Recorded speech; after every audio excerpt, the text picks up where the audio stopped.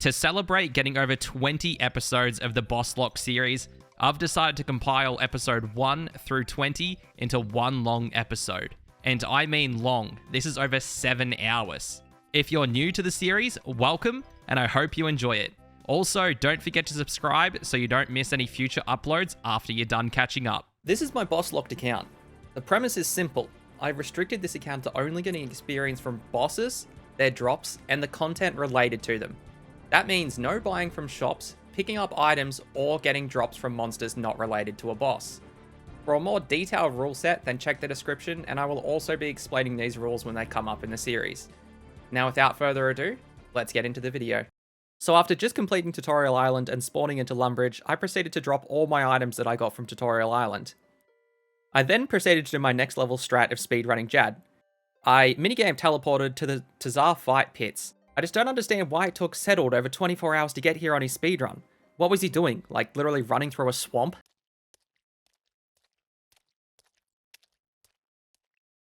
Anyway, the fight caves was my plan for my first bit of experience, with the first wave spawning at Tazar Keh. These little fire bats have some pretty low stats, but are still incredibly hard to hit for a level 3. These bats also had a max hit of 4, so that really wasn't helping me either. So at the start, I was going in, running up, hitting the bats, and then dying and repeating. I was getting one hit in every attempt, and each attempt was about 4 minutes in length due to the 3-minute wait time between each run. I have no idea why there is a 3-minute timer to re-enter, but oh well, I suppose. So from my few runs, I decided to calculate the XP an hour that this was. One Fight Caves attempt equaled 4 XP in 4 minutes, which equaled 1 XP per minute or 60 XP per hour from level 1 to 4 strength. 4 strength equaled a new max hit of 2, so that would increase my XP by more than double. I also needed 7 strength to be able to hit a 2 in other combat styles, so I was looking at about 5 hours for level 4 strength. But then I made my first discovery. It was possible to flinch the bats. This made it so I didn't have to keep dying and then waiting every 3 minutes, which was great. I'm so glad I discovered this early on, or I would have spent a fair while here. With the new flinching method, I was getting 144 XP an hour. This was more than double the previous XP per hour. That meant I only needed 2 hours to get 4 strength now. During my strength training, I was also checking the eligibility for my random events at every 1 hour of playtime-ish, and then I would go back into the fight caves. I didn't receive one the first time I checked, but then I just headed back into the fight caves and kept doing my strength training. There we go, I just now got 4 strength. This is now double the amount of experience I'll get an hour here. So I was previously getting 144 XP an hour flinching. I will now be getting about 290 XP an hour while flinching. That is pretty good to hear, pretty low numbers, but damn it sounds great for this account when I was expecting 60 XP an hour flinching. So I've done some further DPS calculations and it's shown that I need about 14 strength to now hit a 3 and about 15 attack to give myself about a 1 in 4 chance of hitting. So the goal is now 14 strength and 15 attack and whatever my HP ends up from that. Something I also did just discover is that the Tazar Keks have a ring of recoil effect to reflect melee damage. They also have double the defense of the bats. So to make this better for me, if I kill wave 2, which has 2 bats, and then move on to wave 3, which has a Tazar Kek, it's better for me to actually just die straight away and wait the 3 minutes and then head back in and do wave 1 and 2 and repeat. So I was just out checking for random events again, and at the 1 hour 5 minute mark, I actually got a Dr. Jekyll random event. And from that, I got a strength pot. So I decided to use the strength pot once I got 6 strength to boost above 7 strength and train attack 1 level for an extra 2% increase in accuracy. Doesn't sound like much, but with the amount of hits I'm doing and how many misses I'm getting, 2% is actually going to be a lot over the long haul. I skipped all the boring parts now, I'm at 7 strength, so I decided I'd swap to attack for a little bit. It should be about 6 to 7 hours for 15 attack and just another 3 hours for 14 strength. So it should be 9 to 10-ish hours of flinching, which sounds so great. Man, I love flinching. So after I just died to the 3rd wave, I just waited around for a little bit, then I got a Freaky Forest at random. So I went in, I killed the thing obviously, and I came back out and I got this really sick hat from this. Man, this thing looks good. This is 100% my fashionscape for as long as this account goes for. Yep, for as long as it goes for, this is part of my fashionscape. So I was just looking up some damage calculations from Wintertot, because that is my goal right now, is to get out from here and go train up my fire making.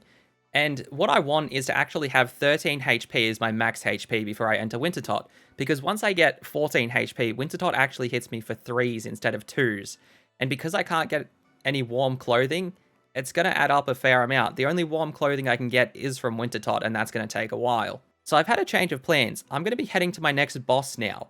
I'm heading there because it can actually help me unlock a heap of skills, and at 12 HP, I'm still going to have to be flinching here, so I'm still going to be getting a little bit of HP XP, and I kind of don't want to push it over to the 13 any further. So just from looking at this, you're probably able to tell where I'm heading next, and that is to the Chambers of Xeric. Getting through this swamp here that I'm at is the most dangerous area for me to get through to get to the chambers. I have to run past Lizardmen, which can max hit a 7, and with 12 HP and no food, I don't like my chances. Plus, they can also poison me in the process. But if I want to progress my account, I need to get past them. But for the best chances, I need to wait here for 100% run energy, and then I need to run past them so I can get to chambers.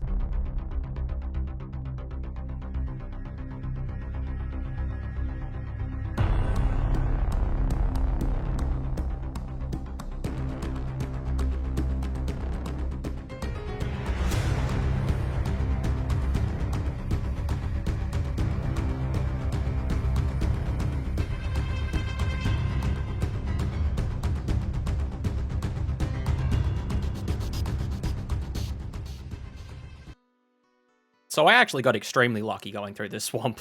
I got hit 3 times for zeros. I was flicking my prayer, but that would not have done that much. So I tanked 3 hits and I only got hit once for a 2. I did get poisoned, but if you're wondering why I go into my interface just here, because when you go into your interface like this, you don't actually take any poison damage, but you do regen HP, you just take the poison damage when you come out of it. So the plan is to just go back into this interface, regen my HP up, and then just run along to the raids. And that's what I did.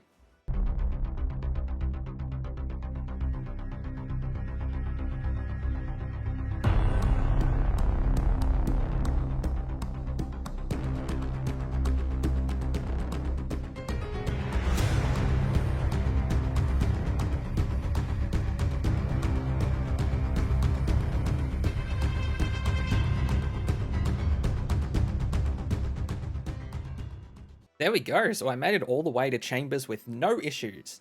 I totally didn't die the first time and I had to run all the way back to the swamp. Not at all. That totally didn't happen.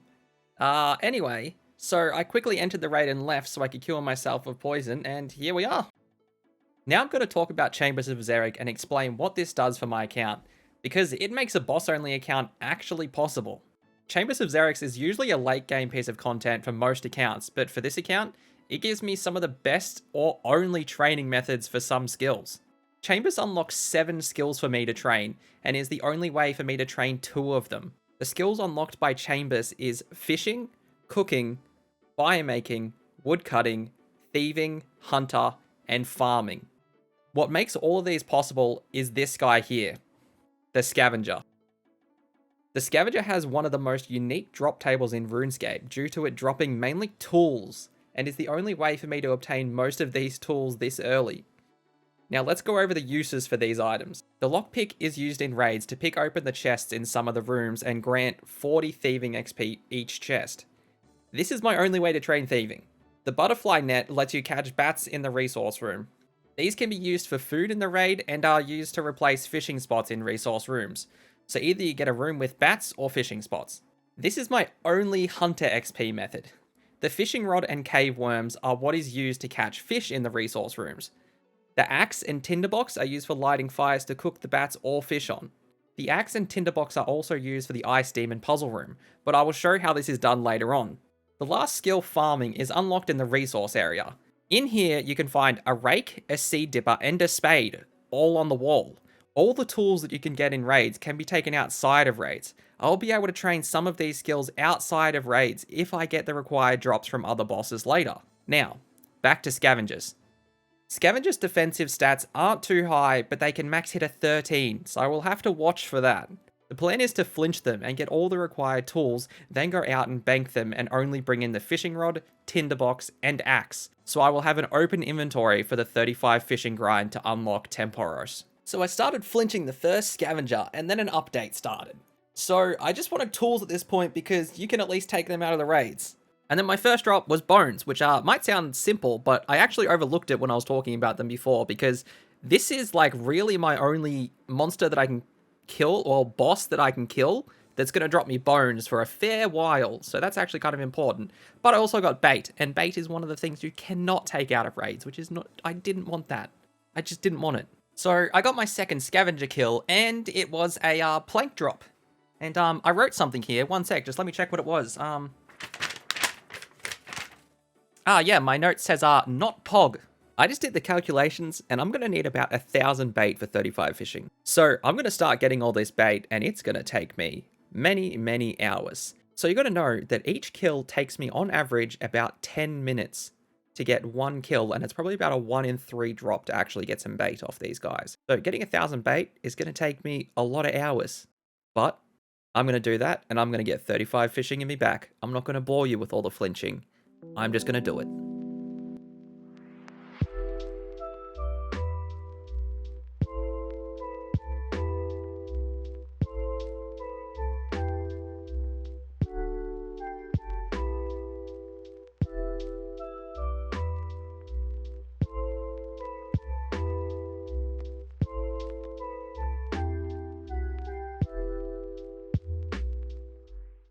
There we go. There is 35 fishing. This took about 20 hours with all the flinching. From doing this, I got a heap of levels in other skills too. And I also want to show you some things that happened or some stuff that I discovered during this fishing grind as well.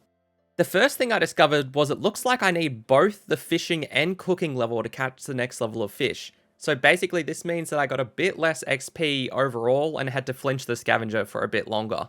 I caught nearly a whole inventory just thinking I was getting unlucky, but I thought I might need to leave and re-enter because Chambers takes your stats on entry, and then decided what resources that you can gather in that specific raid, and won't take level ups into account. So I tested this, and yeah, I confirmed it. After leaving and re-entering, I can now catch the next level of fish. I honestly thought that me not being able to catch the fish was a glitch, or it wasn't added to the game as an oversight, because who is dumb enough to enter raids with 15 cooking and fishing? I also went back to the fight caves to train my strength up to level 13 so that I could hit 3s with my new best in slot, the Iron Axe. I got 14 HP in the process, which means Wintertot now hits 3s on me with no warm items, but if I get 4 warm items from Wintertot, I will only take 1 damage still. So it's not that bad. After getting my strength level up, I went back to raids to find that I had an Ice Demon as my first room. I haven't had this happen over multiple resets trying to get a scavenger and resource area next to each other.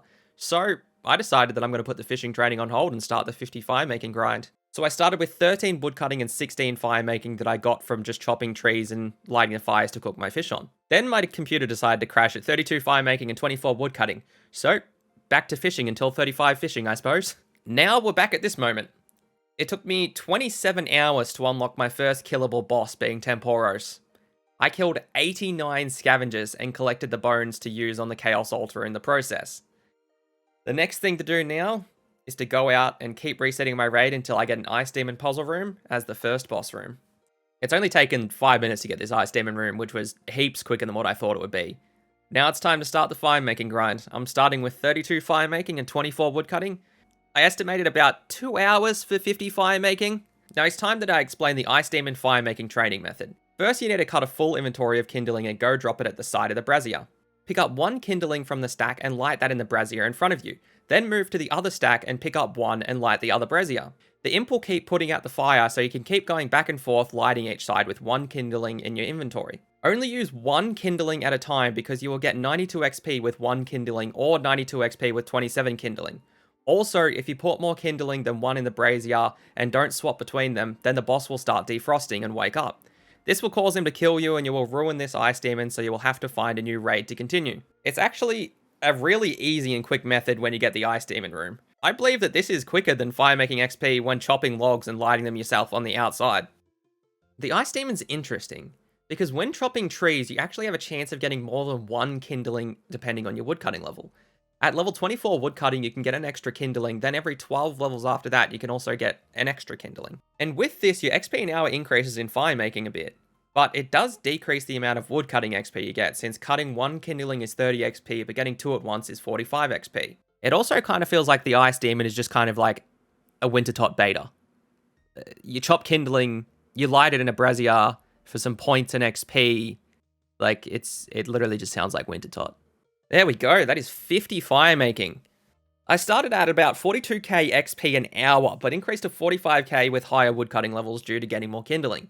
It took about 1 hour 45 minutes to get from 30 fire making to 50 fire making. So if you're going from level 1 to 50 fire making, it would only take about 2 hours if you do the Ice Demon method, which is pretty damn good. Now that I've finished with raids temporarily, for now I can actually move on to another boss and get my first KC on this account after about 29 hours. Now I'm going to head to Temporis to get some food, since I will need a fair amount for Wintertot since I can't obtain any warm clothing before getting it from Wintertot itself.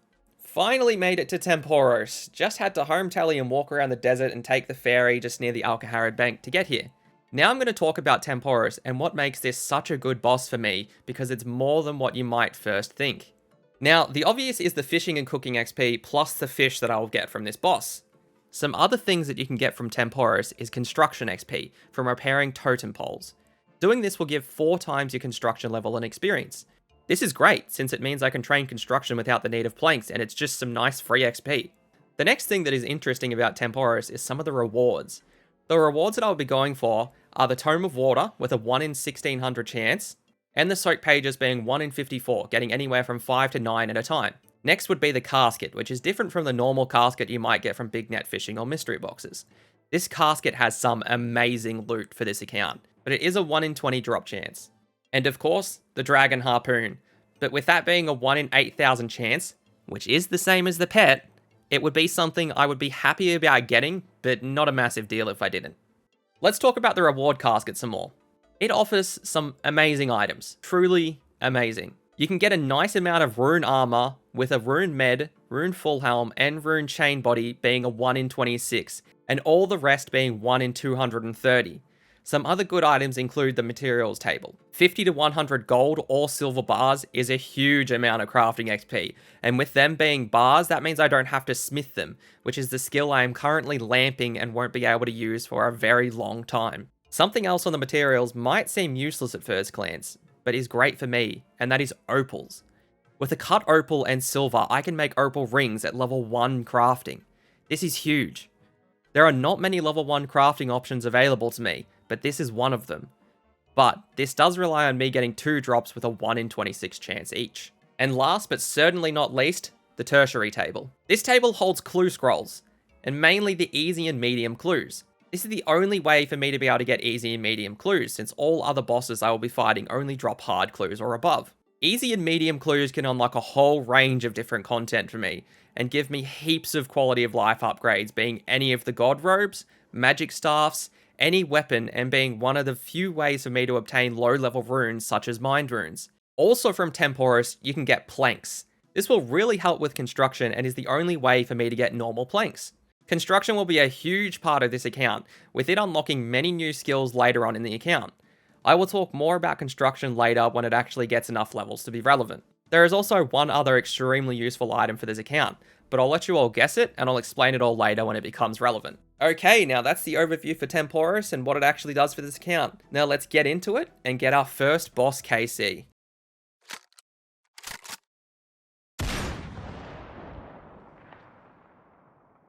I didn't mention it yet, but I have to grab a net from this guy to get my rewards, but the net will be dropped straight after I get my rewards each time. Got a casket from the first reward permit, which is a 1 in 20 chance.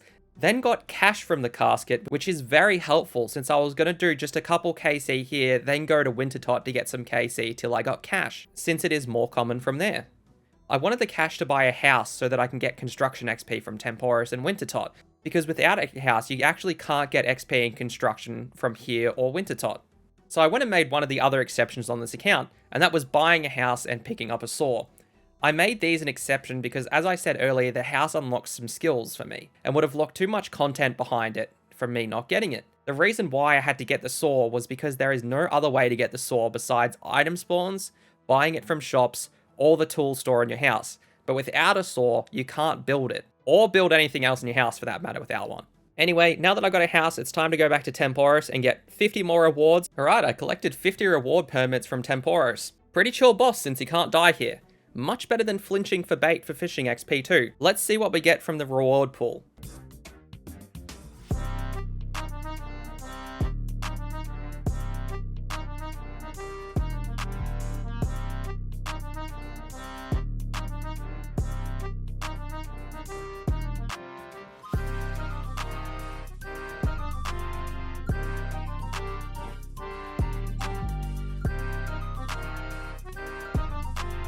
Okay, this is sick. I got an easy clue. So let's do that and we'll see what we get. There's a few good things that I can get from this easy clue. What I'm mainly kind of hoping for is any kind of staff or a weapon. Even if I got a staff, it wouldn't be that bad because I could use it as a weapon, and it's definitely going to be better than an iron axe right now, I'll tell you that much. So let's open it and see what we get. Holy shit, I actually got myself a weapon.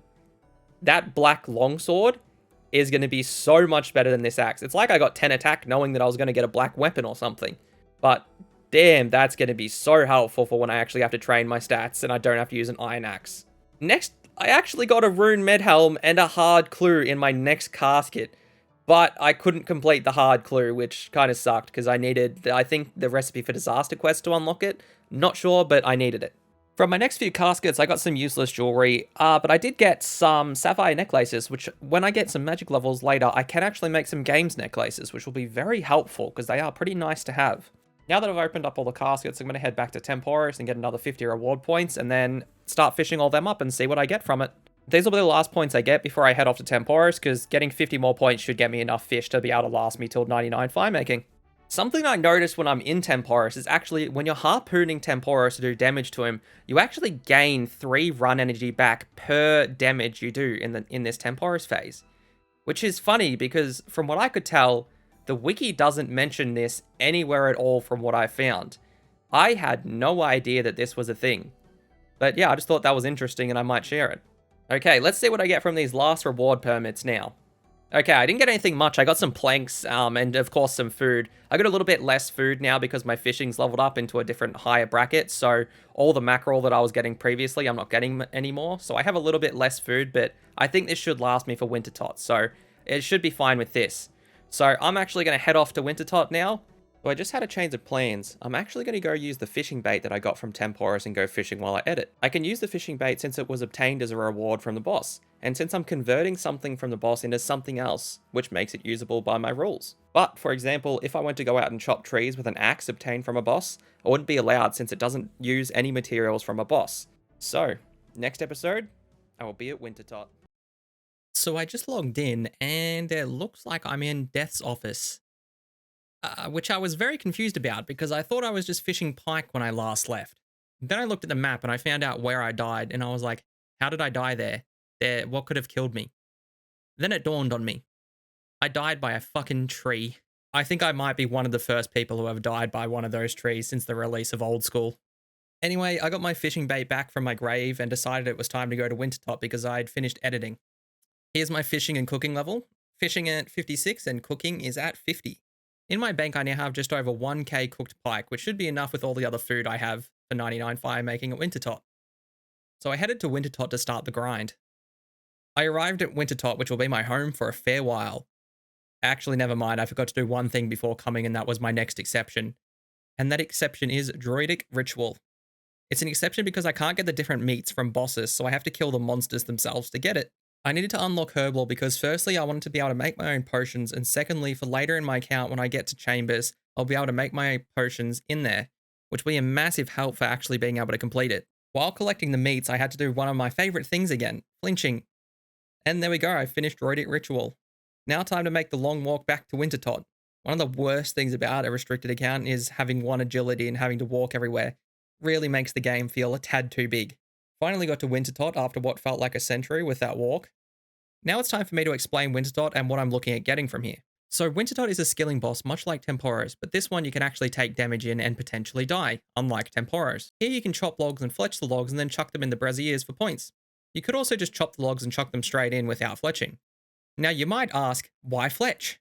And I can tell you, you're not the first person who's asked. At Wintertot, you need 500 points of contribution to get a crate, which has a reward. Fletching logs and burning them gives 25 points each, and just putting logs in gives 10 points each.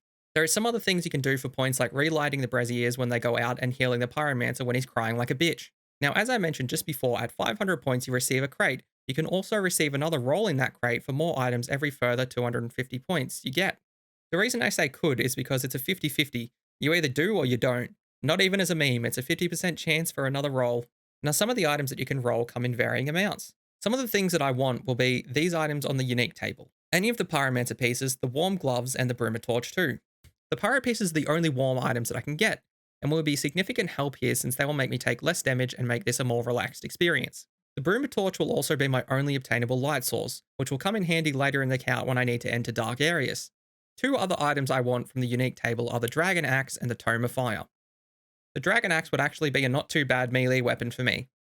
Yeah, I know, I want a Dragon Axe for chopping heads and not chopping trees, which is really dumb, but it would be my best weapon for a little while. The Tome of Fire is the only item that I really need and will stay here until I get it. This item will give me easy access to fire runes, since when it is charged with burnt pages, it acts as fire runes. I need this because it is actually not easy for me to be able to obtain fire runes or a fire staff currently, and will come in handy being a relatively easy way to get fire runes. Some other items I'll be looking for are any of the lower tier logs like oaks, willows, and maples, since this will be the only way for me to be able to obtain them, and I can use them to make some lower level bows to help me with range later on. The other items I want will be any of the herbs and herb seeds that I'll be able to get secondaries for, that being Marantils, Taramins, Paralanders, Ranars, Aventos, Qualms, Catentines, Lantidimes, Dwarf Weeds, also some Snapegrass and Watermelon seeds. Lastly, on the other items table, I will be able to get some coins, pure essence, and burnt pages that I will need for my tome. That sums up everything that I want from Wintertot, so let's get started. I'm starting at 38 woodcutting, 1 fletching, and 1 construction. Let's see what levels we can get by the end. It's pretty dangerous for me in here at the minute. I get hit by 3s by the cold. If I get hit by the brazier breaking, it hits for a 4. And if I get hit by their snow attack, it hits 8s. So I kind of actually really need to concentrate here at the minute. There is 60 fire making. I haven't got anything worthwhile yet, but I have started a bank tab and I won't show it till the end, but I will show the important drops I get along the way. Got my first warm item on KC 32. Got a Bruma Torch, which is great since now I'll take less damage and I'll be able to use it as a light source later. Also 68 fire making for my first warm item. I put an XP tracker up on the top of the screen to show the progress when I do these clips too, so look out for that. There's 70 fire making. I thought I'd do an update every 10 levels or so because I don't want to bore you with just literally the same clips over and over. Received a Pyromancer Garb on 43 KC, which is literally just 1 KC after I just recorded that clip for 70 fire making. I've noticed that I'm only getting hit for 1s when the cold seeps into my bones now after getting my Pyro Garb. So I went and checked the Wintertot damage calculator and noticed that it had a fire making level and found out that the damage also scales on your fire making level, which is great since I thought I would need 4 warm items, but with only 2 warm items and 70 fire making, I'm only taking 1 damage from the cold now, 3 damage from the braziers, and 5 damage from the falling snow. Got some warm gloves at 75 KC, so my rate of getting warm items isn't actually that bad at this point. You won't believe how happy I was when I actually saw this drop. That is my Tome of Fire at 81 KC. This is the main item that I wanted from Wintertot because this will increase my max hit when using fire spells and also act as fire runes so I won't have to get them as a drop from bosses, which will be a massive help since it's very hard for me to get fire runes or even a fire staff currently. Even though I got my tome ridiculously early, I'm going to stay here for 99 because it will be way easier to get it with low hit points. I need to open the crates while my stats are lower also because the lower level rewards are more important to this account than getting higher level rewards. Then later, because when your skills increase, so do the higher level rewards you get from Wintertot. And that is 80 fire making. I've managed to get 47 woodcutting, 44 fletching, and 21 construction so far. This is also still the first day of me getting to Wintertot, as you may see that I have gained 1.3 mil XP, which was about 9 hours since I was getting 150k XP an hour. I really wasn't minding Wintertot at this point since it's very fast and way better than flinching, or I might have Stockholm Syndrome, who knows. I did also make a discovery that isn't too great for me. I thought that when you use up the potion to heal the pyromancers, you would get to keep the empty vials, but you don't.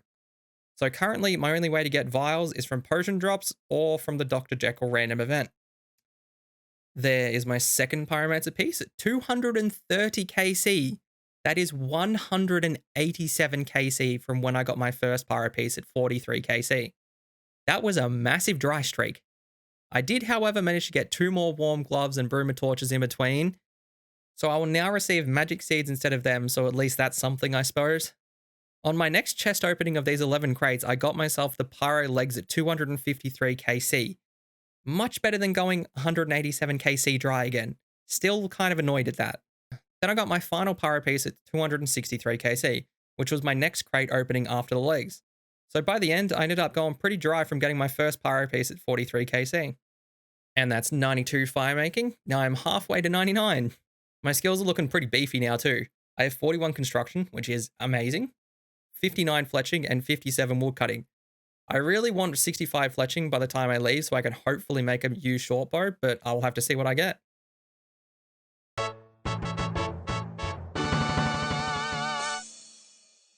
99 fire making. Looking back at the grind, it wasn't that bad and only took me about a week, but that was with me getting about 1.5 mil fire making XP a day because I wanted to get this episode out sooner. My stats finishing here is 48 construction, 64 woodcutting, and 64 fletching, with being halfway to 65, which is what I want, so it's not that bad at all.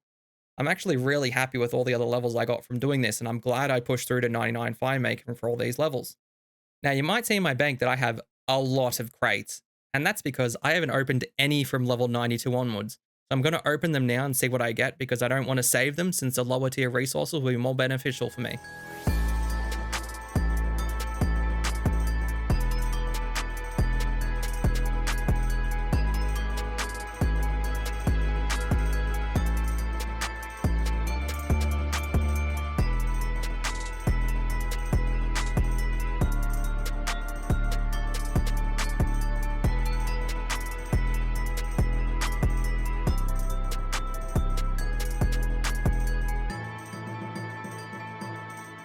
So I'll show you what I got from 50 to 99 fire making now. So the tab is worth nearly 6.5 mil. I managed to get myself the tome and 555 burnt pages, which will be equal to just over 11,000 fire spells. I got heaps of other good resources, mainly being all the silver ore, all the herbs, the logs, and a huge amount of gems. What else is also good is the 5 magic seeds that I got. On this account, there is no way for me to get plant pots, but I will be able to put the magic seeds in Death's coffer and use the money from them to eventually claim back my items from some bosses when I inevitably die in the future. So I decided to trade in my pyro pieces to get some more crates to see what I could get. But I got nothing, and I actually kind of really regret turning them in for crates and not turning them for pages, but oh well. So now that I've finished Wintertop with 555 KC, which is a very satisfying number, and surprisingly also the same number of burnt pages I got, you're probably wondering what I'm going to do next. The next thing that I'm going to do is actually quest. Specifically, the quests that I want to do are X Marks the Spot and Client of Kourend. Since both of these quests will give me some XP lamps that I can put into smithing to level it up and make the final levels a heap easier to finish with genies. X Marks the Spot gives me a 300 XP lamp and a beginner clue scroll, which would be great to finish and hopefully get a staff from it. Client of Kourend will give me 2 XP lamps at a 500 XP each, so it should get me to a pretty high level. I can do these quests since I got the items needed from bosses. For X Marks the Spot, I got the spade from Chambers of Xeric, and I got the feather that is needed for Client of Kourend from Temporis. Let's go get these quests done. So I just managed to do X Marks the Spot, so let's put this lamp I got into smithing and let's go start this beginner clue scroll that I got. First step, completed. Oh, okay, that was a casket. Let's see if we can actually get anything from this. Please, what I'm hoping for, air staff. Air staff, please. Or, like, fire staff will do. Just air or fire, anything like that would be just great. There's, like, a couple other things in the beginner that I can get that would be good, but just them two would be perfect. Or air staff, fire staff, or just a normal short bow. They would be the best things for me. And of course, I get one of the rare things from the beginner clues. What the absolute shit did I just get? It's my favorite one. It's green. I like the color green. It's my favorite one. But what the absolute fuck? That was one beginner clue scroll. Like, it's not worth much, but it's rare. Like, that's why I'm just, like, dumb. Like, how did it happen? How did it happen? So I managed to get myself a Rune Scimitar Ornament Kit, which is a 1 in 360 drop chance. I'm still surprised about getting this even after rewatching this clip back. I can't even get a Rune Scimitar until I kill Scorpia later on, so this item will be useless till then and will just stay in my bank. Well, the item is useless anyway, but damn will I look fancy when I can use it. Anyway, back to questing and time to do Client of Kourend. So I just finished Client of Kourend. This quest is just a massive walk fest, so I didn't bother with recording it.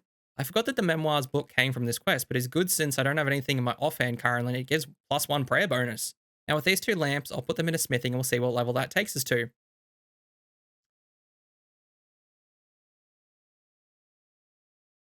So that gave us 10 smithing and nearly 11, which will be good since now I'll only need to lamp until 15 for iron. Now, with this favour certificate, I've thought for a fair while about what house to put this in and decided to put it in Hasidius. since I want to get to 60% favor for the farming guild to unlock another boss and some more farming patches. I need to put it into Hosidius since I won't be able to get favor from 1 to 5%, since I would have to plow the fields which would give me XP, so I wouldn't be able to do it. But with 5% favor, I can make sulfurous fertilizer by combining compost with the saltpeter from Wintertot to hand in and get myself 0.1% favor for each one. When I reach 20% favor, I will be able to do the Depths of Despair quest and get myself another 10% favor.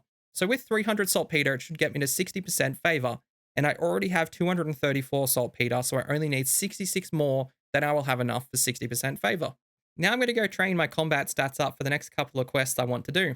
I want to do Priest in Peril, which means I'll have to kill the Temple Guardian, which will be easy, but I also have to kill the Zamorak Monk, which has really high HP regen, with it regenerating 4 HP a minute, so I will need higher stats to out DPS it.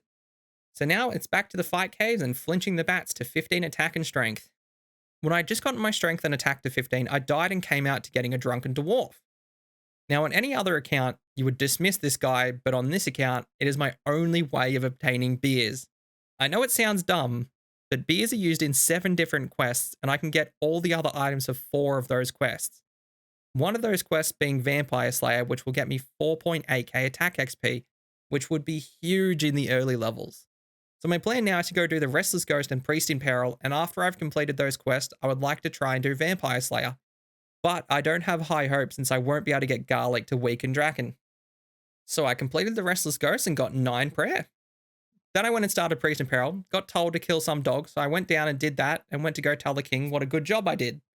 And yeah, he kind of yelled at me for actually killing the Temple Guardian that protects the temple. Like, man, if you want something to protect the temple, get a stronger dog, and not something some level 10 noob can kill. So it's not my fault. So then I had to come back and try and flinch the monk, but because of its regen, I couldn't kill it. So I had to come back with a full inventory of food and kill the monk so I could finish the quest. It took me about 5 minutes to kill the monk, but I'm just thankful I could actually kill it because it was looking like I could not kill that thing at some points. After that, nothing interesting happened with the quest, so I finished it up and got myself 15 prayer from it. I also got the Wolfbane dagger, but it's actually worse DPS than my black longsword, so it kind of doesn't matter at the minute. I then went to Draenor to start Vampire Slayer. Here is where the beer that I got from the drunken dwarf came in. I can use it so that I can get a stake to kill the vampire. After I got the stake, I geared up and went to go and try and kill the Count. Yeah, I got absolutely handled by him. I decided that with some more training, I would be able to kill him and get my sweet 4.8k XP. I first went to use my bones from the scavenger on the Chaos Altar in the wilderness to unlock my next level of prayers to hopefully help myself. All the bones got me to level 21 prayer. Now back to the fight caves to train a 20 strength, attack, and 10 defense. Now that I have got my 20 strength, attack, and 10 defense, it's time to take my revenge on the Count.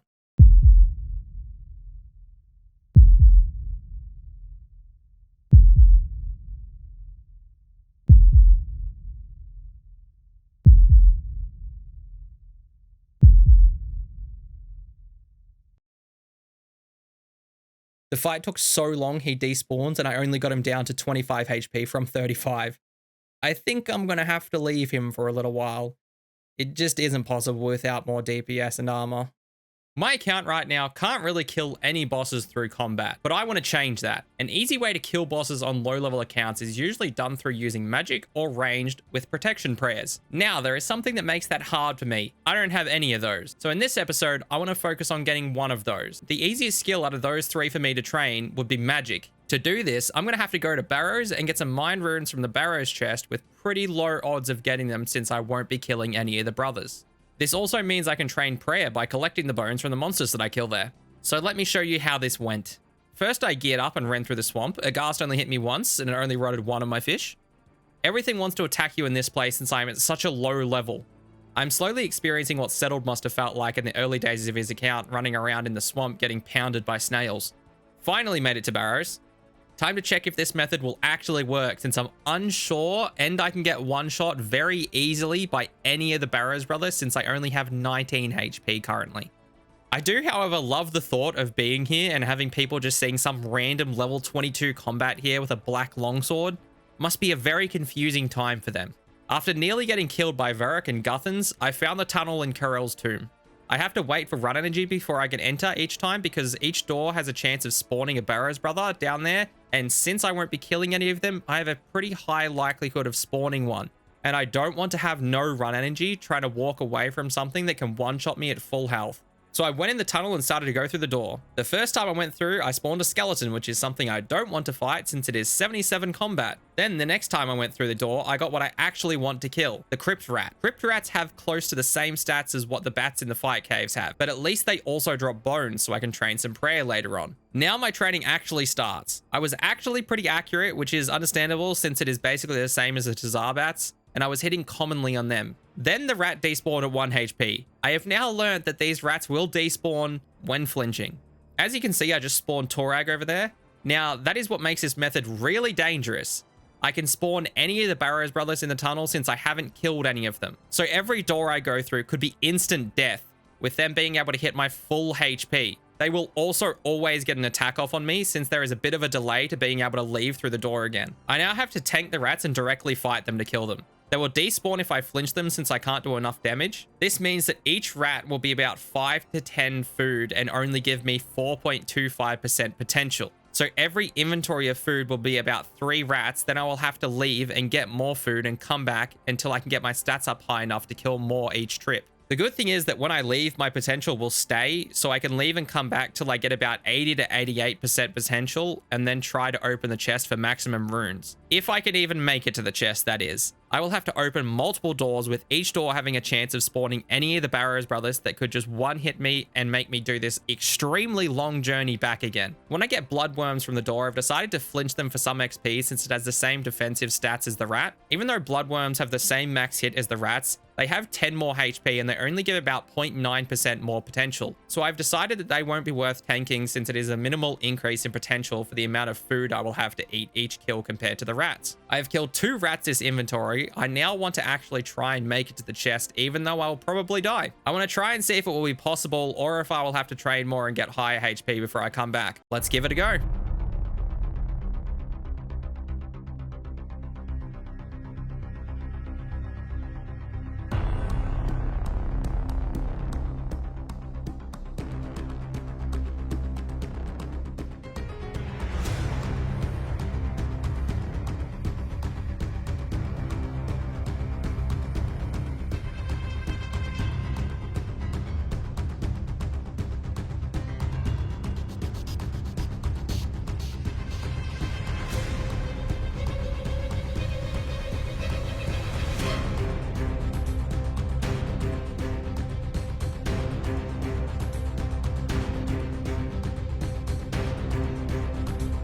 I am the definition of the word tank. The amount of times I got hit by Barrows brothers and didn't die or got hit very low was actually insane. Now, I just had a thought.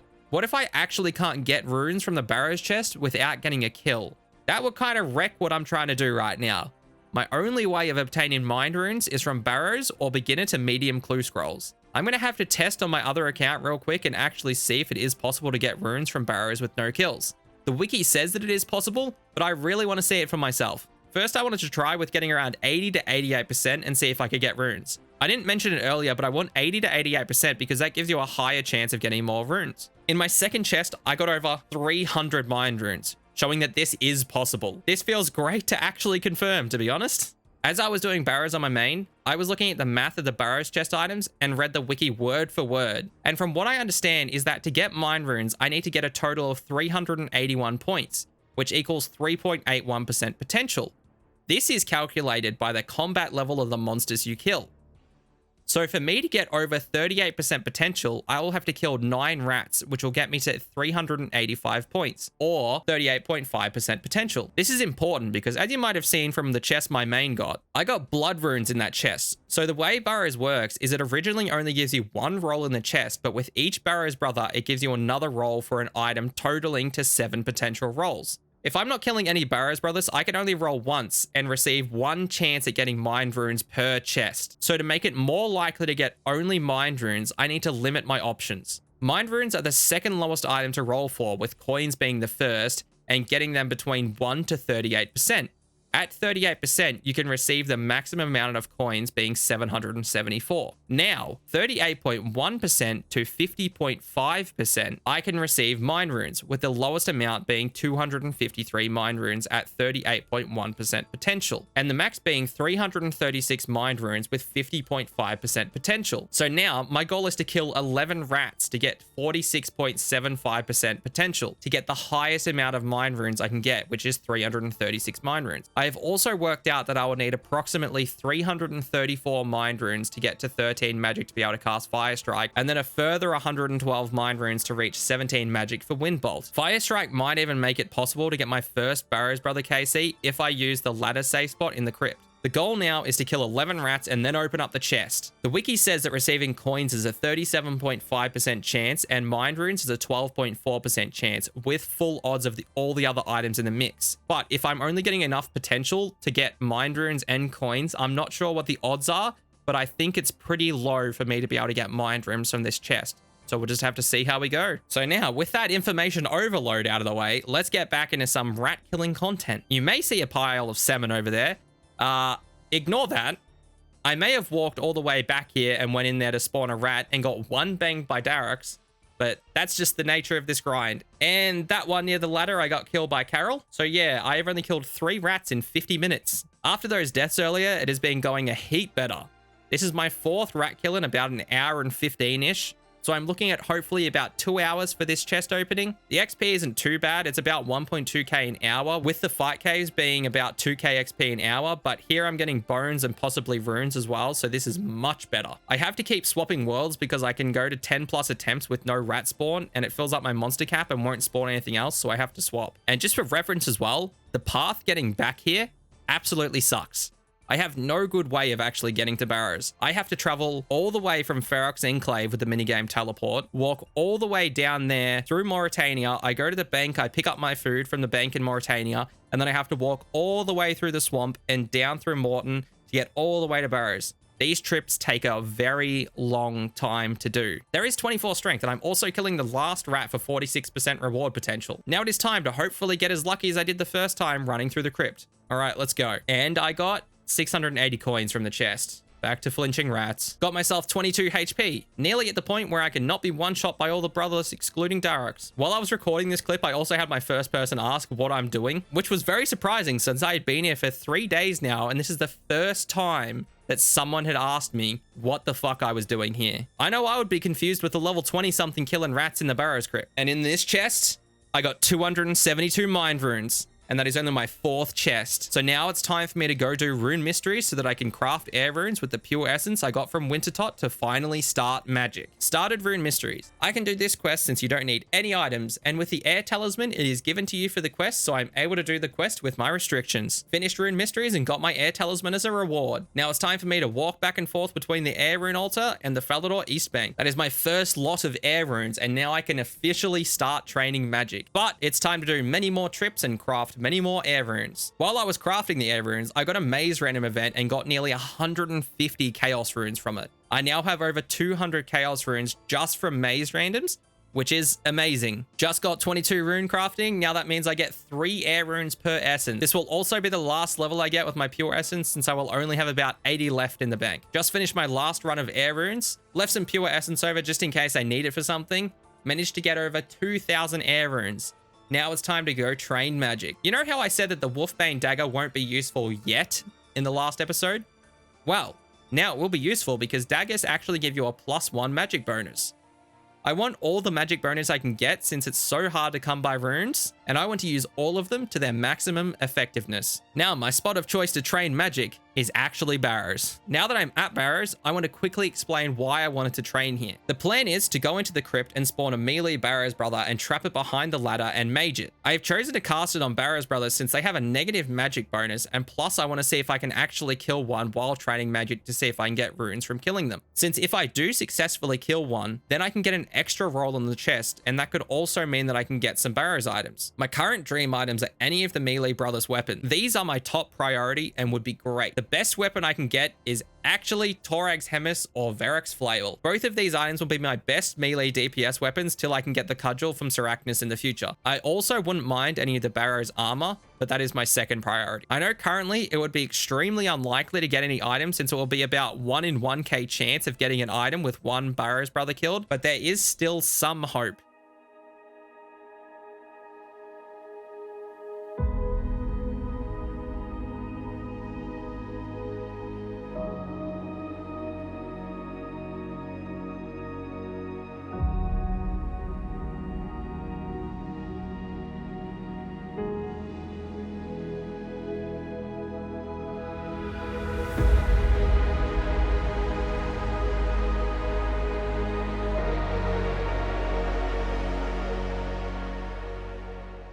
Oh my god, I've actually just killed Verac and got a combat achievement from Barrows at 26 combat and 1 magic.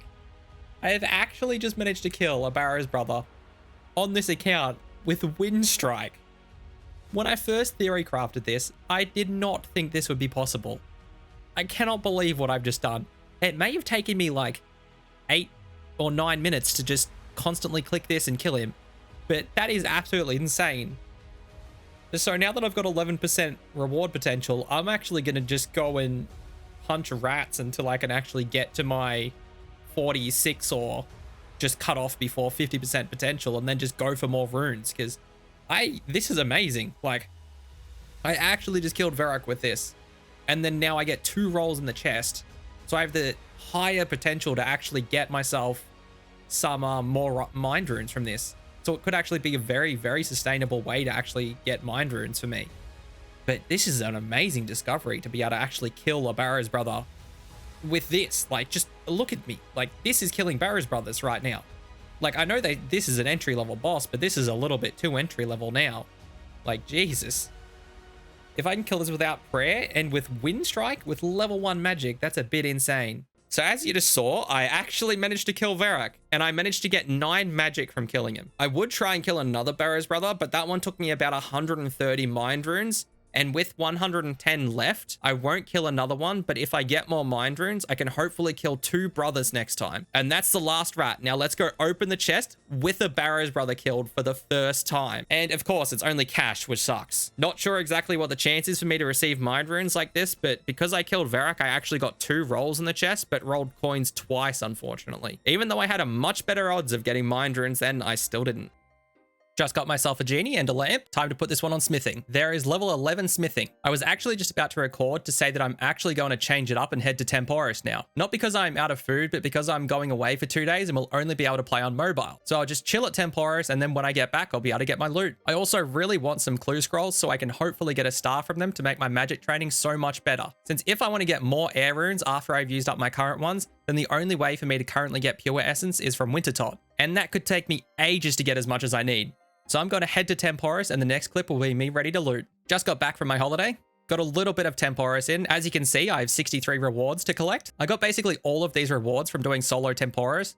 And I have to say, I wasn't a big fan of this boss, but after doing solos, it has made this boss so much more enjoyable. So I recommend if you're going to kill Temporis, then do solos. I also managed to go from 58 to 60 fishing. Anyways, let's get on to fishing up this reward pool and see what we get. Hoping for a bunch of caskets and some clues from them, but we'll see. Wow, that was pretty bad to say the least. Got nothing really, just the usual planks and food. I'm going to have to come back here for the air staff later, but for now, I actually want to get 17 magic first. So I'm going to head back to Barrows and try to get 1 more drop of mind runes, and that should be enough for 17 magic, which will unlock Air Blast. Now, let's go kill some rats. Just killed the last rat for 46% potential. Let's check the chest again. Wow, just coins again, who would have thought? This might be a little out of nowhere, but I want to get some teleports, and the funny thing is, I can actually get them. As you can see in my bank, I have sapphire necklaces from Temporis. I can take these to the Fountain of Rune in the top of the wilderness and enchant them with the enchant sapphire jewelry with 7 magic. Since I got 9 magic from the runes from Barrows, this will be perfect and give me some teleports to get around the game a lot faster. The Fountain of Rune is also special since it doesn't give any magic XP, but will let me use the enchantment spell. So this is still within my rules since I won't be gaining any XP from enchanting these. I made it back safely with all my jewelry, and and now I have over 100 charges to teleport with. This will be a massive help. Now it's time for me to head back to Barrows to try and get some more mind runes. That's 46% again. I don't have much food, but let's see how this goes. Coins again, and I died and didn't get to keep my shovels, so now I have to get another one from Chambers of Xeric. So I'm going to head back there and get another one and go back. Got myself 28 more spades, so now I don't have to wait for my grave to expire to claim my spade back to re-enter Barrows. That's 46% again. Now time to try this again. I feel like I'm over drop rate for these mind runes, but I don't know the actual drop rate, so I'm just going to have to keep going. Oh, and you might see a beer in my inventory. That's because I got one from a random event while coming here. Oh, wow. Coins again. Just what I always wanted. Nothing. Nothing. And I am also now a Barrows novice, apparently. Nothing. Nothing. And that's 30 attack. I did not think I'd be getting this level during this grind. Why can't I get mind runes? I've been doing this for nearly 20 hours now. And that is 30 strength. Another level I didn't think I'd be getting. Nothing. All right, for the love of God, please be mind runes this time. Fucking, I can't. I honestly can't get them at this point. Got a maze random event and managed to get some arrows from it. I can now train ranged if I get a hold of a normal short bow from beginner clues, or have to wait till I get smithing lamp to 15. Whatever comes first, really. Nothing. And that's 30 defense. Another level I did not think I'd be getting. Decided to start trying chess with the minimum amount of potential to get mind runes. The potential I need is 38.1% for mind runes, so that means I can kill 2 less rats each run. And speed this up by a fair bit. Nothing. Nothing. Nothing. All right, please, mind runes. What do I have to do? Do I have to, like, start praying to God or something? Like, what do I have to do for him? Are you kidding? Absolutely nothing? I've never got absolutely nothing before. Okay. I think that was a sign that I don't have to start praying to God, which is, that can be good. And now I'm at Temporis because I'm basically out of good healing food. You may also see that in my inventory, I have a genie lamp. I got this while AFKing fishing while editing episode 3. So I'm going to use this on smithing, and that will get us another level to level 12 smithing. Getting closer and closer to that 15 smithing, then I'll be able to finally get my agility up. I've decided that I want to get at least 200 reward permits while I'm here. So I'm going to start that and then come back once I have them all. Just finished up Temporis with my 200 reward points. Did my last game with someone who watches my videos, so shout out to Ekim. Got 3 fishing levels and went from 63 to 66 fishing. Anyway, let's start fishing from this reward pool and hopefully get some caskets to get some clues.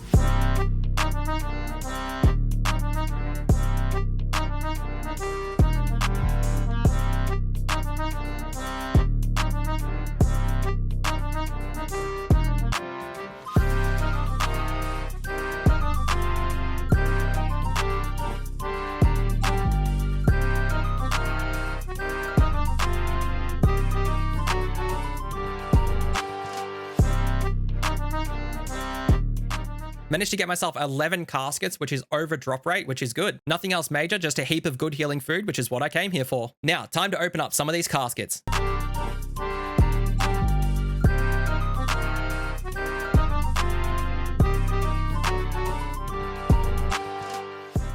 Got a rune full helm and a medium clue from the caskets. Also, got more future games necklaces, which will be great. I'm going to do the medium clue before I open up the last 2 caskets, just in case I get another one. Got 3 steps done, but had to drop the last clue since I had to kill a guard dog. Time to open up the last 2 caskets, and I got nothing. But I do have a surprise in my bank that I wanted to open, and that is a medium clue casket. I managed to get this clue while fishing with my bait while I was editing, so let's open it up. I really want any kind of staff, but let's see what we can get from it. Well, I got a Hosidius Banner, I suppose that's okay. I nearly thought this would actually be my best in slot weapon, but the black longsword is slightly better. But this will actually be my best in slot crush weapon. I think I would be the first person who says a banner is their best crush weapon. Anyway, I'm now going to go cook up the food from Temporis and then head back to Barrows to get the last mind rune drop I need. Okay, I may have lied, but I just finished AFKing some fishing, and as you can see, I did manage to get an exam random event and 2 beginner clue caskets. I did actually get back-to-back exam random, so I did already use a book on smithing and managed to get that to 13, since you can't have 2 of the exam random books at once. But anyway, let's use this book on smithing and get ourselves 14 smithing. Now I only need 2 more genie randoms or 1 more exam random to get 15 smithing and unlock an easy way to get ranged XP and to unlock agility. Now let's open up these beginner clues caskets. What the fuck is with my luck with these things? Oh wait, that's a normal longbow. I can train range because I've got some arrows. Wow, I can actually train range. And I got an oak short bow too. That's insane. Why the fuck did I get a sandwich lady hat? What is my luck in getting random hats on this account? How much was that? Oh, it's only 4K. It's worth nothing. Ah, perfect. It's just so dumb. It's so dumb. But I can train range with the arrows that I have in here now. So nearly 500 iron arrows. I can actually go get my range up a little bit. But let's see what we can get from this one. We'll wear our sandwich lady hat for this one and we'll open it. So please, just a staff. That's all I really need from a easy beginner clue now. Oh my god. Oh my god, I actually fucking got one. Holy shit. And it's a fire staff right now. I can actually go use firebolt in the tombs. Holy shit. I'm so happy. I'm so happy with that. And I got a normal short bow too, but I just actually got the fire staff. Oh my god. I can actually go get more XP from these mine runes, and these mine runes might actually be enough if I use Fire Strike to actually get me to 17 magic so I can use Chaos. I'm going to easily be able to kill a Barrow's brother with this. I am so glad I AFK'd fishing. Holy shit. As you can see, I got a fire staff in those beginner clues. That is a 1 in 44 chance of getting it. I could have went so dry on this. Now, even though it's a fire staff, you can actually change its elemental type in your house if you use it on a crystal ball and then you pick what type you want it to be. This only takes 42 construction to make, which I already have. Now I'm going back to Burrows to use Fire Strike on the brothers and hopefully be able to kill 3 brothers with the amount of runes I have. I actually forgot I didn't have 13 magic yet, so I can't use Fire Strike. Let's see if I can get 13 magic with these runes and then switch to Fire Strike for the kill. And there is 13 magic. Now let's swap to Fire Strike and finish off Derek, and hopefully with the kill we can get mind runes from the chest. Now that is our second brother ever killed. I'm going to get the potential needed and go for the chest right now. Just on my way back to Burrows, I got an exam random event. I've gotten 3 exam random events in a row with no other random event in between. Anyway, this book is now 15 smithing. I can now have easy access to range demo. Kind of funny how I actually get a short bow like 1 hour earlier so I can start training range and then proceed to basically make that useless with 15 smithing. But oh well. Let's go. Let's open it. We'll see. Please, mind runes. Yes! Oh my god, on the 28th chest, I finally fucking got these mind runes. I was going fucking crazy in this place. I'm so over it. Oh my god. I can finally move on. I can get my 17 magic. I can use my chaos runes. I can't leave this place because this is going to be my training place, but you sort of get it. I'm sure you get it. I can sort of get out of here. Oh my god, it feels good.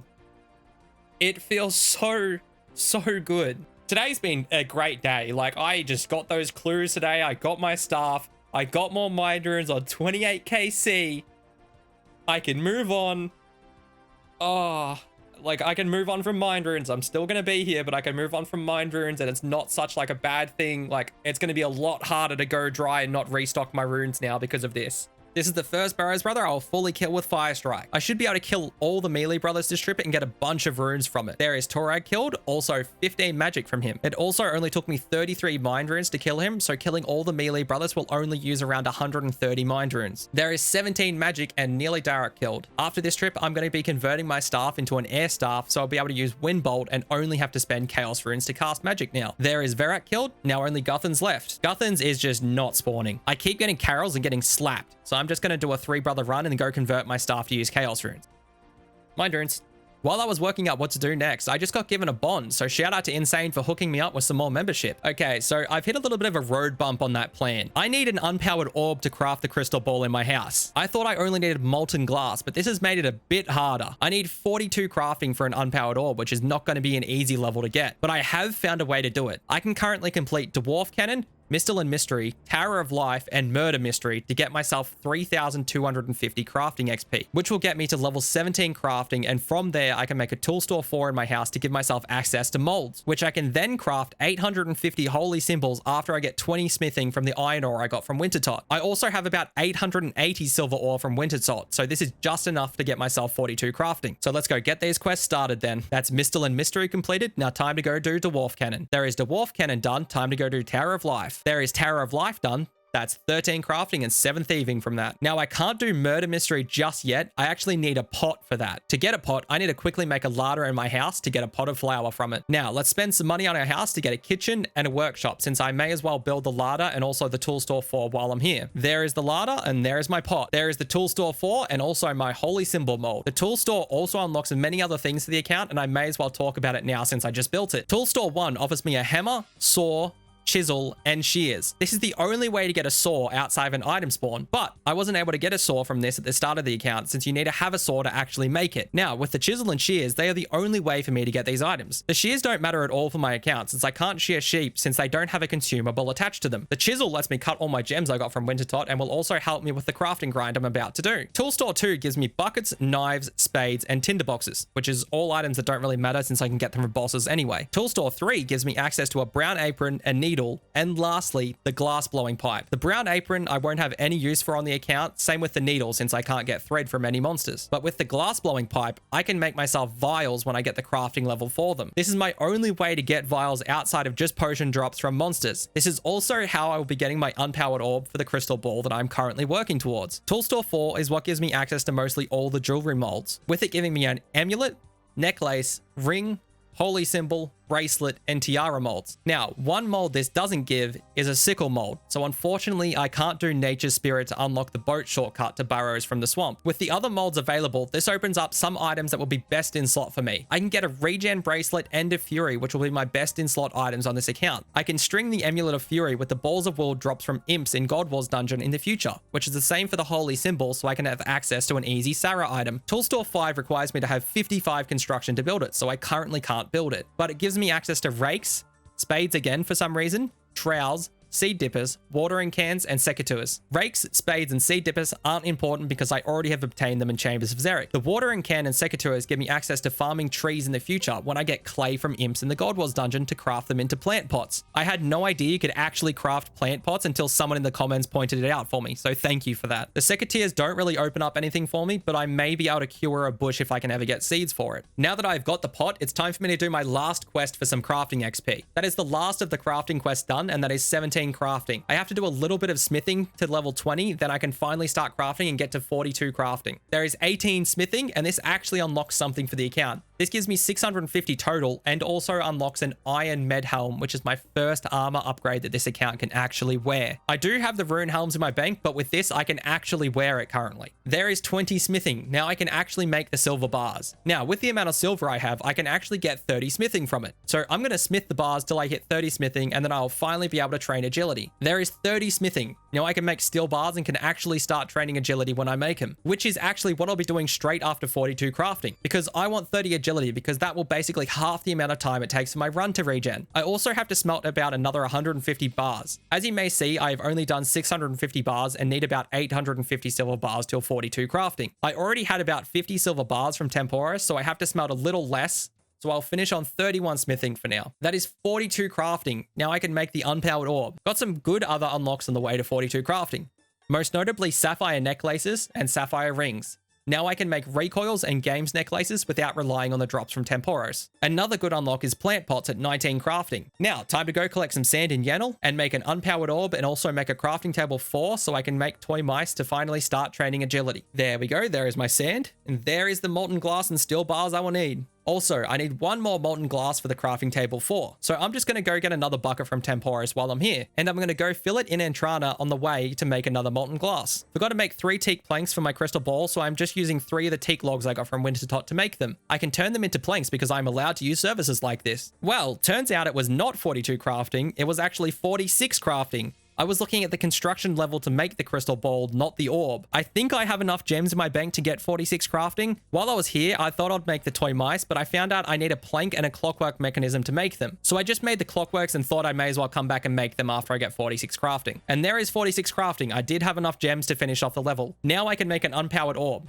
So let's go down and make this crystal ball and the mice so I can train agility and finally change this fire staff to an air staff. Let's first make the toy mice since I'm here. There is all 5 of them made, and that is agility unlocked and can now be trained. Now I won't have to walk everywhere so often, thank God. Now let's go make a study and build the crystal ball spot to then change my staff. Now with that built, let's change my staff to an air staff. My God, it feels good to have an air staff. I can now just cast air bolt and only use chaos runes and no other runes. It feels so good just making all these unlocks in such a short time. It is still the same day for me when I got the clue with the fire staff in it, so this amount of progress feels amazing and weird at the same time, since I have been doing things that are usually about 1 to 2k XP an hour, sometimes even way less. Anyway, now I'm going to go train agility and hopefully get to level 30, since at level 30, your run regen's about twice as fast than usual.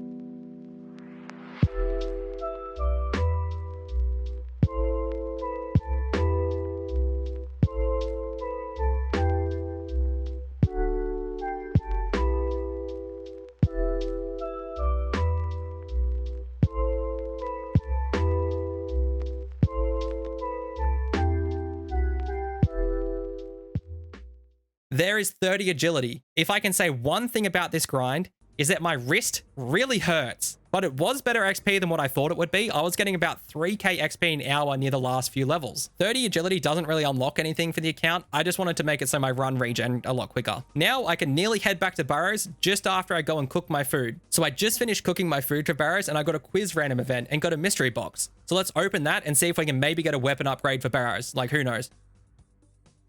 Oh my god, my mic was fucking mute when I recorded that, but what the fuck is happening? Holy shit. There is no fucking way I just got that. I literally that's my first mystery box I've ever opened on this account. Oh my god. What the hell? I think it's like a 1 in 20 or something. No, 1 in 16 for a Mithril Scimitar. I cannot believe I just got that. I was just saying, let's open this so I can hopefully see if I get a better weapon for Burrows just before I go, because I thought, why not? And it actually just happened. I don't believe it. How did this? I'm getting so lucky the past few days. I just need to open more stuff because I'm getting so lucky. Let's see if this continues when I get to Burrows or not, but Jesus Christ, this is insane. Now that I'm here, I'll show you how I'm actually going to kill the brothers. The way I'm going to do it is just kiting them around the coffin. If you want an in-depth video on how to actually do this safe spot, then look up a video called Burrows, No Damage or Prayer by Mike Hool. I'll also put a link in the description to it. But this is how I'm going to be killing all the melee brothers. And if I get a melee brother as my crypt, I won't be killing that brother unless I get a good spawn while going through the crypts. And that is nothing from Burrows chest number 30. This is going to be my first 4-brother chest since I got a good spawn for Darok. So hopefully we get some more Chaos Runes. I will have to go and change my staff over and do some Fire Strikes for some more KC. Well, only Mind Runes. So now I'm going to have to go swap over my staff and go back to Fire Strike for a bit and see if I can build up some more Chaos Runes. There is 35 magic. That means I can now cast Firebolt. This is also the level I wanted to go try another boss. The method that I'm going to use, I haven't tested before, so we'll have to see how that goes. But I'm going to finish this Burrows KC and then head off to a new boss. So I have a few things to do before I attempt the new boss. The first thing I need to do is make this emerald ring and then enchant it at the Fountain of Runes so I can get a Ring of Dueling. Now that I have the ring, I'm going to explain what boss I'm going to attempt.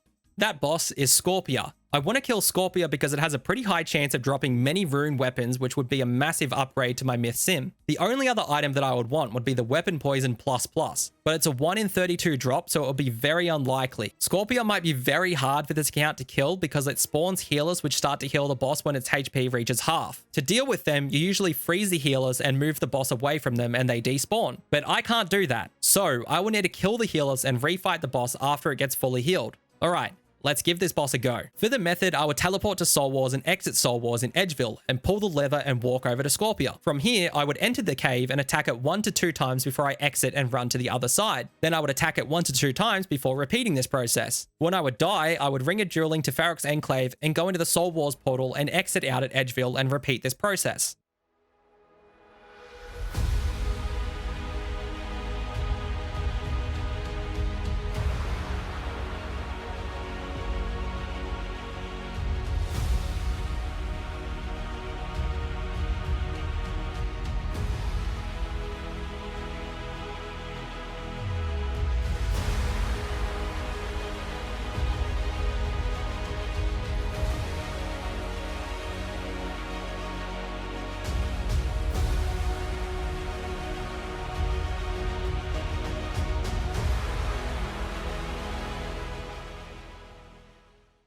Yeah, I feel like that would have been possible, and I would have eventually killed it if that guy didn't enter and make it so it wouldn't be my loot if I killed it. I won't be able to give it another attempt either since I'm running out of air runes and the Ring of Dueling I made might not have enough charges and I don't want to risk it again. I would just wait for a bit and have to try again in the future with higher stats. Look, I don't want to end this episode till I kill a new boss. So I'm going to try something and see if it's actually possible. I'm going to try and kill a different wilderness boss. That boss will be the Chaos Element. Now that might seem weird, but the Chaos Element has a great safe spot where I can just attack it and sit back and relax. I will be meleeing it, so it will be very slow, and I'm not even sure if it will be possible with how much DPS I can do on it. But I love to get a new boss in every episode. The Chaos Element can also drop some really important drops for the account. What I will mainly be after is the Weapon Poison ++ and the Bat Bones it drops. The Weapon Poison would be great because it could let me kill other bosses by poisoning them and waiting till they die. But the more interesting drop would be the Bat Bones. This makes it so it is possible for me to do Merlin's Crystal, which means I can do Holy Grail after that for 15k prayer and defense XP. With the prayer XP and the bones I have in my bank from rats, I could potentially get protect from range, which will open up even more bosses for the account. Holy Grail also unlocks some other very interesting pieces of content, but I won't say what that is for now, and I will let you all guess what it does for me. And let me say, it opens up a very deceptively large amount of content. The Chaos Element can also drop a Dragon Two-Hand and Dragon Dagger, which would also be great, but with my current training methods, it would take me about 100 hours of training attack to reach level 60. Anyway, I'm excited to go try, so let's give the Chaos Element a go. I don't have high hopes of killing it, but if I can, it will probably take a very long time. So I just wanted to show how I actually did the lure for the Chaos Element. I didn't show it very good on my boss account, so I'm just going to show it on my other account. If you want a guide on actually how to do this properly, there's one by Theoatrix, and he got it off someone else, but I'll just link his video, and then you can go to that one after that. The way you do it is you find the Chaos Element probably down near the Rogue's Tower, you get its attention, and you run along a fence line to one of these marked tiles that I have. After you see the Chaos Element again, you basically just run along straight through this line until the Chaos Element gets lined up. Then you take one step back and you can just walk down to where the Chaos Element is, and then you can just start hitting it like this. The Chaos Element doesn't move once you've got it here. It doesn't despawn, it doesn't teleport away, it doesn't heal massively or anything, so it's just easy to actually safe spot this boss. But if you want the actual guide for the setup on this, just check the description, you can see the video. Okay, I've set up the safe spot, so let's see if I can actually hit on this dude now. I doubt I can, but we'll have to see. Oh, I actually hit. Maybe possible. We'll see if I can hit before it regens again. Oh, okay. All right. This might actually be doable. So you might notice that it jumps through a couple of recordings just here. It's because in the first one, I accidentally swapped worlds because I forgot my world swap hotkeys when I was typing, so it wouldn't have been my kill. And the next one, it actually got PJ'd by someone who was just doing it out of spite because of someone else there, but you know, that's the wilderness. All right, so I got it reset up. We'll see how this goes. I have swapped to an actual PvP world as well, so just gonna have to see if I can get the kill now. It's just literally all about the waiting time and if no one's gonna actually come across and ruin it.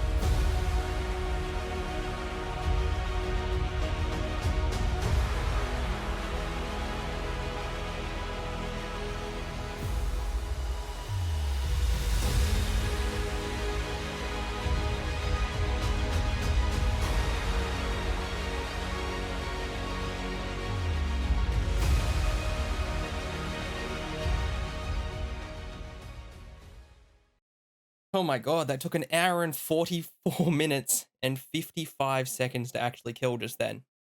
That is the longest kill I've ever done of anything in this entire game. Yeah, I'm definitely not getting 0.6 kills of the Chaos Element per hour. Oh my god, I got a Dragon Bone and Chaos Runes from it. That's actually not too bad of a drop. I would have rathered other stuff, but it's a lot better than the 5 tuners I was expecting. I had my little crew here who was watching the whole time. Shout out to Zero. He literally stayed for the whole time I was killing this and the other 2 as well. So he's been here for like at least 3 hours now. This was a long task. This was an extremely long task. And I'm not doing 2KC. So when I was killing the Chaos Element, I did some calculations. With my stats, I had a 4.7% chance of hitting it. This meant that every minute I would roll 1 hit, with the Chaos Element also regenerating 1 HP every minute. So with my average hit being a 3, with the Chaos Element having 250 health, it should have taken me about 83 minutes to kill it. But since it would have regened 83 HP in that time, I would have taken me a further 27 minutes to kill, which comes out to be 1 hour and 51 minutes a kill on average. I actually killed it just a little bit quicker than my average. I want to start this episode off with me doing some quests for some combat XP. Well, mainly attack XP. So I'm going to quickly do some of these quests since I want to get more Chaos Elemental KC, but I don't want to be there getting 1 kill in 1 hour 45 minutes again. So I'm going to go complete some quests that will now be much easier with higher magic level. I'm going to start off with Vampire Slayer, an old favorite. I imagine it will be a lot easier than last time. As you might expect, this was much easier to complete since I can hit higher than a 2. Now, onto my next quest being Fight Arena. There is Fight Arena finished, and that has given me 12k attack XP and gotten us to 39 attack and also 16 thieving. I also got the Khazad armor, which is equivalent to iron. I could already make an Iron Med Helm, but the plate body gives me good defensive stats and also has no negative magic bonus unlike a normal plate body. It also only weighs half a kilo when a regular plate body weighs close to 10 kilos. Alright, now off to do the Grand Tree is the next quest. There is the Grand Tree done. That gave me heaps of XP. 12k attack XP gets us to 43 attack from 39, got 2 magic levels and 4 agility levels. All those quests saved about 6 hours of training attack and nearly 3 hours of training agility for me. I don't have any attack XP quests left that I can currently do, but I am going to try and do Tree Gnome Stronghold. The reason I say try is because on the wiki it says you need 6 normal logs, but I'm going to see if I can actually do it with oak logs because I can't currently get any normal logs. So let's give it a try, I suppose. Okay, it looks like he does just need normal logs, so I'll have to wait until I can actually get some in the future. Now, with all the attack XP quests done that I can currently do, I want to go back to Burrows to mainly train my melee stats. But before I do that, I want to get Shades of Morton completed so I can use the Shades of Morton minigame teleport every 20 minutes instead of my 10-minute journey from Ferox Enclave. The one thing that is holding me back is 15 herb lore. But that isn't a problem with the herbs I have in my bank. I do, however, want to do Jungle Potion for the 775 herb lore XP. Then I will clean my herbs to finish up the levels. So I'm going to do Jungle Potion and then move on to Shades of Morton. I just finished Jungle Potion, and as you can see, I got 9 herb lore. I didn't record it because I was recording, and when I started and pressed record, I actually stopped the current recording. But, oh well, it's time to go clean my herbs. I just got given 10 whole bonds from Trite. So a massive shout out to Trite. Kinda scared me when he asked how many I'm accepting, so I'm glad he didn't mortgage his house for more bonds to give me. There is 15 herb lore. Now it is time for me to go and do Shades of Morton. What I get from Shades of Morton is the ability to use the minigame teleport, but that isn't all it does for me. With Shades of Morton giving me the ability to create Serum 207s, I can use these on the villagers since it is a resource obtained from bosses to make them. The villagers can give me a few items I need. First of all, they can give me Swamp Paste, which is what I actually need to finish this quest. The other item they can give me is normal logs. So with these normal logs, I can go and complete Tree Gnome Village, which will give me some more attack XP and can give me access to the Tree Spirit's teleports. This will just be great to have another teleport method around the game and will be much easier for me to do fruit tree runs in the future. I am able to do this quest and minigame because all the resources to do it I have gotten from bossing, and killing the 5 lore shades is a part of the quest, so I can actually do it. Is this the end of the quest? Oh my god, finally. This was such a shit quest. God, that is just a fucking absolutely abysmal crap minigame. Yeah. Now that I've finished Shades of Morton, I'm going to go and complete Tree Gnome Village since I needed the 6 logs to actually finish it. There is Tree Gnome Village completed. I actually forgot you get the gnome amulet from this quest. It actually has some really good stats on it. 13 stab, crush, and slash defense is really quite good, especially considering the only amulet I had before this was the Games Necklace that has no stats. Also got 45 attack from this quest. Now it's time for me to head back to Burrows to train my strength up. I'm going to focus on training strength there, so I'm not going to kill any of the Burrows brothers only if they get a good spawn in the crypt, because I currently only want the strength XP to kill the Chaos Elemental faster, because that is what's currently locking me behind the next stage of my account. I decided that I'm going to actually start getting just under 75% potential so I can actually start receiving some death runes in the chests. I am very close to 41 magic and can actually start using them. I also got a Verret kill this trip since I got a good spawn, so let's see what we get. I just got 40 strength. Last level was a new max hit, so I can now hit 7s, which has made this a heap faster, plus having defensive gear is really helpful. I want to get another max hit so I can hit 8s, and then I'll head back to the Chaos Alley. I might actually do some calculations first to see how long it's going to take me to kill it, and see what stats I will need to kill it in about 45 minutes, and then train to that level. So I just did some calculations on how long it would take me to kill the Chaos Elemental if I could hit 8s. So first off, I need to train to 48 strength to hit 8s. I'm currently at 40 strength, so from here it will take me about 10 to 12 hours since my XP in hour is just under 4k. Anyway, after putting in 45 attack and 48 strength in a DPS calculator, it comes out to 0.1 damage per second on the Chaos Elemental with those stats. So if we times 0.1 by 60 seconds to get my damage per minute, it comes out to be 6. Now, with my average being a 6 and taking the Chaos Elemental regen into account, the damage I will have to deal to the Chaos Elemental will be about 300. So let's call this the Chaos Elemental's real health. Now, if you do 300 divided by 6, you'll get the time it takes me to kill the Chaos Elemental, which comes out to 50 minutes. So on average, with those stats, it will take me 50 minutes per kill, which I'm actually super happy about. 50-minute average kills is so much better than taking an average of 1 hour and 52 minutes from the last time I worked it out, which was also wrong. It was actually over 2 hours on average, so I got really lucky last time when I killed it. With those stats, I'll be ready to grind out the Chaos Elemental for Bat Bones and Weapon Poison++. So let's go and train up and start grinding this boss out.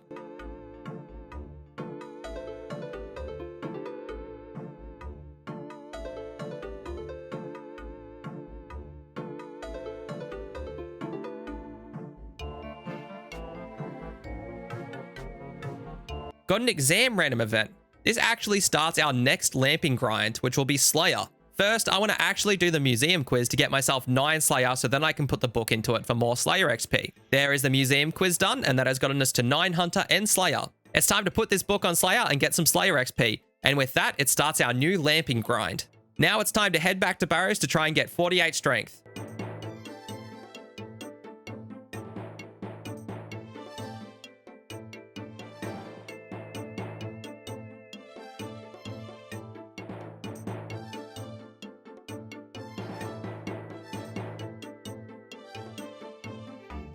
So I just got 47 strength and I was killing a rat and I noticed I could now hit 8s. So it looks like I did the wrong calculations of when I could actually hit an 8. So that is going to save me about 2 hours of strength training. So that's great. I'm happy to save 2 hours. Now I'm actually going to head off to the Chaos Elemental again so I can hopefully get that Bat Bones drop. There we are. Just set up the Chaos Elemental spot. So now it's time to sit here for about an hour and kill it. By the way, this was streamed on my Twitch. So if you want to watch live, there is a link to that in the description. Imagine. Oh, we've hit it. We've done it. Oh my god, the Antidote plus fucking baited me. I thought it was Weapon plus. God fucking damn it. 59 minutes, 50 seconds. Oh, what a bait. I could do Scorpio with this, actually. That would make it really easy. I'll have to get my range up more to actually kill the actual Scorpion Guardians, but this does make Scorpio possible. More possible than what it is currently. Oh, there we go. That's the second Chaos Elemental. Oh, well, third. Oh, I got Death Runes. It's nice. Oh my god, that's Bat Bones. Holy fuck. I didn't even notice. Oh my god. That was like, because it was just the blue text of the Death Runes. Oh my god. I can do Merlin's Crystal. And then Holy Grail. I can move on. That was 3 kills and I got them. Holy shit. That was so fast. Right now, if I die, I lose them. Wow. I seriously doubt someone's going to pick up Bat Bones, but it's just, I've got to get to the bank now.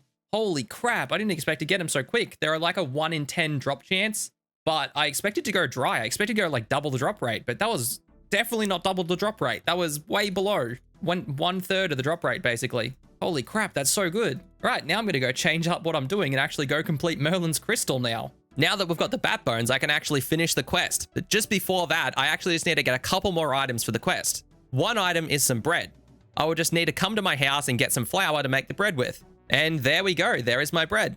Now I just need to grab one more item, and that is a bucket of wax. All I need to do for that is use insect repellent on a bee nest to get some wax from it.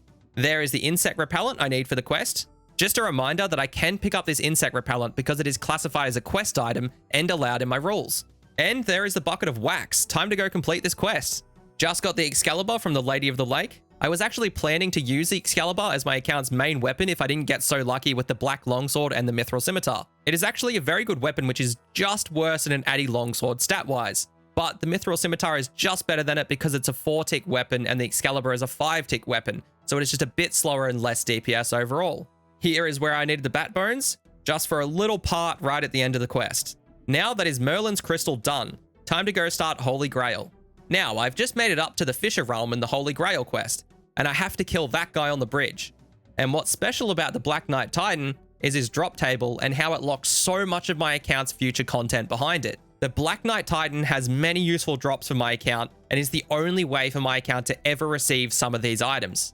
What I will mainly be after is his Seeds drop table. The Titan is the only monster I can kill with my account restrictions that has access to low-level seeds. The seeds I will be hunting for are potato, onion, and cabbage seeds. These seeds will let me be able to do Fremnican trials with no exceptions and allow me to unlock Dagannoth Rex, Supreme, and Prime, which will be how I get my future best in slot rings. Some other seeds I'll be looking for are the Barley seeds and Asgarnian seeds. Getting both of these items allows me to brew my own Asgarnian ale, which is used for Death Plateau, which is what's locking me out of God Wars Dungeon. And finally, the last seed I want from the giant is the red berry bush seed. Red berry bushes will help me unlock some quests. They allow me to complete the Knight Sword for massive smithing XP. I can also use the berries to make red dye, which is also used in a handful of other quests. This isn't all the Black Knight Titan unlocks for me. On its other drop table, it has something extremely good for this account. And that item is the Giant Key. I have said many times I will not be killing key bosses. But Obor will be the exception to this. I didn't allow key bosses because of the easy XP I would be able to get from farming the monsters for keys. But with the Black Knight Titan, it is labeled as a boss on the wiki and also gives me massively reduced XP. Hitting a 1 on the Titan will only reward me with 1 XP compared to the normal rates of getting 4 XP for hitting a 1. This means while I am no doubt going to have to do over 300 kills, I will be getting very minimal amount of XP and have access to the Hill Giant's drop table through this boss monster. Now, when I said this quest unlocks a deceptively large amount of content last episode, this is what I meant. This monster will change the future of this account. Now, to kill the Titan, I will have to flinch it since it has ridiculously high range and magic defense. So this means it will be a very slow process to get all these kills, but it is something that I will have to do because there is way too much luck behind this guy's drop table. Now, let's get to flinching him and see what drops we can get. Oh, that's the first kill. It doesn't even drop big bones. Oh my god, the wiki has partially lied to me. The wiki says it drops big bones, but it only drops normal bones. That sucks. The wiki says it always drops big bones. So I thought actually killing this guy would actually grant me big bones each kill, and I was planning to use that for prayer because that took like 30 minutes to kill him. Man, that sucks. I worked out you can actually flinch this guy a bit faster. So that should speed up my kills a fair bit. Now, let's see what we get. Only coins and still just bones, unfortunately. Now, I might be repeating myself, but I found out you can flinch him even faster, so you're just doing it at your weapon's attack speed, and he can't hit you back. I'm pretty sure this is because his aggressive range is only one space away from him. So when I walk outside of his attack range, he loses sight of me and can't attack me straight away when I go to attack him again. So now I can quickly just attack him and then move one tile back and click him again instantly and just wait for my next attack. I have done the new method this whole kill and it has only taken me about 6 minutes to kill him. This is so much better than the original 20 to 30 minutes. So I can now see this grind as more doable. And there is some lore runes. Now I can go and try my hard clue scroll again since I had a step that was in the desert. After I went and banked my last inventory, I grabbed my myth sim to see how fast the kills would be if I used it and then last hit it with the Excalibur. The kill time was only 5 minutes, which means it could be possible to get 12 kills per hour, which will massively speed up this grind. Because after 10 hours, that could mean an extra 20 kills, which is nearly 2 hours of work. Oh my god, I just got a giant key. Yeah, I actually just got a giant key from this dude. I have only done very, very little quests. I couldn't actually just believe I just got that. What is my loot tracker on this guy? 21 kills. I've only done 21 kills and I've already got a giant key. I was not even 100% sure if this was actually on his drop table. Obviously he has bones instead of big bones, so I wasn't sure on that. Well, at least I'm positive there's a giant key on his drop table now. This is great. This means I can do Obor. No way I just got another giant key. I still have another one in my inventory. I expected like maybe 2 this entire grind, not 2 in one inventory. What is happening? That was like, what did I get my last one on? 26? That's 2 kills later. Literally, no, it was more than 2 kills. I swear to God, it was more than 2 kills. Whatever, who cares? I got a second giant key. I can at least get 2 Obor kills now. I did not expect that at all. What is happening? There is my first lot of seeds I need. Onions are a 1 in 64 chance, so I basically got them at half drop rate. There is the barley seeds that I need for Death Plateau. Now I just need 2 drops of Asgarnian seeds and then I can finish that quest. I found it pretty funny, but I got crashed by this incredibly cute noob. They killed the Titan in full Mystic with a rune halberd and even offered me the halberd after they were finished with it. It was an incredibly sweet moment. Finally, some water runes. These are just as common as potato seeds, so I went 2 times dry on them. I wanted them since they will let me do Waterfall Quest, which is what I will be doing after I finish this inventory. With completing Waterfall Quest, I'll get about 13k strength and attack XP, which get me a few levels and make this grind a bit faster, hopefully. So I'll finish up this inventory and then go to Waterfall Quest. There is finally the potato seeds. It is the most common drop, but took me nearly double the drop rate to get them. Okay, so I was looking through my bank and I thought since I now have lore runes from the Black Knight Titan, I might as well finish up this hard clue I started earlier but couldn't complete since I had no way of getting to the desert. Now, I'm going to go and change my house to be in the desert and teleport to it since the next step is near the Calphite Cave. There is that step done. Now I can actually do the next step, which is super lucky. The next step could even be the casket. All right, I just have to dig here and let's see. It's another clue. I'm actually kind of scared to look at what step it is. All right, let's look. Porthos Dungeon, I can actually do this step. Let's try. Oh. All right, so as you just saw, I actually managed to get a hard casket. I have no idea how this was accomplished. This was just pure luck. I'm going to open it and I'm going to see what I get from this. Like, this could have some massive upgrades in it, or it could just be absolute trash. So it's just time to open it. I just got to rip off this band-aid and do it. Oh, I'm nervous. Oh my God, this is a hell of a good clue. What the hell? I got a magic short bow. This took me 32 clues to get this on my actual other Iron Man, and I have an actual good rune weapon now and rune legs. Holy crap, like I already have a rune full helm, but this is an insane clue. Oh my God. This is so good. This is going to massively help with my grind on the actual Black Knight Titan. I don't even know what I can max hit with this, but it's going to be great. I couldn't have asked for anything better. I could have, but I'm happy. This is so good. It's so lucky. All these episodes lately, I've just had like luck just coming in out of nowhere. This is super good. Look at that bonus, plus 29 melee strength over over the Mithril Scimitar. So that gives me 20 and that gives me 49. That gives me plus 47 slash when that only gives me plus 21. It's more than 2 times better than that. Wow, that was a great clue reward. I got 3 upgrades from this one clue.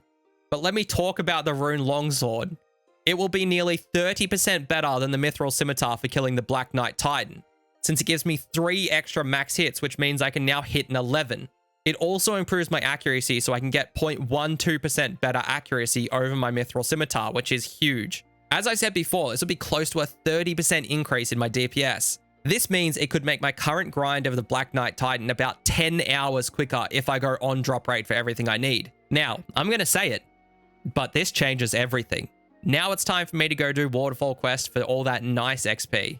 That is now quest completed for a nice 13.75k attack and strength XP, getting us 2 attack levels and 1 strength level, which will come in handy for the Black Knight Titan grind. Now with that quest completed, I wanted to try a new boss.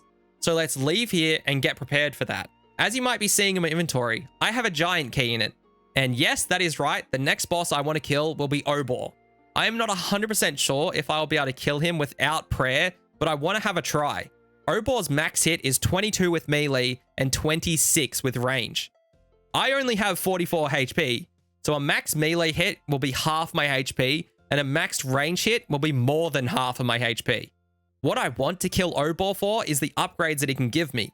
From the weapons and armor drop table, what I want is the Rune Kite Shield, Rune Chain Body, and Rune Two Hand, and of course the Hill Giant Club. The Rune Two Hand and Hill Giant Club will give me more DPS when killing the Black Knight Titan, with the Hill Giant Club giving me an increase of 0.05%, which is actually a pretty good increase for me. The rest of Obor's drop table is okay, but it's not great. The only other drop I would like would be the 50 Big Bone drop, since that will help me speed up my prayer grind massively. Anyway, let's see how this kill is gonna go.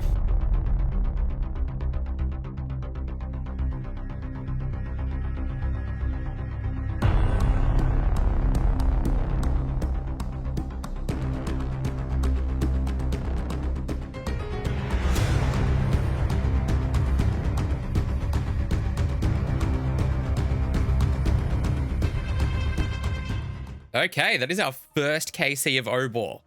That was actually not that hard. Okay, so I got Chaos Runes as a drop. Okay, that's fine. Okay, you always get a beginner clue scroll from killing this dude as well. So that's pretty good. I got some combat achievements too. 2 of them. Obor Novice and Back to the Wall. I think that one's when I don't get hit a distance or something. But yeah, that's pretty good. I actually got the Chaos Runes isn't too bad of a drop. Like, I could have got worse. I could have just got emeralds or... Not emeralds. I could have got rubies or something. But I'm going to actually do the next kill of him, because that only used up only a couple death runes. Just 21 death runes, so that's pretty good. Just made it back to Obor. I couldn't finish the clue since the last step needed me to get leather boots. And I thought, why not try another kill of Obor? So let's give it another go. Maybe last hit, we'll hope. Yeah, all right, that's the last hit. See what we get. Cosmic Runes this time. Cosmic Runes is kind of like probably the worst drop I could get from him, like rune-wise. And actually, it's not the worst drop. I think the worst drop would literally be rubies or diamonds, whatever he drops. And this is actually where I was going to end the video, but I decided I was actually going to do something else. All right, we'll go for the first one. Wow, that's actually good. Yeah, no, it is. It is actually pretty good. That's everything I need for Fremi Trials now. What do we get from the second one? Oh my god. There is no fucking way I just got that. What the fuck? I've never had that on anything before. What just happened? Oh my god. What? It's like 1 in 256 or some shit. Holy crap. What the absolute shit? I'm just really lucky with opening stuff. I don't know what it is, like... So I got a hard clue while I was fishing while I was doing my editing. So let's go try and kill the Zemi Wizard for the first step. Killed the wizard. Wasn't actually too bad. I killed it and used up some food, but it was actually pretty easy. The next clue step is a Sarah Wizard in the shipyard, which I will go try now. The wizard was very accurate, so I wasn't able just to fight him straight up, so I had to actually go find a spot where I could actually flinch him for the kill. There we go, cool. Oh my god, I actually just got a water back. What the fuck? That's like a... What is the chance? I think it's like a 1 in 40 or something to get a battle star from him. That's so good. That's extra magic attack. It's my best crush weapon by far. Can I even wield it? I can't even wield it. My god, that's good as. Man, I'm happy to get a water battle staff. Really happy. Northeast of the Piscatorius fishing bank. I can't do that. I could never get Swan Song done. Now time to go back to the Titan. Just got a giant key on the first kill back to the Titan after uploading episode 5. I have now gotten 3 giant keys in 122 KC. When will my luck end? So I just killed the Titan with the rune longsword hit and then swapped to the Excalibur straight after, and it still counted as a normal kill. This is good because now if I stop concentrating in the future and hit it with my rune longsword, I can then try and swap to my Excalibur so it doesn't heal to full and I still actually get the kill for it. Since I got the giant key from the Titan, I've decided to go to Obor, since if I do get a weapon upgrade, it will speed up this grind, and I don't want to save them up till the end, only to get an upgrade right when I'm already done with the grind where I need it. All right, let's see what we get. Nature runes, okay. I decided to open up 2 of my mystery boxes in the bank again, so let's see what we get this time. I got a casket from the first one. I didn't expect that because it would looked weird because something bigger actually came out of a mystery box. Just kind of threw me off. Let's see what we get from the second mystery box. A hard clue. That is a 1 in 37 chance, so that's pretty lucky. It is also a step I can do, so let's give it a try. That is first step completed. While unfortunately I had to drop the hard clue, before I go back to the Titan, I wanted to actually do something while I'm out here. I thought that I want to go try and do a quest, and that quest is the Lost City. Why I said try and complete this quest is because this quest you will need to get a bronze axe from a zombie underground to chop the tree for the Draymond branch. So I won't be able to get the axe from the zombie because I can't kill it with my rules. Since it is on Entrana, I can't take my own axe with me as well. But there is a way around this. Most of the time, people go to Entrana to open up clues to try and get god pages because you can't get weapons from clues on Entrana. But a little known thing is that you can go to the underground dungeon where you have to chop the tree to get the Draymond branch. You can open clues down there and receive weapons from them. So I have been stacking up beginner clue caskets I have got while fishing. I currently have 11 caskets, and to get a steel axe from these caskets, it's a 1 in 44 chance. I could also get the black axe, but that is like a 1 in 800 chance. Now it's time for me to go and give this thing a shot. And I will mention before I do this, yes, I did get these from fishing. I get this comment every single time. I can use the bait I get from Temporis to fish because it's consumable. Okay, so I've made it into the underground area. Here is where I can actually open my caskets to see if I'm actually going to get the steel axe in it. Because it says here on the Lost City, kill the zombies until 1 drops a bronze axe, but it's not actually part of the quest to do that, so I can't do it. And we'll see if I can actually get the steel axe from it. So it's about a 1 in 4 chance because I've got 11 and it's about a 1 in 44 chance. So we'll just start and we'll see how it goes. That's not horrible. It's an upgrade for my range, I suppose. That's also not horrible because those legs are an upgrade. Their cabbages would have been nice before, but that steel plate body is also an upgrade. It's just upgrades all round right now. What is going on? That's also an upgrade. Both of those are upgrades. What is happening? That's still good. Lawrence is nice. Yeah. I've only got 5 left. Oh my god, yes, I've done it. Oh my god, and I got another air staff. Oh, what is happening? Why am I so lucky with opening stuff? Upgrade, upgrade, upgrade, upgrade, upgrade. And also the steel axe is an upgrade. Well, that makes this easier, I suppose. I don't even have to use up my air runes. Okay, let's do this. I swear this game loves me at the minute. It's pretty funny. I'm also going to get something special from this kill as well. And that something special, I thought I was going to get a Slayer level. Well, a ghost is actually my Slayer task. I didn't mention it last video because I got one and didn't mention it because I forgot about it. To be honest, I didn't have it in my notes and I didn't record it.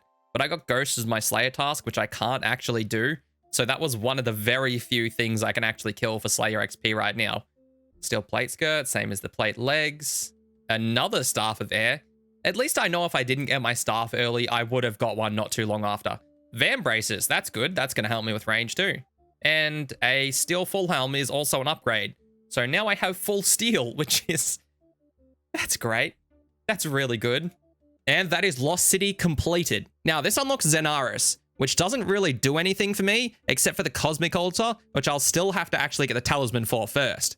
What Lost City also unlocks for me is the ability to use a Dragon Longsword and a Dragon Dagger. A Dragon Longsword is hard to come by early on, since I will only be able to get it from a Master and Elite Clue, which I doubt I will complete anytime soon, even with my ungodly luck right now. But for the Dragon Dagger, I can get one from the Chaos Elemental at a drop rate of 1 in 11, which is very good odds, and it will be a very good spec weapon for the foreseeable future. Before I go back to the Titan, I want to go and do Barbarian training so I can fish without the harpoon at Temporis. I'm not 100% sure if I can actually do this training, so we will have to see if I can. But if I can do the harpoon training, then Temporis will become a great way for me to train strength. I'm probably the first person to say this about Temporis, but it will be a good strength training method for me. Okay, so I've talked to Otto, and I think it might have worked. Let's actually go and try at Temporis right now. Oh my god, it actually works. Oh, I've learned it. Oh yeah, okay, now I can go back and talk to him. That's perfect. And 10 strength XP. Holy fuck, I've never been so happy before. Oh my god, I can't believe that actually works. So I do just need to fish one thing with my hand and then I can go back and talk to him. Oh my god, that is so great. Now every time I have to do Temporis in the future, it is also a strength training thing at the same time. So now it's like just a double whammy. Like I'm going to get all my fish I need for all my bosses, and I'm also going to be training up my strength at the same time. Oh, it's so nice. It actually worked. I actually got to harpoon a fish. I didn't think it would work because obviously Temporis came out after the training, so I thought it might only work with a tuna and a swordfish straight away to then unlock the training and then be able to do Temporis. But hey, if it works like this, I'm happy. Now that I've went back and talked to Otto, I want to do a Temporis game and see how much strength XP I will get for this one solo game. Because I know I can get about 5 to 6 solo games in an hour, then I can work out how much XP an hour it will be. So I'll be back in a second and show how much XP it is. So I've just finished the game and it was actually surprisingly good XP. As you can see, it was 950 strength XP for one game. So on solo kills, you will always fish the same amount every kill because of how that method is used. The average solo game is 10 minutes long. So that means I can get 6 games in an hour. That means I can get 5.7k strength XP an hour.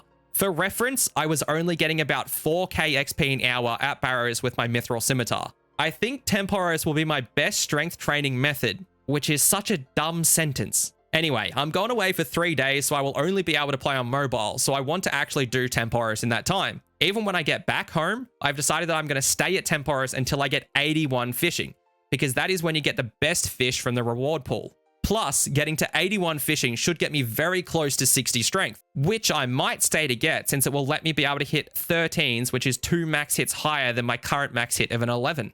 This should be about a 30-hour grind and will get me about 1,000 reward permits. So I'll be back when I'm finishing up this grind. And there is 81 fishing. That has unlocked manta rays and also the last fish tiers in the reward pool.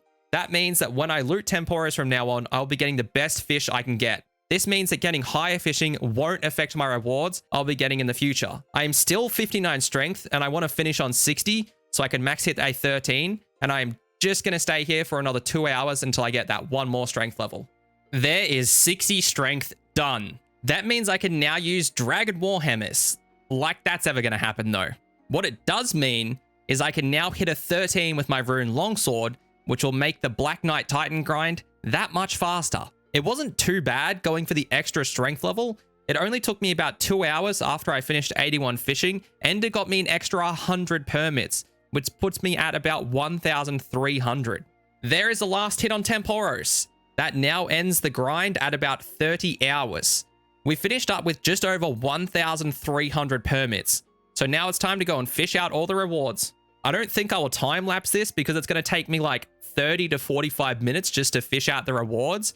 So I might just show the good drops I get along the way and the final loot.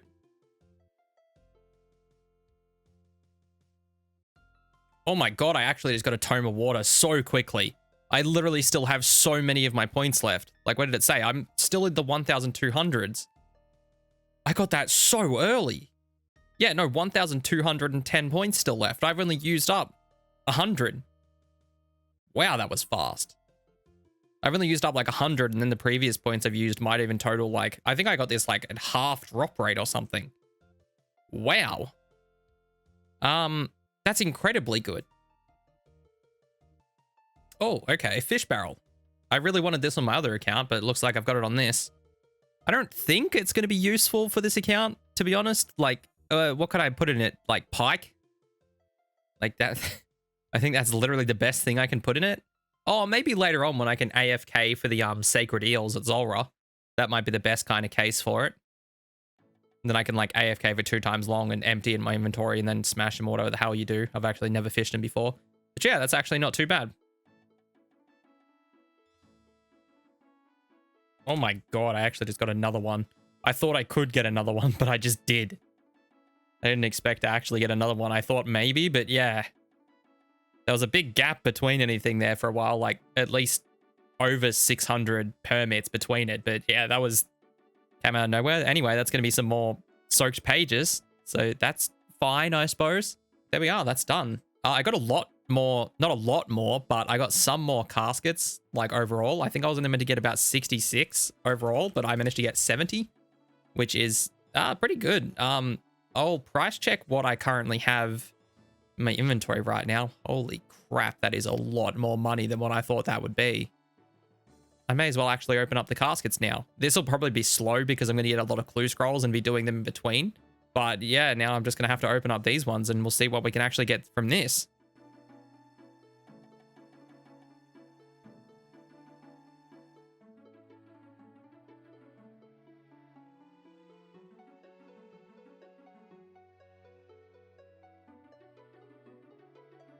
Oh, couldn't complete that clue either. So here we are back in Lumbridge. So let's keep opening these.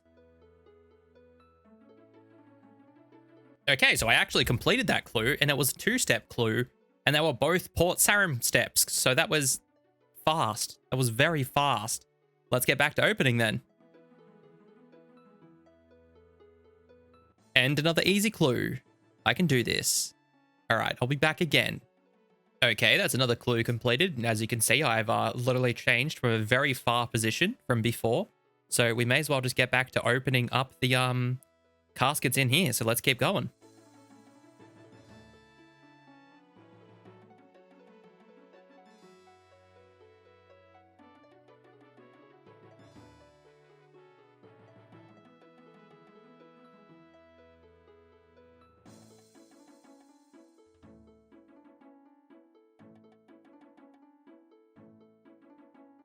Okay, another easy clue.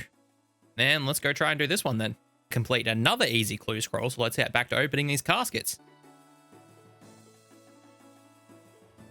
Okay, that's another easy clue scroll. Can I make an iron plate skirt? Perfect. All right, I'm going to go try to do this one then. Oh, and a medium this time. See if I can go do this one then. So I just got this clue to kill any hill giant for the medium key and then search this on the top floor of Shazian. But since you get giant keys from the Black Knight Titan, would it count as a hill giant for this clue? There is a chance, and I am going to go test that right now. I don't think anyone has ever tested this before. Oh. Oh my god, it actually fucking works. What the hell? There's no fucking way that worked. Okay, I'm gonna go... I can't believe that just worked. There was no way that was meant to work. I just kind of just did it just cause. That's funny as fuck. All right, I'm gonna go to Shazian now and then go actually use this key. I just finished the giant step, but that's depressing. I actually have to drop the clue scroll because I have to kill a man. So, oh well, at least we made a discovery, I suppose, about getting the giant key from the Black Knight Titan. That's pretty sick. Anyway, let's keep opening these.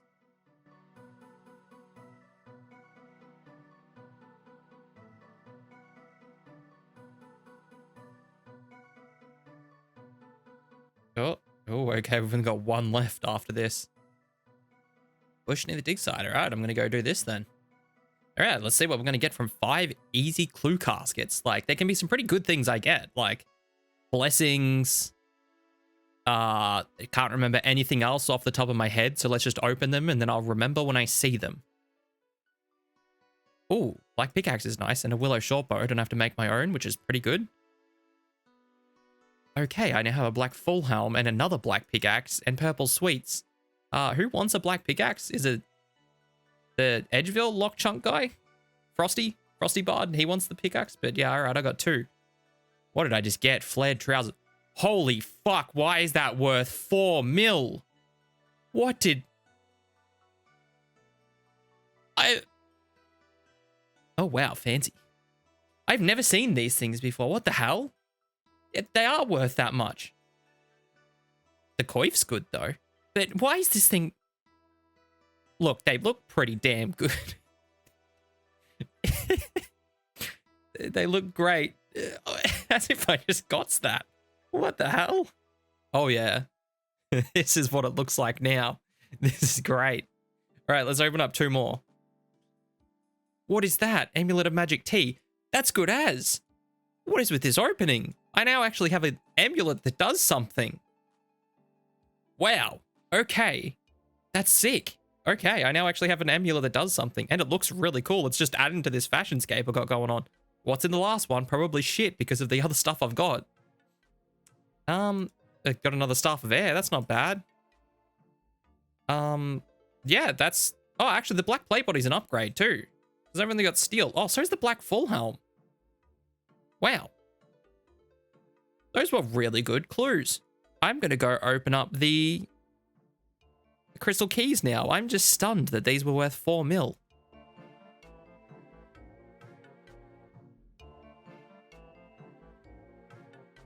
And I'm back at the Black Knight Titan, and I just got a giant key again. So I'm going to finish up this inventory and go kill Obor. I'm just heading to Obor, and I just thought I would mention about the upgraded gear I have now. With the magic amulet T I got from the easy clues, now I can have plus 20 magic attack bonus because of the amulet and the staff. So hopefully that should help with me being more accurate on Obor. What I want from Obor now is the Rune Chain Body, Rune Kite Shield, Rune Two Hand, or the Hill Giants Club, since I don't need the other rune item drops now because of the hard claw I got and also the loot from Temporos. Oh, that looks like it's it. That was such a harder kill. I got so unlucky with a lot of stuff just then. Oh, I saw the blue text, Rune Full Harm, already got one of them. That sucks a little bit. That could have been any of the other like good rune drops I could have just got, so that does suck. Oh well. At least it's something, I suppose. Just came back from a Black Knight Titan trip and noticed that I have just hit 1,000 bones. I think I need about 400 more bones to get Protect from Melee banked. If I can just get the Asgardian seeds from the Titan, then I can finish up the quest and get 43 prayer. Now, you might be wondering why I'm at the Chaos Elemental, and that is because I have decided to go about getting the Asgardian seeds differently. The Black Knight Titan is taking too long to kill for the seeds, and since I have everything else from him, and I'm getting barely any XP for the kills, I've decided to change it up. What I have decided to do is to kill the Giant Mole. I'm doing this because the Giant Mole drops some very useful items for the account, and will help me with multiple grinds in the future. Now, the Giant Mole doesn't drop Asgardian seeds, but it does drop its skin and claws. That can be traded in for Bird's Nest. This includes seed nests. For a seed nest, you can't get Asgardian seeds, but you can get spirit seeds. This is important because with spirit seeds, you can exchange them for high tier seed packs with the farming guildmaster Jane. Now, I can give her the spirit seeds for the contract because I am exchanging my boss loot for something else which is allowed. I, however, will not be doing farming contracts normally because I could then get the loot from the farming contract to do another farming contract to get more seeds, which wouldn't be from bosses then. But exchanging spirit seeds is an exchange of a boss loot for something else, so I can do that. Anyway, with the high tier farming contract, I can get up to 5 rolls on the lower tier seeds table, which includes Asgardian seeds at a 1 in 30 chance. I will also receive 6 to 8 of them, which means I can plant them twice just in case the patch dies. This is big since the Black Knight Titan only drops 2 seeds at once, and I need 3 to be able to plant it in a patch. So I need 2 drops of seeds from him to even plant it once, and it has a chance of dying, and also has a chance of failing when I am actually brewing the beer. Now, back to the Giant Mole. You might ask how I am going to kill it. The item I need to accomplish this is the Weapon Poison ++. I plan to poison the mole and try flinching it for the kill. I am unsure on how long this will take to actually kill, since it will be digging and I won't be that accurate on it. It does have similar stats to the Chaos Elemental, but has 50 less HP, which will be a big help. I can currently kill the Chaos Elemental in about 25 to 30 minutes on average, when attacking it without flinching though. So I believe if I poison the mole, it will take me about 20 minutes per kill. I can also use my runes for some kills and see how that goes. What drops I want from the mole are its Mithril Plate Body, Amulet of Strength, 690 Iron Arrows, 100 U-Logs, and the 100 Iron Ore drop. I don't have to explain why the Plate Body and Amulet would be good since they would just be straight upgrades. For the Iron Arrows, this would be a very easy way for me to get arrows and will allow me to easily train range since they are so common, because my only way to do it otherwise is to make them myself, and my only way to get ore currently is from Wintertot. This could mean I could train my range to wield the magic shortbow, then use that to kill the mole since its range defense is its lowest stat. This might massively speed up my kills. The U-Logs and Iron Ore will also be very good drops since they'll be nice supplies so I can use them to make more arrows in the future. The mole also drops Big Bones, so when I am going for the Spirit Seed, I'll be getting a bunch of prayer XP, which will be a massive help compared to the Titan, which only drops normal bones, but if it dropped big bones, I would have probably stayed there to grind it out. Now, I just have to wait and keep killing the Chaos Elemental until I get the Weapon Poison drop. I will hopefully get a Dragon Dagger while I'm killing it, which is only a 1 in 11 drop, and then I will be able to use that once I get 60 attack.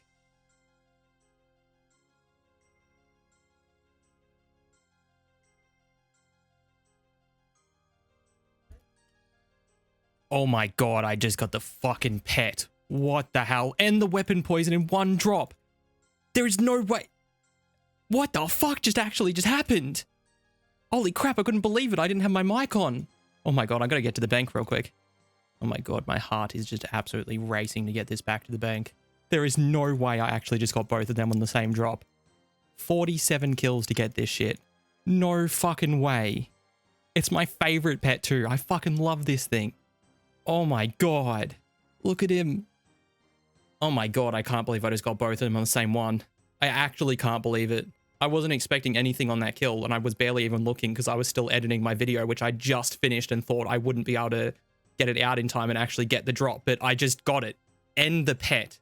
There is no way I got both of them at the same time. Holy crap, he was just holding on to that.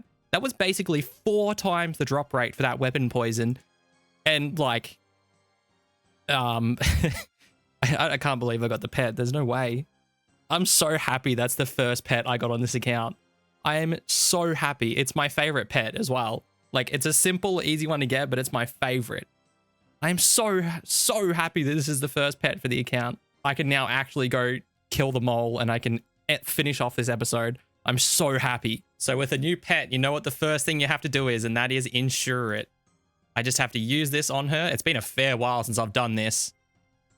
Yes, I will. Take half of my cash stack for this one. Oh my god, look, he's completely mine now.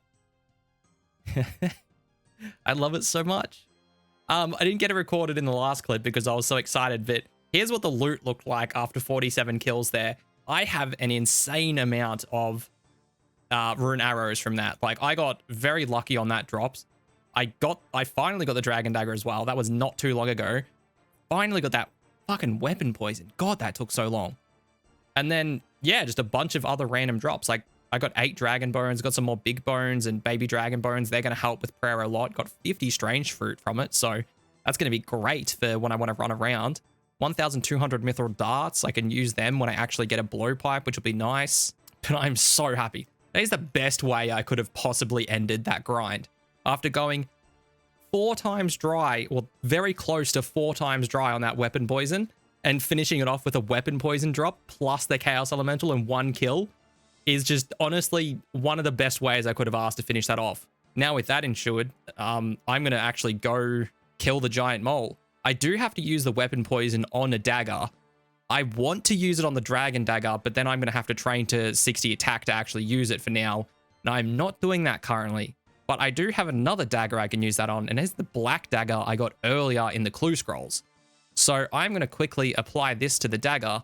It might be a waste for now, but I'm always going to go back to the chaos elemental and kill it, and it will be quicker with the weapon poison too. So currently just having a weapon poison plus, it feels incredibly nice to have. So now I can use this to go poison the mole and actually kill it. And that is what I'm going to go do right now. So I'm going to head over to the mole and we'll see how this is going to go. I've just gotten down to the actual mole area.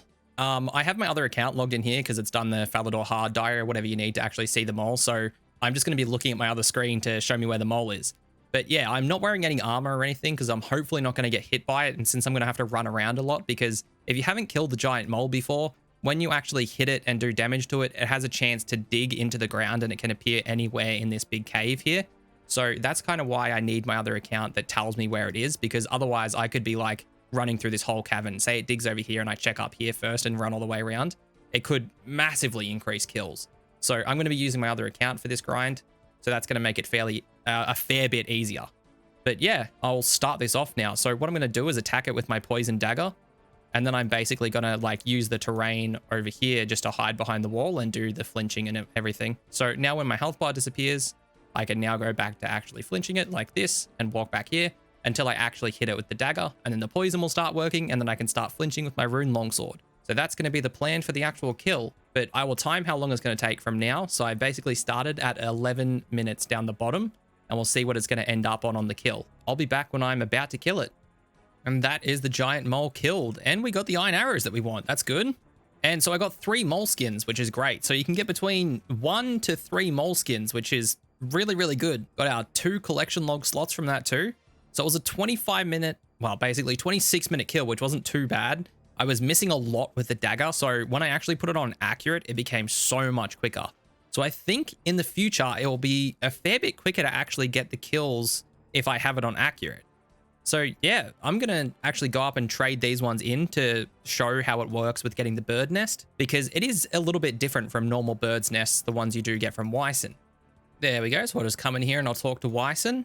And basically I say I'll trade my mole parts and he takes them and he gives me the nests. But yeah, so I just have to do that. And it's a 1 in 171 to get a spirit seed from this. I can also get snape grass seeds and some other useful seeds just out of the nest when you can't normally get snape grass seeds just from the nests by themselves. So we get watermelon seeds, which is unique to these nests from Wyson, and we get more watermelon seeds. So yeah, these will be good in the future as well. So they'll be what I'll mainly use to get super compost later on. So this grind is going to give me a lot of stuff. So it's going to give me seeds to make super compost, all the seeds I'll get from the farming contracts whenever I get a spirit seed, and of course some more rings and everything else that I'll need in the future. So this is going to be a very, very good grind for the account. First, let's start this episode off with an Obor KC. I went away for a week after I uploaded the last episode, and I didn't really have much time to play, so I just did a few kills of the Black Knight Titan and managed to get another key. And when I say a few, it was only like 50. I was killing the Titan instead of the mole because I could only play on one account at a time. So the mole was just taking way too long when I had no idea of where it was digging to. All I got from Obor was 43 death runes, so onto the beginner clue it dropped. I managed to complete the clue. I also had 4 more caskets in my bank, so let's see what we get. That hat is a mage upgrade. Nothing. Nothing. Sandwich lady bottoms. Okay. I have the hat already, so I'm nearly a sandwich lady myself. I've done a few mole kills and have 21 skin and claws all up. So let's trade this into Wyson and see how many seed nests we can get. Okay, all of them but 2 were seed nests. So that means 19 tries at the 1 in 171 spirit seed drop. Let's open them and see what we get.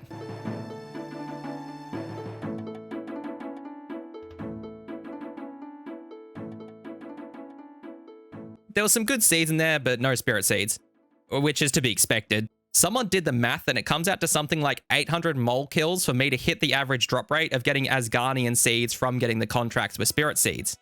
So what I'm going to do now is keep killing the mole until I get enough bones to get 43 prayer, because I want to speed this grind up and prayer is going to help me do that. But first, I'm going to use up all the bones I have in my bank, which is 1,080 normal bones that came from Barrows Rats and the Black Knight Titan. 8 dragon bones, 12 baby dragon bones, 25 bat bones, and 22 big bones that all came from the Chaos Elemental with some big bones from the Mole and Obor. I'm going to use up all these bones because I want to see what level these bones will get me and how many more mole kills it will be to get 43 prayer. I am then going to flinch and poison the mole until I reach that KC. After I've gotten 43 prayer, I'm going to go and get my range up with all the iron arrows I've gotten from the mole so I can then use my magic shortbow to kill the mole, since it has much lower range defense than its other stats. This should speed up the grind and open up many more possibilities for the account after I unlock protection prayers. Before I start the prayer grind, I'm just going to make myself some rings of dueling so I can teleport back to Ferrix Enclave to make this a bit faster. Alright, with those rings of dueling made, it's time for me to go and use up all my bones on the Chaos Altar. Just a reminder that I can use the bones on the altar since it doesn't give me any extra items outside of bosses. It just gives me more XP for the items I have obtained from bosses. If you don't know, the Chaos Altar has a 50% chance of not consuming your bones when you use them on the altar. It also provides a 3.5 times the bones' normal XP.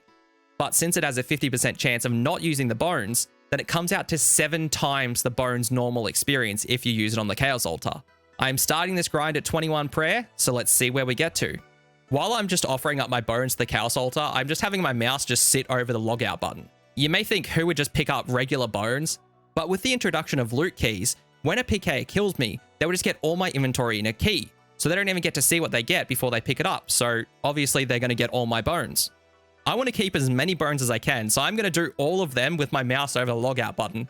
I don't want to bring noted bones and unnote them with the monk just outside because these bones take a long time to get, and I don't want to lose too many of them if I don't have to. There is 37 prayer. This is big because it unlocks my first protection prayer, being Protect from Magic. Most people say that this game really starts when you get protection prayers because they are just that important. It has taken me 15 in-game days just for 37 prayer.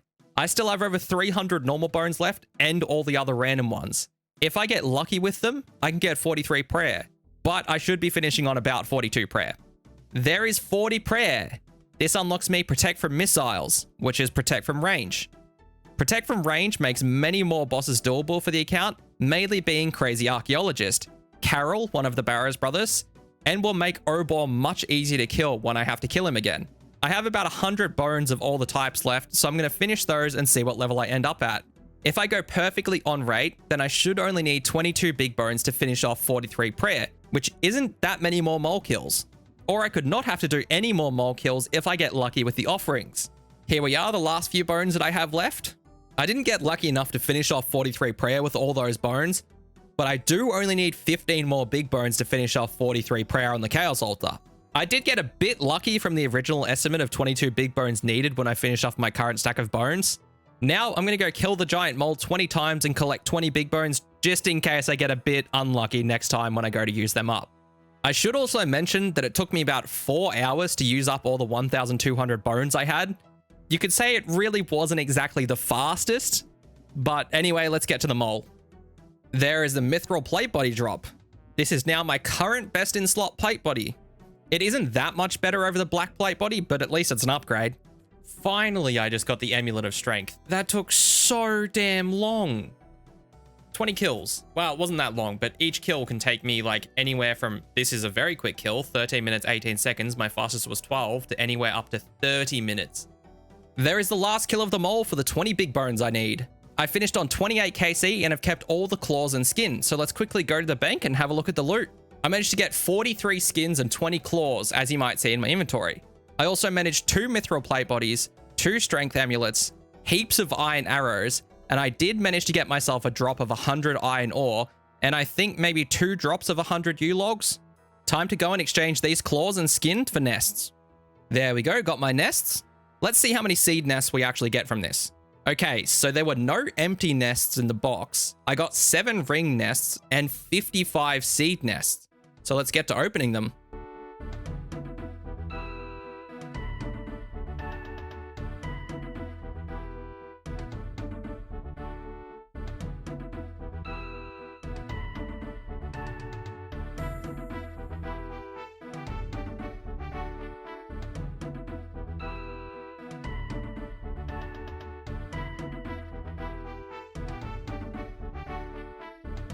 Well, I didn't get a spirit seed, but I'm still well below the drop rate, so that's fine. I did manage to get snape grass seeds, which is really good since the only way for me to get snape grass is from the Sarah minions in God Wars dungeon. Anyway, now it's time for me to go use up the big bones on the Chaos Altar and finally get 43 prayer. There is 43 prayer. This finally unlocks me Protect from Melee. This opens up so much for the account. So many new bosses are available to me now that I've unlocked all the protection prayers. This has taken over 370 hours to unlock them. Most people say this lets you actually start playing the game. This has taken the account so long to achieve, and I couldn't be happier. There are so many bosses I want to go fight right now, but I need to train up some other skills. What skill I need to train is range. Before I do that, I'll be going to a new boss to make my range training just a little bit easier. That boss will be the Crazy Archaeologist. The Crazy Archaeologist drops some very good things for the account. The main item that mostly everyone would be thinking about would be the Rune Crossbow with a drop rate of 1 in 26. The Rune Crossbow will be my best crossbow for a very long time. What else he drops is the Red Dragonhide body, which will be an upgrade over the hard leather body I currently have. The other drop that I am looking for is the Power Amulet. This is the drop that I'll be hunting for this time. It is a 1 in 18 drop rate and offers very good stats and will be my best in slot range amulet currently. It also offers +1 prayer bonus, which is my only item that offers a prayer bonus besides the Koren Memoir. There's 2 more drops that would be nice to get, but wouldn't currently be very useful. That would be the Malediction Shard and the Odium Shard. These shard pieces are one of 3 shards you need to complete the Malediction Ward and the Odium Ward. These shields offer magic and range and offer very good stats for their combat type. The shard drop will be nice to get, but not needed currently, because it will be a little bit of time before I can get the other shard pieces, which come from the Chaos Fanatic and also Scorpia, all with the same drop rate of 1 in 256. That is basically everything I want from the Crazy Archaeologist, beside his Prayer Potion drop, which is a 1 in 12 drop chance, and one of the few ways for me to obtain Prayer Restore potions early on. So the Crazy Archaeologist is a very, very easy boss to kill. All you have to do is just pray ranged, and then when he says Rain of Knowledge, he uses his special attack, which you just have to run a certain amount of tiles away, and then you can just start attacking him again. And as long as you look out for that, you won't take any damage. Okay, that's the first kill. Let's see what we get. Oh my god, that was fast. Okay, so the Red D'hide body, very, very good. I am gonna go straight to the bank with this one. After every kill of the Crazy Archaeologist, I'm mostly out of prayer, so I run up to the Chaos Altar just above to recharge my prayer, and then I just run back down and keep killing him. It is a very quick trip and not very far from him at all. When I get a drop that I want, I just walk down to 20 Wilderness and teleport to the Ferox Enclave, and then run back from there to here. It's all very easy and very close together. There's another Red D'hide body. So I may have found a safe spot for the Crazy Archaeologist. I was testing his aggro range and was trying to come up with ways to accomplish this. I noticed that there currently wasn't a method to safe spot him that worked. There was a method that got patched like 6 years ago, so hopefully I can find a method that will work consistently. So I just started trying things, and this seems to have sort of worked, but did take a long time to set up since I have to drag him through the ruins to get here. And oh my god, we got a fedora on that kill too. The fashionscape, it increases. Oh yeah. The fashionscape always increases. What is the fedora? Like a 1 in 128 or something? Okay. That's good. I have managed to find a new safe spot for the crazy archaeologist that is very close to his spawn and is actually very quick to set up, and you could easily do this on an account without protection prayers. I wish I discovered this earlier. Okay, so I've now perfected this method of safe spotting, and I will explain how to do it. What you have to do is attack the crazy archaeologist on his spawn, or just find him and lure him out. Once you have attacked him, just lead him to this tile I have marked as number 1 behind the tree. When he's on the other side of the tree, run to tile number 2, just until you stop for a second, and then run to tile 3. After he's on the other side of the tree, then just run straight to tile 4, and you can start attacking him, and he is now safe spotted. When doing the safe spot, when you run to tile 2, he can still attack you on that tile, but you have to stop there for a split second to give him time to path around the tree a little, so he gets stuck behind the tree on tile 3. Now he can still lose interest in you and path out of this spot. If that happens, go in one tile and attack him, and then when he aggroes you, run to the tile that I have labeled as reset. When you are here, you can run back to tile 2, and then 3, and then 4, and you have reset up the safe spot. I can see this safe spot being very useful for accounts with no protection prayers or even low-level hardcore Iron Man, since you can log out while attacking him here. Plus, this method means that I don't have to go to the Chaos Altar to recharge my prayer, which means less chance of dying. Oh my god, I just got the rune crossbows that I need in that kill. Oh, that's so nice. I went like 2 times the drop rate on these things last time I had to go for them on my other Iron Man. That's so good. All right, I got the 2 things that I could have potentially gone without for now and came back for.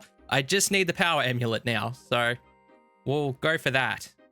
Hopefully we can get that soon, but with this new safe spot, this is just so AFK and easy. There is 50 magic. This is a big level for me because it lets me be able to equip my Tome of Fire and Tome of Water, which will come in handy for some bosses I will need to quickly DPS in the future. Sometimes when you're doing the safe spot here, an Enku can come up and attack you, but if that happens, you just have to move to the new tile here near the stump and the Enku can't get you, and you can just go back to safe spotting him from here. I also figured out when he gets out of the safe spot, when you run to the reset spot and he gets in position, all you need to do is run to tile 3. You don't even need to click tile 2. Oh my god, I can't believe I just got one of the shards before I started this. It was 25 kills. That is... Oh my god, it's done. No, I'm not even getting out of here because I'll still literally keep it on death, so it doesn't matter, but... Fuck, that's... Oh, I can't believe I got one. There is the power amulet at 30 KC. This was actually a very enjoyable grind after I found this safe spot. It's incredibly easy to set up and pretty AFK, so I might just be coming back here in the future to do this in my downtime.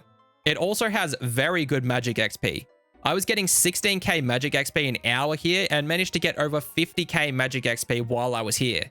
I also got some very good loot from doing this, mainly the silver ore, which I did manage to get a singular drop of 100 silver ore, which is a rare drop table and is a 1 in 2000 drop. Of course, we got the Fedora and the Malediction Shard well under the drop rate, the rune crossbows, and the 4 Dragonhide bodies too. All in all, a very good boss for me to kill.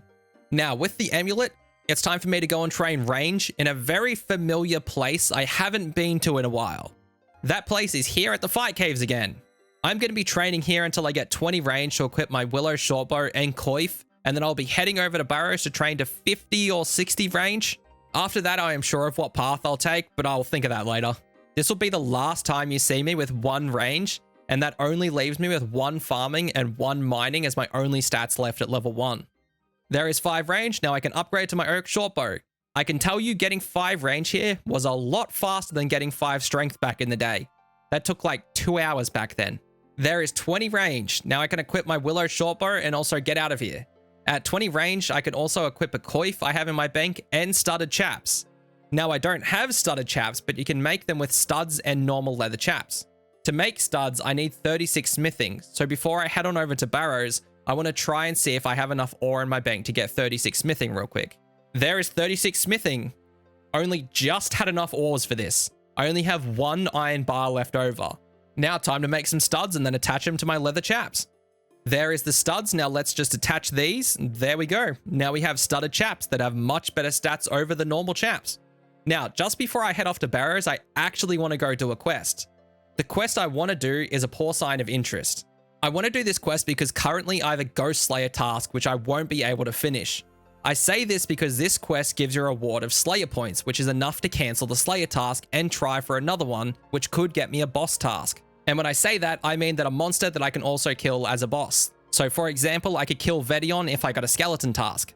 I'm doing this now because I can get a task that I could complete while I'm there doing Barrows. So I'm just going to go attempt that. There is that quest done, got us to 17 Slayer and the 30 Slayer points to cancel our task. So I'm at Venica because I have decided that Venica has the best tasks for me since he has the least overlap with Turiel's tasks. I say that because if I don't receive a task I can do from Venica, I can then go to Turiel to ask for an easy task to try again. I, however, can't skip the task if Turiel also assigns that monster.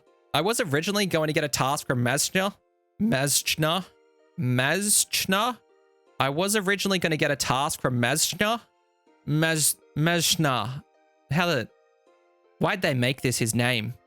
Oh well, but his task list is very similar to Turiel's. So if this isn't a task that I can do, I have one last chance with Turiel.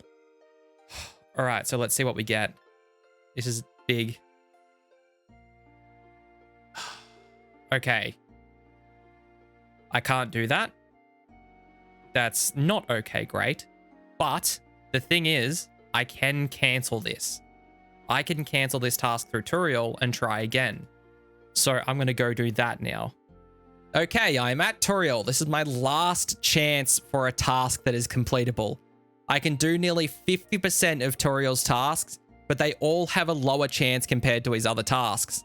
So let's just give this a go then. Yes, please. Oh my god, I got scorpions! I can actually do this task! I can kill Scorpia for this. Oh my god, this is so good. This has a low weighting too from this dude. Holy shit. I can kill Scorpia. I can get 35 Scorpia kills. How much XP is that? Okay, Scorpia is 260 XP each. That's 9,100 XP I can get from this one task. That's so good.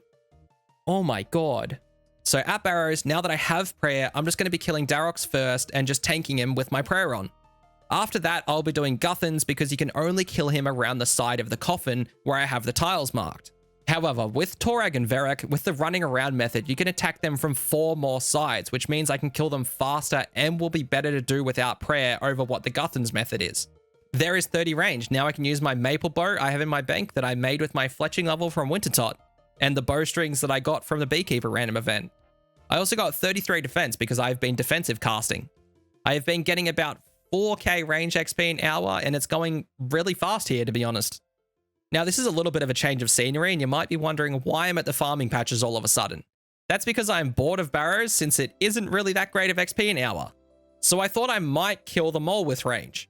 While I'm killing the mole for a little, I thought I might start my farming so I can grow the potato and onion I need to complete the Fremennik trials. To make my compost for farming, I've decided to use my guams. This is because I can't really use them to train Herblore since I can't get Eyes of Newt. So I decided to use them as my compost. Now, for planting my seeds in the patches, you might have noticed that with the weeds in the patches, it means that I'll be having to use a tool without a consumable attached to it, which is against my rules. But I'm making it so that I can't rake the patch unless I have seeds I'm going to plant in it. This means that for me to be able to rake, I have to have seeds that I can plant in that patch, which therefore attaches a consumable to the use of the tool. I also won't be using the weeds I get from the patches, and that is why I'm using the guams over just raking patches for the weeds. I thought while I was near Remington, I may as well build Tool Store 5, which... Never mind, my house is in Polnavich. Let me go change that real fast. Anyway, Tool Store 5 gives me access to the farming tools I don't have. I can build this now because of the Temporis grind I did last episode, which got me the extra construction levels to build it. Something else I need is buckets. So I'm here at Temporis and I'm going to grab a bunch of buckets. Maybe something like 500. That's because I will need to give away 300 buckets of sulfurous fertilizer so I can get my Hosidius favor up to 60% to unlock the farming guild. If you don't remember, in episode 2, I finished the Client of Karen quest and put the favor certificate into Hosidius, and that got me to 20% so I can make sulfurous fertilizer, which is made with compost and saltpeter, which I've gotten from Wintertot. I can also do the Depths of Despair quest to get myself 10% more favor to get me to 30%. From here, I will need to hand in 300 sulfurous fertilizer to get 60% favor. This will unlock me the farming guild and also unlock the farming patches in Hosidius, which will be disease-free at 50% favor. There is the last lot of buckets for over 500. That was really fast. It only took me just over 15 minutes to get 500 buckets, so you can get just under 2,000 in an hour. Time to go and check my farming patches and the compost bin. Well, both the potatoes died, which I expected since I didn't compost them, since using compost on a patch decreases the chance it will get diseased by 50%. Anyway, let's collect the compost and replant them, using compost this time. There is the first farming level. Now my only skill left at level 1 is mining. While I am waiting for the patches, I'll be doing the giant mole in between, so I'll come back when I'm collecting my potatoes. There are my potatoes done. Now I just need to get 5 farming, and then I can plant my onions, and after they grow, I can go do Fremennik trials. There is 5 farming. Okay, there is the onions planted. Now time to see if they grow, and then it's straight on to Fremennik trials. There we go, my onions have grown. Now this is the last thing I needed to go complete Fremennik trials, so let's just go and start that now. Here is where I have to use my onion, potato, and cabbage that I got from Beginner Clues. There is Fremennik trials completed. There is a couple defense levels, some thieving levels, and a agility level.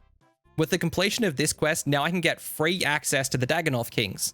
I would go and kill Dagannoth Rex, but the only thing stopping me is getting to them still. To reach the Dagannoth Kings, I have to use a rune throwing axe to get past the mechanism leading to them. The one way for me to get a rune throwing axe is from Dagannoth Supreme, which I need the rune throwing axe to get into. But there is actually another way to get a rune throwing axe. That is from the Bandosian and Armadillian guards from the Elite Clues. I will be able to kill them and loot them since they follow the same rules as what the wizards do from Hard Clue Scrolls. They only spawn from the Elite Clue, so I count them as part of the clue and therefore killable. The good thing is I already have an Elite Clue in my bank with this step to summon them. I've also been training range for this purpose, since if I get the Armadillian guard, then I have to range it. Melee attacks can't damage it. So let's go give this clue a go and see if we can get some rune throwing axes. Finally got to the spot after a long trek through the desert and moving my house to Polnovich. And only coins is the drop, of course. I had to drop the clue as well because I couldn't do the next step because I had to get into the inner circle of the abyss. And I can't get in there because it gives me XP and a skill to get past the skill checks to get in.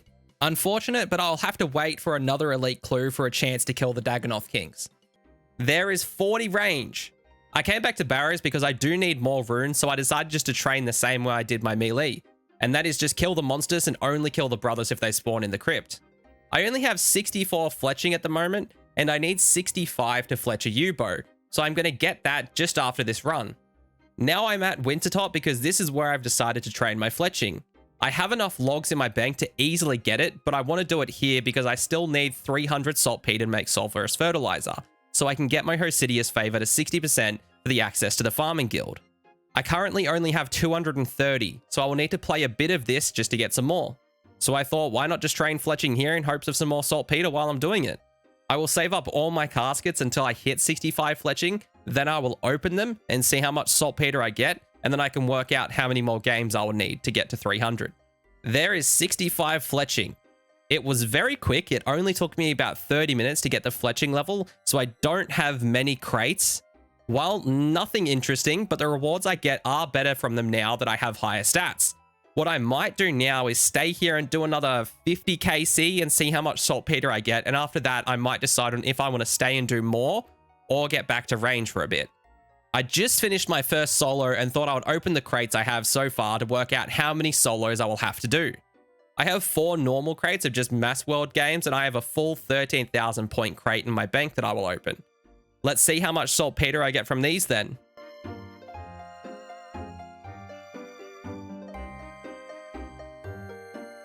So I got none from the Mass World crates, and I only got 8 from the solo crate. If I get the same amount for the rest of the solos, it should only take about 8 more solos, which will be like 6 hours since they take 45 minutes. So I'm going to go and collect maybe 5 crates now and then just open them. I am really bored here with nothing to look forward to, so I've decided that I'm going to be opening 2 at a time and seeing how that goes. I could also get really lucky and get a bunch of saltpeter in one of them too.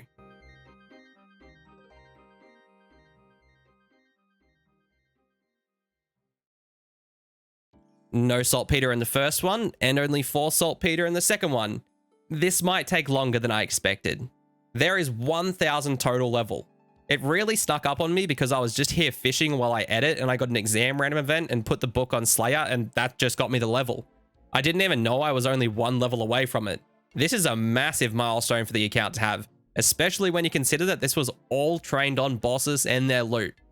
I am at the farming patches because I just have to collect this compost. This is special because this will be my 200th compost, which means after I go to the Depths of Despair quest, I can combine the saltpeter with this compost, and I will then have enough sulfurous fertilizer to get to 50%. This makes it so that the farming patches in Hosidius will be disease-free. This is what I have been waiting for because I can now farm the rest of my seeds I have in my bank now that I don't have to worry about them dying. I am now going to go and quickly complete the Depths of Despair quest so I can unlock these patches and speed up this farming. Something I didn't realize about this quest is that I have to grab the books off the shelves for this part to find the book needed. This means I'll be able to find the scroll to unlock the Koren teleport while doing this. It really isn't that needed, but it is a massive quality of life, so I'll quickly try and find it and the book that is needed. Wow, I managed to find the teleportation book before the book I am looking for. That is so lucky. Wow, and I find the book I need for the quest straight after. What is happening? There is Depths of Despair quest completed. That gets me some agility XP and a level from it, plus the page to put in my book to unlock a teleport to Hosidius. And of course, the 10% favor certificate that will get me to 30% favor. All right, now it's time for me to go make some sulfurous fertilizer. Here is the last of the fertilizer being made. Now I have 200 fertilizer equal to 20% favor. Time to go hand this in and start farming on the patches here. Now I just have to hand it into her and she will take the fertilizer out of my bank. And there we go. Now I have 50% favor in Hosidius and the farming patches are disease free. Now I am going to go back to Wintertop for 56 more saltpeter I need. I will also be farming my seeds in between at the patches here. There is 19 farming. This is a big level for me since the marigold was my last plantable seed I have. I used up everything I had to get this level. I even had to compost some of the patches for the extra XP. 19 farming is good for me since I have nearly 60 Taramin seeds in my bank, which will get me to 20 farming easily. I want 20 farming because that lets me plant sweet corn. Being able to plant sweet corn is great because they are the lowest level allotment seed I can get from the seed nests I get from the mole. This will open up a very easy method for me to get some seeds to plant now. There is finally 20 farming. Now I'll be able to plant my sweet corn and have easy access to some allotment seeds from now on. So I have an issue. I'm running out of allotment seeds and I'm only 25 farming. I need 45 to enter the farming guild, and the only way for me to get allotment seeds is from the mole. But that is very slow overall. I also can't farm trees since I can't get clay from anywhere yet, and I can't purchase the pots because of my rules. So I've come up with the idea to just pick the herbs at Wintertop for farming XP. Yup, you just heard that right. I'm gonna go and test how much XP an hour this will be with farming herbs every hour in between. Picking these roots rewards you with 0.1 times your level in XP. So at my current farming level of 25 farming, I'll be getting 2.5 XP per herb I pick. This means that with higher levels, this will be more XP an hour, which is really good and will help with speeding up this grind. There is 27 farming, random level, but this unlocks me Golpa, which is something you plant in Chambers of Xeric, and the first thing I can grow in Chambers. I'm currently getting about 4k farming XP an hour here in this solo I just joined with this hardcore Iron Man Broshake over here. I was wondering how fast it would be to train farming at Chambers, but I won't be able to since the seeds come from monsters that are high level and I won't be able to kill them yet. So I'll just have to stay here for my XP until 45 farming. There is 31 farming. That means I can now farm strawberries, which is another allotment seed I can get from the mole nests. This will help with the farming grind since I'm still doing my herb and allotment patches in between the Wintertop games. I also just ran out of sweet corn seeds, so this is perfect timing. Finally, there is 45 farming. That now unlocks me the farming guild when I get 60% favor, which I still need the saltpeter for. So I am going to start doing solos again to get crates and hopefully get that saltpeter. The good thing is about me getting 45 farming now is that when I'm opening my crates, I'll be getting higher level seeds now and even have a chance of getting a spirit seed from them. That is why I decided to get my farming up first and not after I got all the saltpeter I needed. Anyway, it's time to start doing some solos again. I have collected a bunch of crates to open because I have started doing mass worlds because solos get way too boring. What can I say? I like the chat sometimes. I only need about 25 more saltpeter, so let's open these and see if we get enough from them.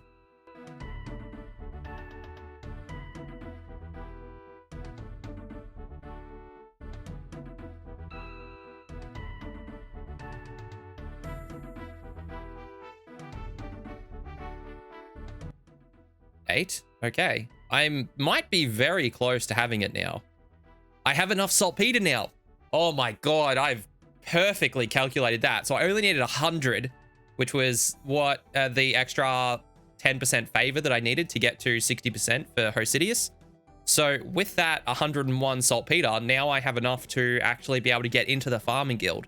Since I did get my farming up to 45 from the herbs as well, it's just perfect. Now all I need is the spirit seed from the mole to actually start entering there.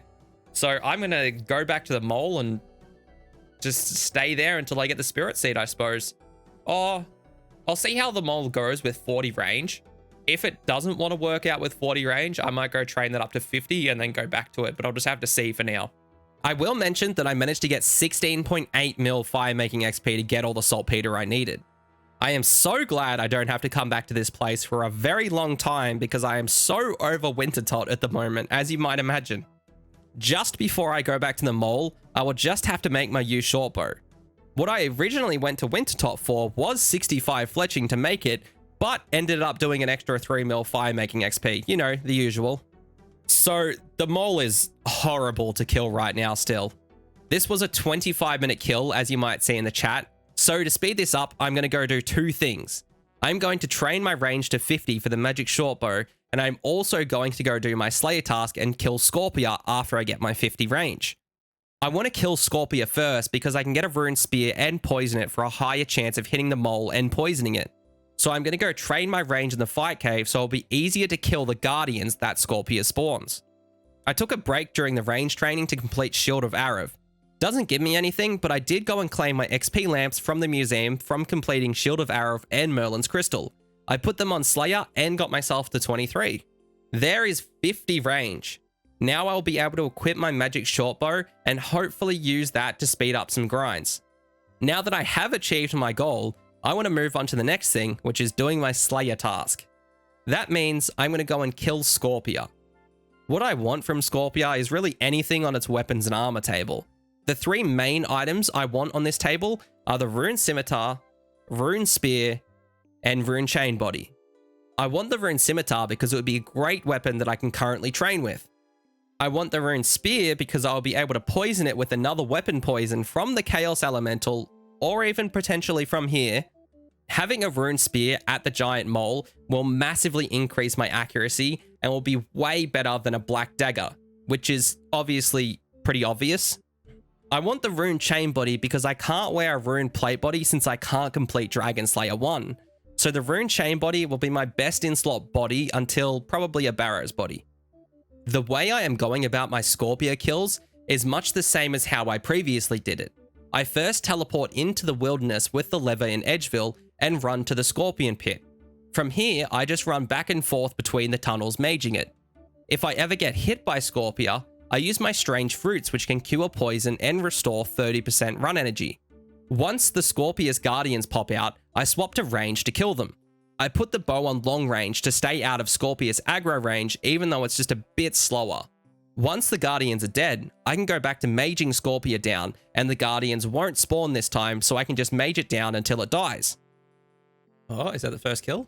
That's the first kill of Scorpia. Alright, that's how we're going to do it. 260 Slayer XP. Oh, we get a rune sword. That's so nice.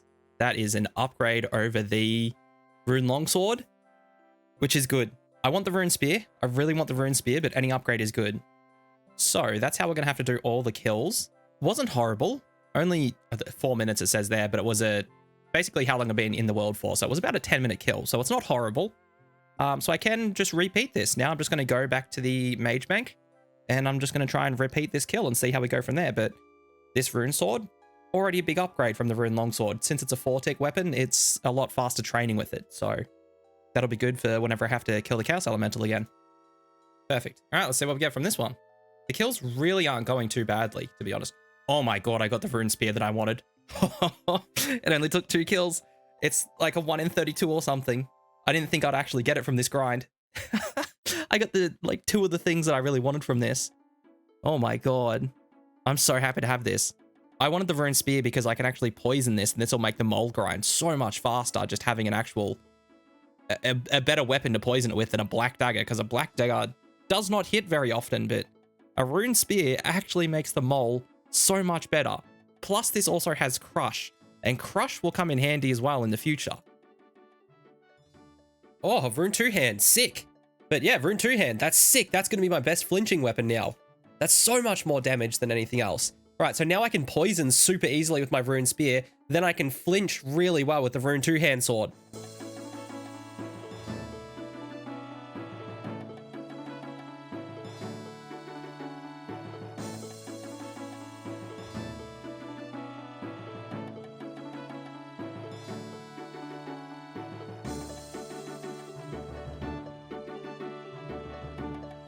I didn't get to finish the last kill because someone else logged in, but let's go get a new Slayer task. Matt Venica, let's see if we can actually get a task we can do.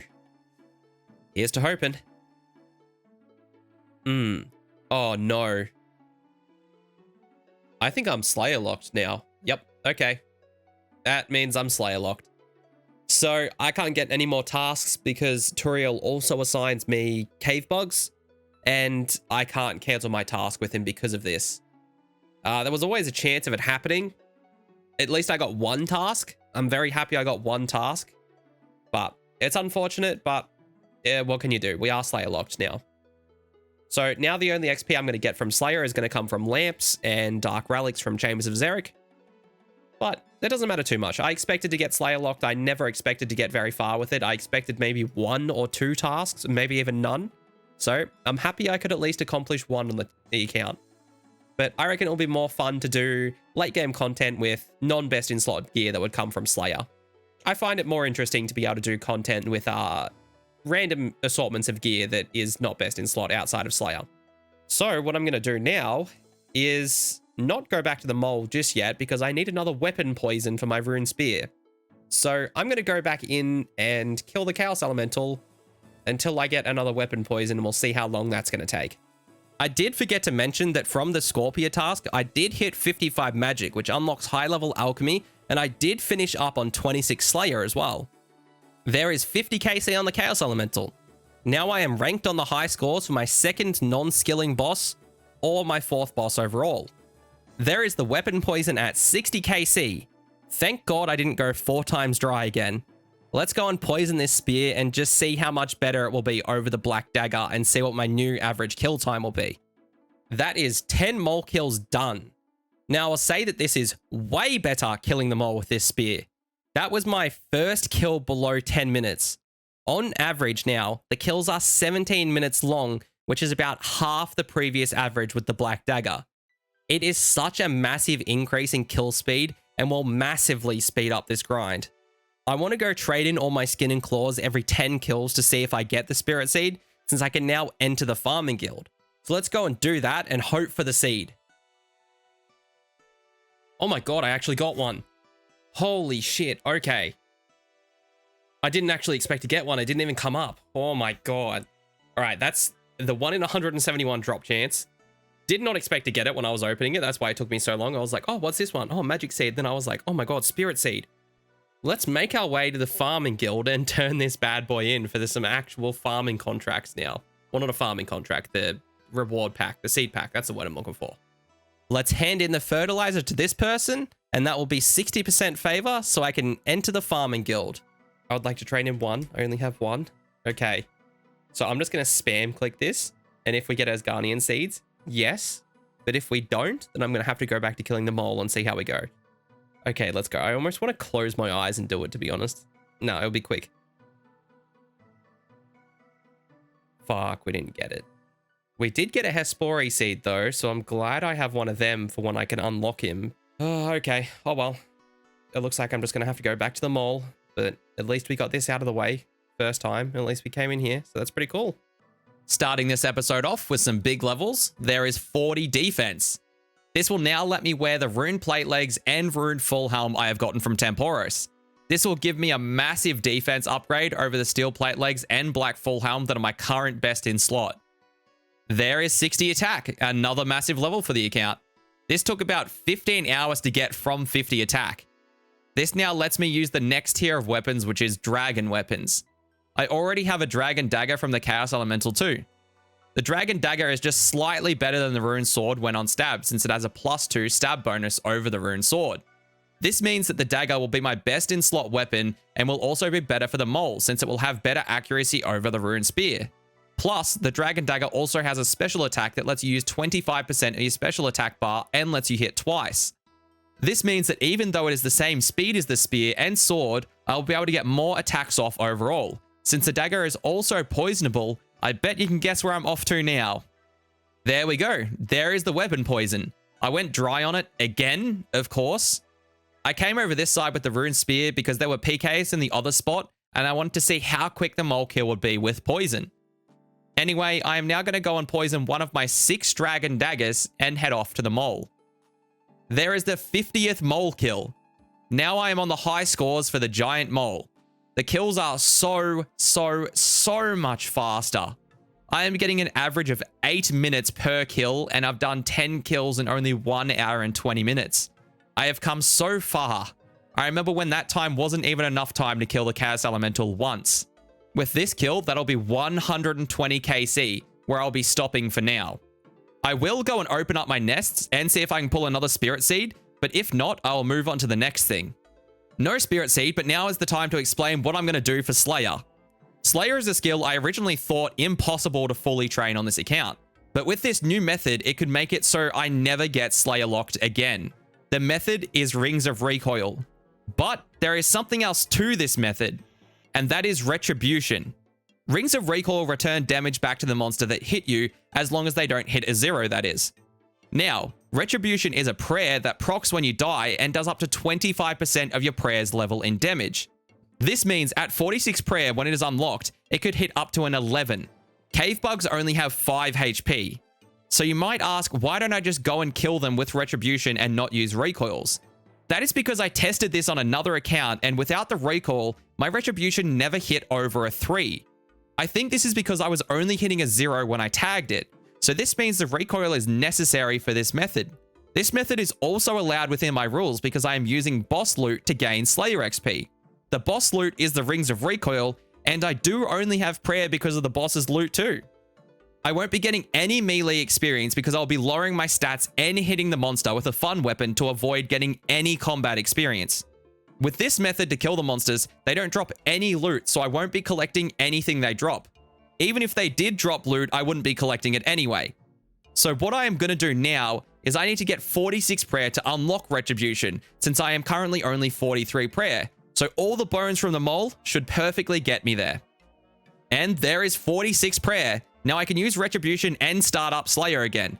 I also unlocked Mystic Might and Eagle Eye, which will be my best range and mage prayers for a fair while. Now let's get into this Slayer method. I first start off with running from Varrock Center all the way to the Slayer Tower to lower my stats with the Aberrant Spectres, so I can guarantee I hit a 0 on the cave bugs.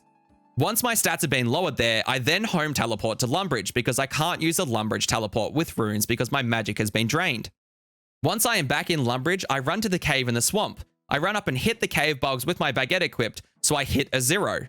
Once I hit a 0, I would just let the cave bug start hitting me so my recoil will do damage. When the cave bug got lower, I first tried to extinguish my candle, but Jagex just doesn't let you do that for some reason, so that was my first roadblock. After this didn't work, I had the idea of going to one of the areas that will make my candle cause an explosion, damaging you and extinguishing your candle. Now that one didn't work either, so I had to make a new plan. I would hit the cave crawlers in the cavern first to get poison, since the poison does 8 damage. I had to make sure I got a damage from an outside source because the cave bugs just didn't do enough damage fast enough to kill me. But first, I had to wait for my home teleport. That was until someone in my Twitch chat mentioned that I could make Rings of Returning to get back to Lumbridge instead. By the way, this was all streamed on Twitch, so make sure you go and follow that with the link in the description. You might not know what the rings are returning are, because even I didn't even know. They are a ring made of a jade and silver that when rubbed, they teleport you to your spawn location, which for me is Lumbridge. This means I am not gated behind my home teleport each time I do this and will make this method way faster. Alright, I'm poisoned.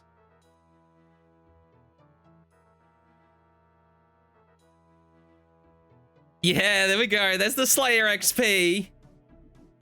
There we go. That's the first kill. It says 17 and I started on 20, but 2 of them got taken off because of lamps. All that for 2 Slayer XP, and I'm going to have to do that another 19 times because this count is wrong.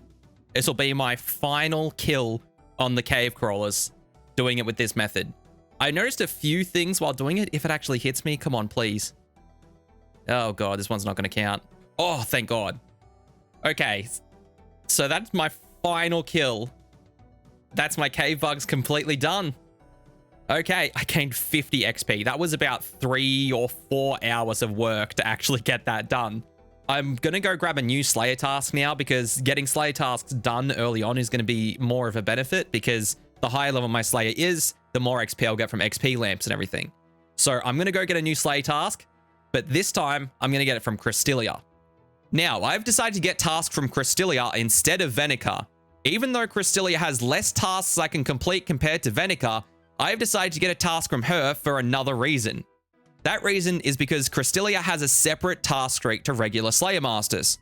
This is important because if I get a task I can't do with Krystilia, I can skip it with Turiel.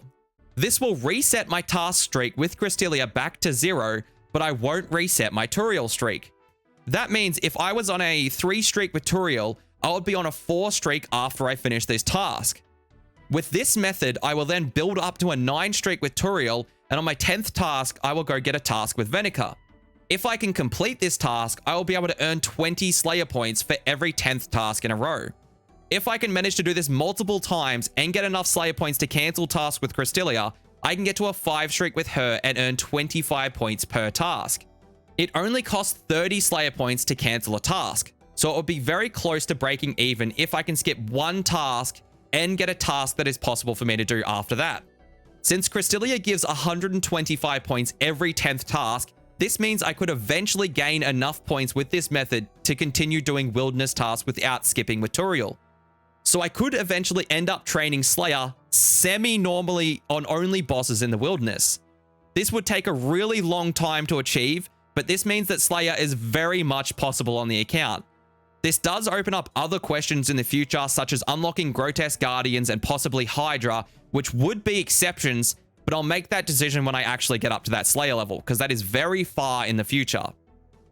Alright, so I've came straight over after finishing that task. We're going to have to get one from her, and we're going to have to see if we can actually do this one or not.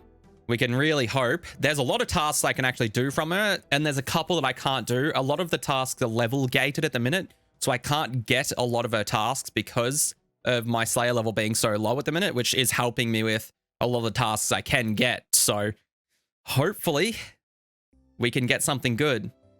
It's such like, to click this one button to decide if I have to go through hours or if I get something good is just a hassle every single time I have to just click get assignment. But let's see. Okay, all right.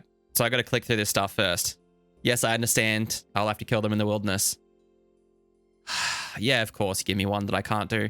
Enku cannot do. Obviously, there's no boss. They don't count, like, they don't fall under skeletons or anything either, so I can't kill them as skeletons with, like, Venion and stuff. They are just their own separate monster. So I'm going to have to go cancel this one in Bertho with Turiel and get a new task from Turiel, and we'll see if we can do that. Yeah, so this is the thing that I, like, talked about if you didn't understand. So if I replace my assignment, I will reset my current wilderness task streak to 0. I haven't got any tasks there, so that's fine. And it asked, is that okay? It won't affect my standard task streak of 2. So that's good because this task I get from him will make my standard streak go up to 3. And when I eventually get to 9, then I'm going to go to Venica to get more Slayer points. But yeah, this is what I was trying to talk about before in the explanation. I'm not sure if I explained it properly, but if you didn't understand, that's what it means. It's better to see it in actual writing form like this sometimes. So let's see if we can actually get something. Please give me one that I can do that's going to be a lot easier than what the fuck like method I just used.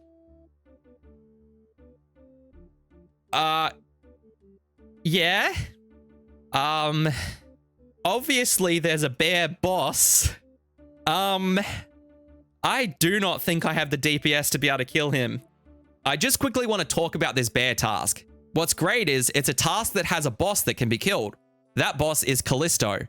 What's bad is that Callisto is really hard to kill. Callisto has incredibly high defense, and I am nowhere near the recommended stats or have good enough weapons to kill it.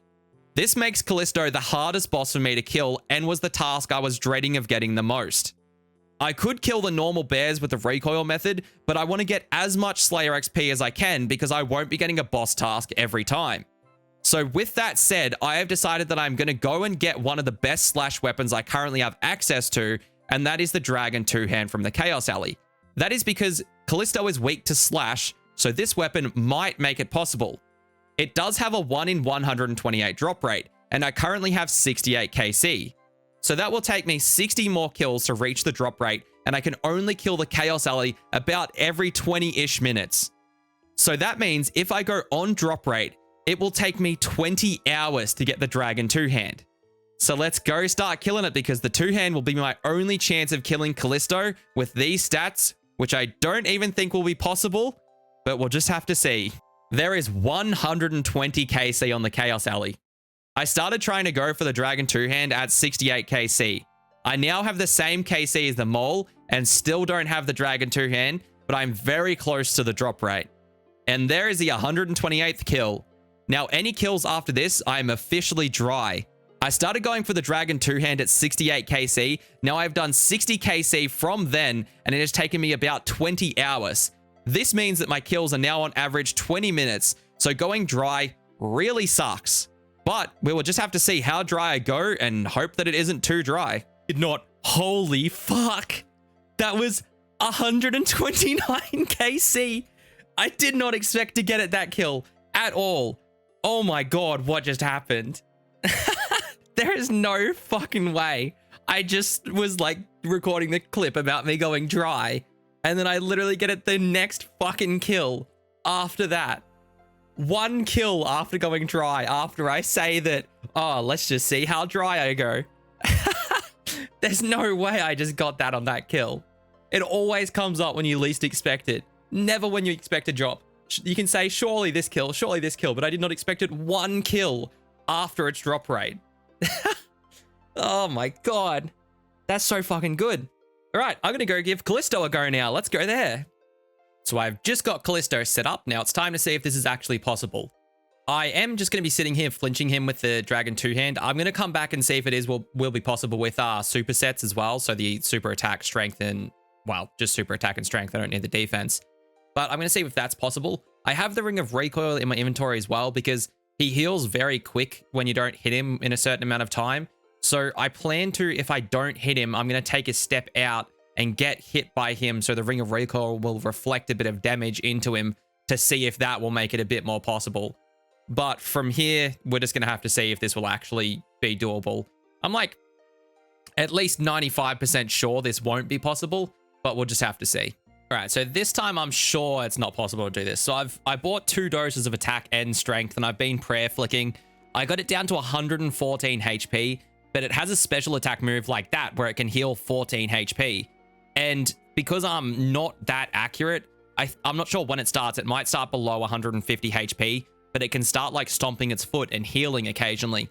And I cannot outdamage that. The best I did was get it down to 114 HP, and then it like heals and it just keeps doing that. So I don't think it is possible to kill Callisto at the moment. It's pretty damn close, actually. I did not think I'd be able to get him this low when I first thought about it. If he didn't have that special attack, then yes, it probably would have been possible because I was hitting fairly commonly before. I'm not as soon as I start recording. This really sucks because it leaves the account in a really awkward spot. I want to get a better weapon and armor from Barrows, but I'm still currently waiting on a chocolate bar from the sandwich lady so I can grind it out. This is because the chocolate bar unlocks Plague City, which will let me be able to complete Underground Pass and unlock the Iban Staff. The Iban Staff lets me hit 25s with magic and only uses up death runes since I have a Tome of Fire. This is nearly double my current max hit with Wind Wave, which is only 13. I currently lose death runes doing barrows because of the amount I have to use on each brother because I have such a low max hit.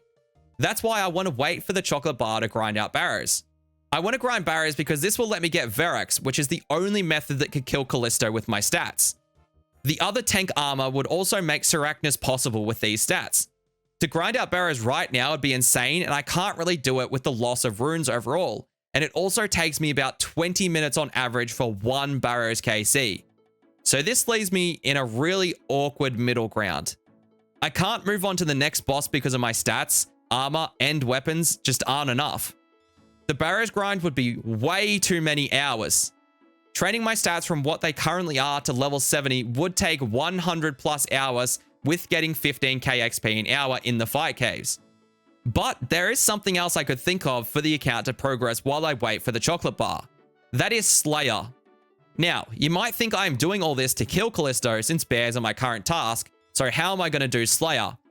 Well, I'm going to do it with the same method as the cave bugs. I'm going to go kill the normal bears with Rings of Recoil and Retribution. I didn't want to kill the normal bears because I want the most Slayer XP I can get, but it looks like I would just have to do this with the position that the account currently is in.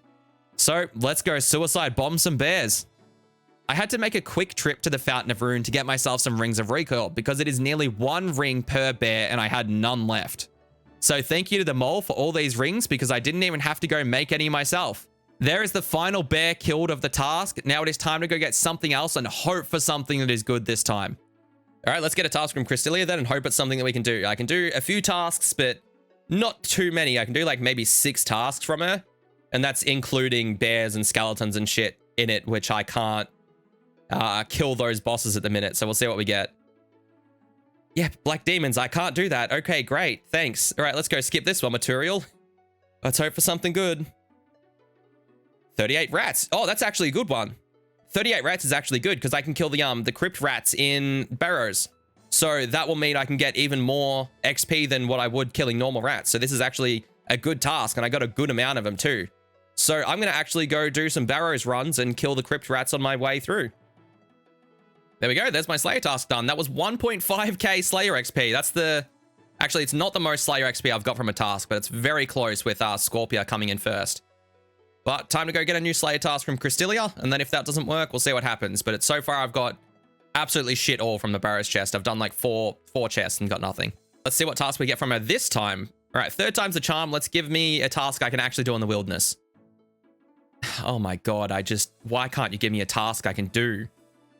It's the 2nd time I got Enku. Well, time to go cancel this one, Material. All right, let's see what we get. Yes, please. Ooh, that's kind of shitty of you to do to me. Oh, there we go. That's that Slayer task done. A nice 160 XP. All right, let's go, Crystalia. My lady, please give me a good task. I fucking said it would be Enku again. Why do you do this to me? Why cows? So, I'm over here at the fight caves again. You might be wondering why, and that is because my last Slayer task being cows. With my current method of me lowering my stats and using a fun weapon, I currently have about a 7% chance to roll a hit, which could be a 0 or a 1. This means every time I'm going to hit a cow, I could potentially get XP outside of a boss. Some of you won't care and will say it's only going to be 4 XP and that won't matter in the long run. You're right, that won't matter in the long run of the account when I get millions of XP in a single skill. It won't even matter right now at this moment either. I don't want that. Especially when there is a method for me to avoid that. To restart Slayer, what I need is my crush stat to reach -64 or lower. With stats this low, I will 100% of the time hit a 0 without even the need to lower my stats.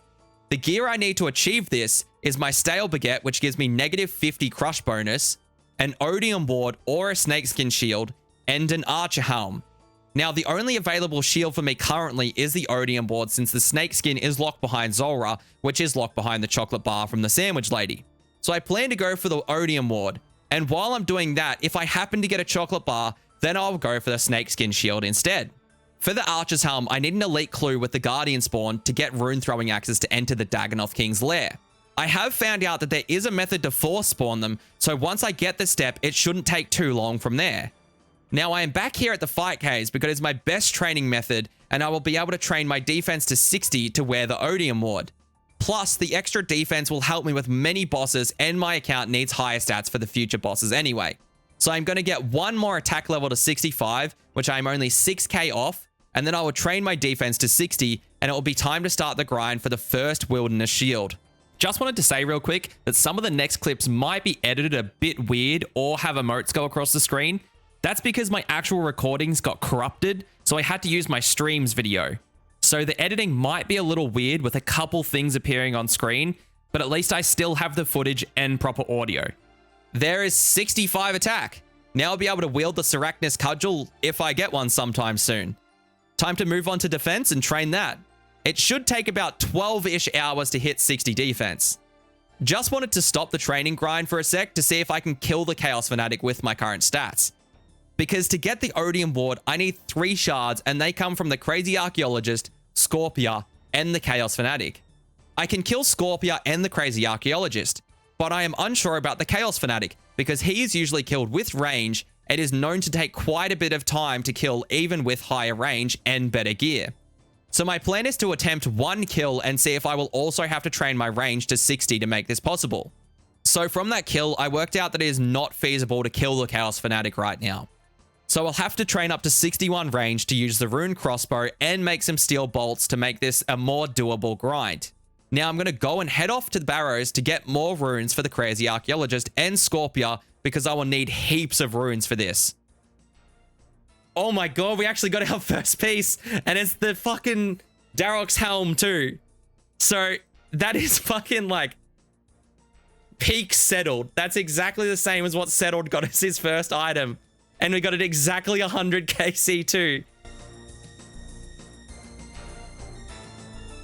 There is 60 magic. Now I can actually go to the mage training arena to complete it and get my first cape on the account.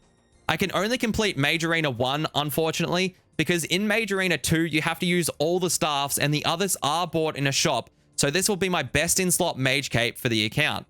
If you didn't know, when you are doing the Mage Arena, you can safe spot Collodion behind a skeleton and just mage from a distance, because he only has like a 3 or 4 tile attack range for some reason. There is him killed. Really not much to this fight at all. All I did was just mage safe spot him. Now let's go grab my cape.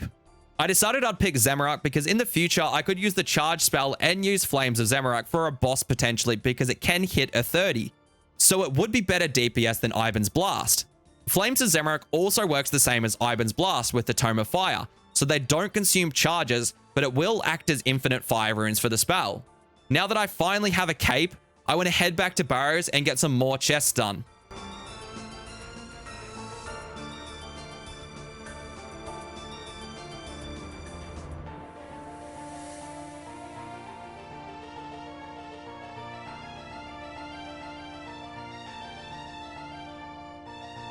And let's go. Oh my god, it's a fucking item and it's a fucking good one. Holy shit. Oh my god, it feels good to get something. And it's a part of Varrac's set. And it's the best tank legs I could have possibly gotten. Oh my god, I'm happy I went dry for that. Holy fuck. I'll be continuing Barrows in this episode, but my goals have slightly changed. I now want to do Barrows until I get a melee weapon. I want a melee weapon from Barrows because this upgrade will allow me to kill Sarachnis. You might remember in last episode, I tried to kill the Chaos Fanatic as a test, and it took me over 22 minutes to kill with 50 range. The drop rate for an Odium Shard is 1 in 256. So on drop rate, this means it would take 85 plus hours to receive the Odium Shard at this rate. This amount of time just isn't feasible. So I've decided to get 61 range and use my Rune Crossbow and Red D'hide body I got from the Crazy Archaeologist to hopefully speed up the kills. Sarachnis comes into this because she has a chance of dropping 175 to 225 Mithril bolts, which will be my best bolts to kill the Chaos Fanatic with. This will make the grind much quicker, and because of this, I will change the order of how I kill the bosses to the Chaos Fanatic first, then the Crazy Archaeologist, and finally Scorpia. I plan to kill the Chaos Fanatic first because of the split bark, body, and legs. This armor is a magic armor and will give me extra magic bonus, which means I will be more accurate and will use less runes when killing both Scorpia and the Crazy Arc. This will all be possible with a melee weapon from Barrows. The weapons I'll be looking for in order of best to worst will be Verrek's Flail, Torag's Hemis, Guthan's Spear, then finally Darok's Great Axe. Verrek's Flail is easily the best weapon from Barrows for me, since it is a crush weapon which Sarachnis is weak to, but it also provides 6 prayer bonus on top of being part of the set I want to finish the most right now, so I can kill the other high level bosses. Torag Hemis are second because they offer the same crush bonus but don't have any prayer bonus and also require 70 strength to wield when the Verrek Flail only needs 70 attack. Guthan's Spear has weaker crush bonus, so that is third best, and the Great Axe is a slow weapon and will be less damage per second compared to the previous weapons, which are all the same speed as each other. When killing all 6 brothers, the drop rate of an item from Barrows is about 1 in 16. So let's hope I stack up a bunch more runes on the way to the weapon and pray that I get some good RNG here to speed up my grinds for once.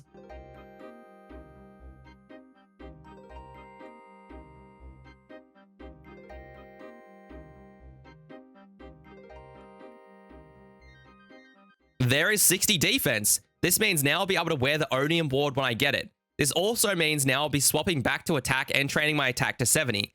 I will move back to training defense to 70 unless I get a Barrows weapon that also requires 70 strength to wield, like the Darok's Great Axe or Torag's Hemis.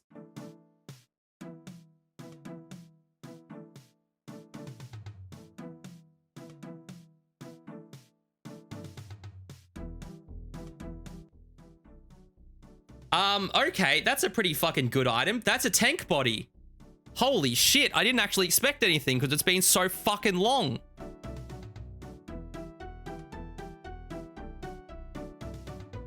I just wanted to quickly stop and say that my luck here has been so incredibly bad. So I started doing 6 brother kills at 98 KC. That means I've done 88 KC since that point. I'm going to say that I got the Darok's Helm for my 1 to 4 brother runs because I was on drop rate for an item from them. Anyway, from 98 KC to my current 186 KC, I have only gotten 2 items. This is putting my average drop rate of an item at 1 in 44. The drop rate is about 1 in 15. I am nearly 3 times the drop rate on receiving any pieces. You might be like, hey, 3 times isn't that bad. I went way worse.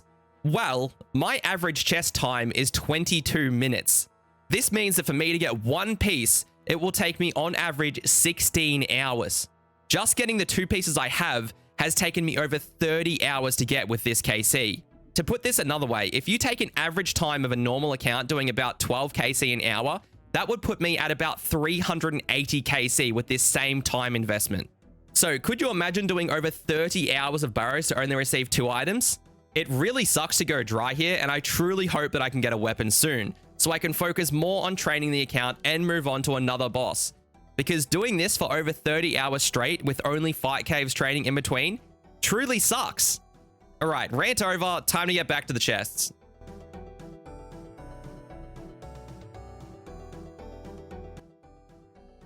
Oh my fucking god, it's like... what an absolute fucking joke. I hate this place. I hate it. What the fuck is this? This was... how many hours was this? Oh my god, I actually got a fucking another unique. No way. I actually can't believe I got that so close. It's not... it's a new item. That's good.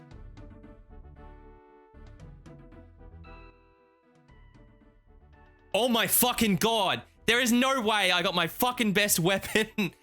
Oh my... what? No way. I can't... holy fuck. With the flail drop, now I should be able to kill Sarachnis, and that's where I'm going to head to next. So let me explain what I want from here first. Sarachnis has a crazy good drop table and has so many good items for the account. First, there is the obvious drop of the Sarachnis Cudgel. This item will be my best in-slot weapon for a pretty long time, and will also be a great weapon for killing Sarachnis with because it will offer more DPS than the flail does. I would really love to get this item early because then it would speed up the rest of the grind. Next would be on its runes and ammunition table. What I want the most from this boss is a Mithril Bolt drop. Mithril Bolts will allow me to kill the Chaos Fanatic much faster because I'll be able to make Emerald Bolts E, which have a 50% chance on hit to apply poison that deals 5 damage. This will massively speed up the kills because previously it took over 20 minutes to kill with rune arrows and a magic shortbow. Some of the other good drops I can get are Dragon Bones, Giant Egg Sac, Hard Clues, Elite Clues, and the Grubby Key. I'll talk about the Grubby Key a bit later, but first let me talk about the Dragon Bones. They will offer me great prayer, and any prayer levels will be greatly helpful for any of the grinds that I do. The Giant Egg Sac is equal to 100 red spider eggs, which I can use to make potions of Herblore, and will be a great second ingredient for me to actually start training it fully. Hard Clues will be great to get, since if I can complete one, I can get many upgrades from the caskets. I can get stuff like Black Dragon Hide or Blessings or anything like that. I also want Elite Clues, not because I can complete one, but because the Guardians can drop rune throwing axes, which will let me get into the Dagannoth Kings since I want to do that myself. I just need to get one Elite Clue with this step, then I'll be able to keep spawning them. It should be about a 1 in 5 chance for me to receive a clue with this step that I can do. So that's about all the drops from Sarachnis, so let's get into the kill. Well, nothing happened, guys. So after the death, I went back to killing Sarachnis. My footage corrupted on the first 2 kills, so what you're watching right now is the 3rd kill. I'll just say that I really do like this boss. Sarachnis has always been one of my favorite bosses, and for good reason.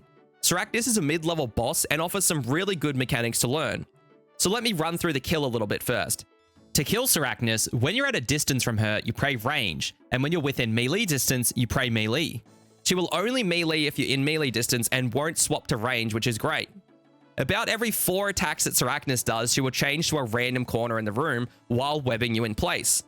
When Sarachnis drops below 260 health, she will spawn Spiderlings, which one is magic and the other is melee. They can do a lot of damage, so it is better for me to take them out since I don't have very good gear yet. But if you have good gear, you can kind of just leave them sometimes. She also does the same thing when she drops below 130 HP. Once you have killed the Spiderlings for the 2nd time, she won't spawn them again, and you can just go about killing her normally.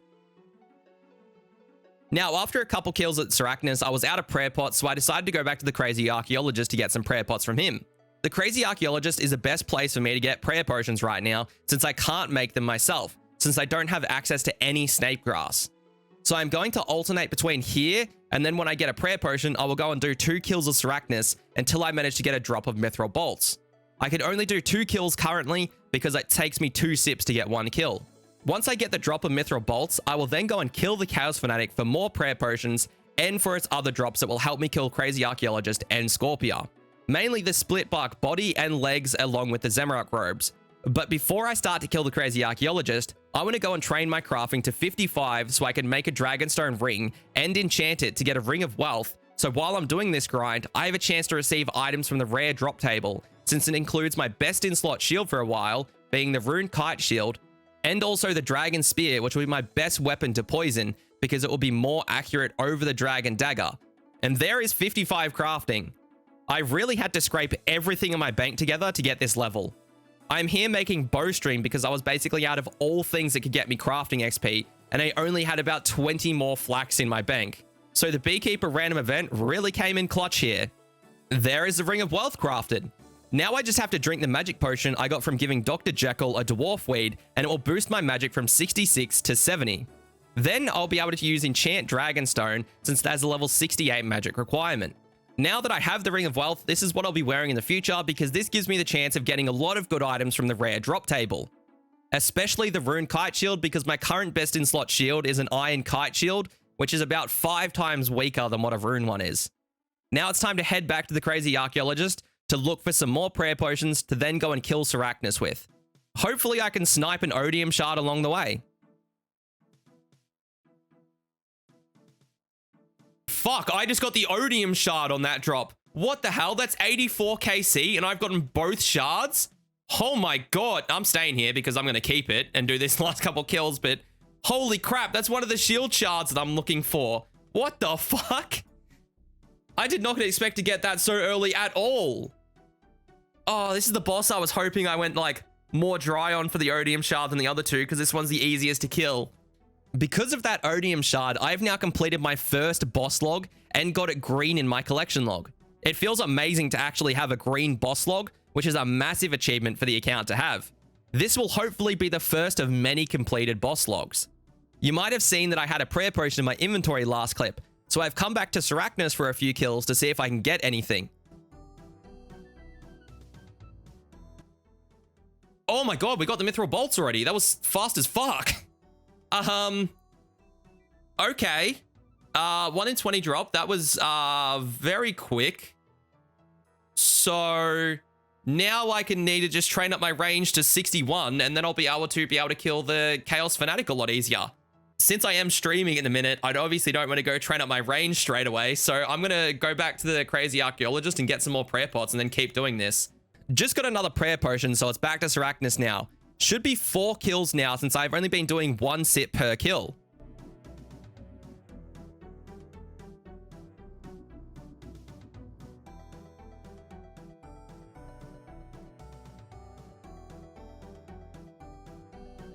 Nothing good from Sarachnis in these 4 kills, but I felt they went way smoother, and I am getting really in the groove of killing her and prayer flicking all her hits. There we go. That was a good kill. That was an absolutely no prayer potion sip kill. And I still have 12 prayer left. 5 weapon poisons. Thank you. Has killed, no prayer potions used. Back to back. Did it drop? No, I was going to say, did it drop nothing? But I have my Ring of Wealth on. That really confused me for a minute. Oh, finally. There we go. Oh, hopefully I get something for that. Scuffed equals stuff. Oh, Mithril Bolts it does. Scuffed does equal stuff. There we go. That was a fucking fast kill, to be honest. Really quick kill. Toadstools. Oh, I need Toadstools. I can get Steminus now. That's a really good drop. Now if Dr. Jekyll comes along, I can clean these herbs and actually get a Toadstool from him. Work on my 10 Steminus for my pool in my house eventually. It'll be very good to have that early on.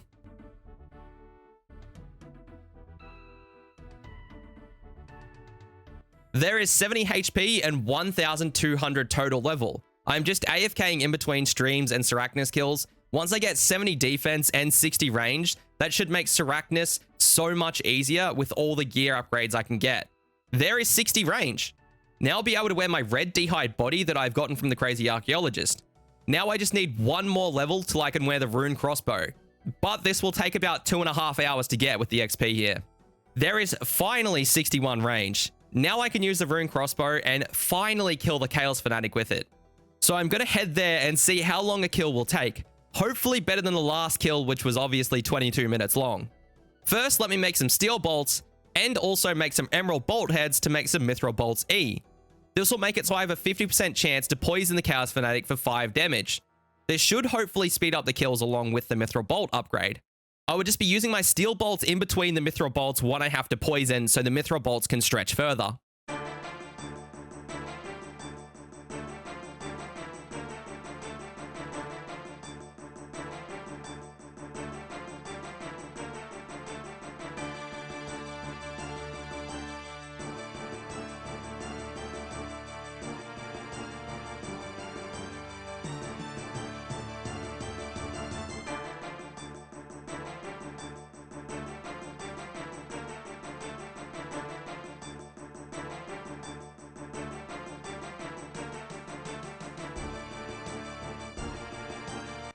Okay, that's a kill. Oh, split bark body. That's exactly what I wanted. Well, one of the drops that I wanted. That's a sick drop to get early. Okay. Well, it doesn't really matter if I get it early or not, but it is one of the drops that I wanted, so that's good. I'm going to get out of here. That kill was 4.5 minutes, apparently. I actually did stuff up, and I did come here just before this, and I didn't enchant my bolts, so I was just using Myth Bolts E, and I was like, why isn't it proccing? Like, I was just using Emerald Bolts, and I was like, why is my poison not proccing? But yeah, I didn't enchant them. So the kill's going to be a little bit slower than that because I'd already done like 50, 80 damage or something like that. The Chaos Fanatic kill went really well. I think the kills would average to be about 8 minutes with my current setup. The only issue is the steel bolts. They really aren't that sustainable. I only have enough coal in my bank to make another 500 more. This leaves me with only about 1,000 steel bolts, but I do have nearly 600 mithril bolts. I currently don't have a great method to get coal, since it comes from bosses that I won't be able to kill until much later. All my current coal came from Wintertot, and I only had around 200 from 17 million XP. So I've decided I'm going to go and kill Sarachnis more to get a heap more mithril bolts.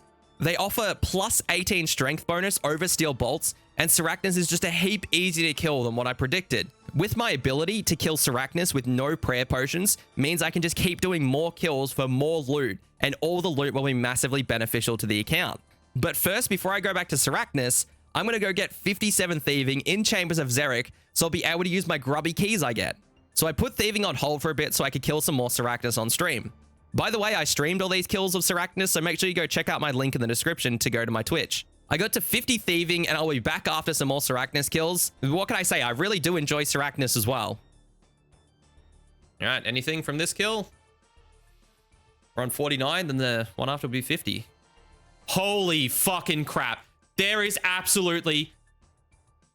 What? What? What? What the hell just happened? That's 1 in 3,000. And I got it at 49 KC. Is that one kill after I got my Chaos Ellie pet? Holy crap. What? I just can't believe I actually just got that. I literally just saw it follow me and I just couldn't believe it. I still can't believe it. As if this just happened. Imagine getting the pet before an egg sack. True. I don't even have an egg sack. It's a 1 in 20. I have the same amount of pets from Sarachnis as I do grubby keys. So I just released episode 9, and I have to say that some of you are way smarter than me. There was a mention that I should have grabbed the Guthix Cape and Staff because he can cast the Zemi spell and Sarah God spells with the Staff of Dead and Staff of Light. I had no idea you could cast those spells with those weapons. So I've decided to swap my current Cape and Zamorak Staff for the Guthix one.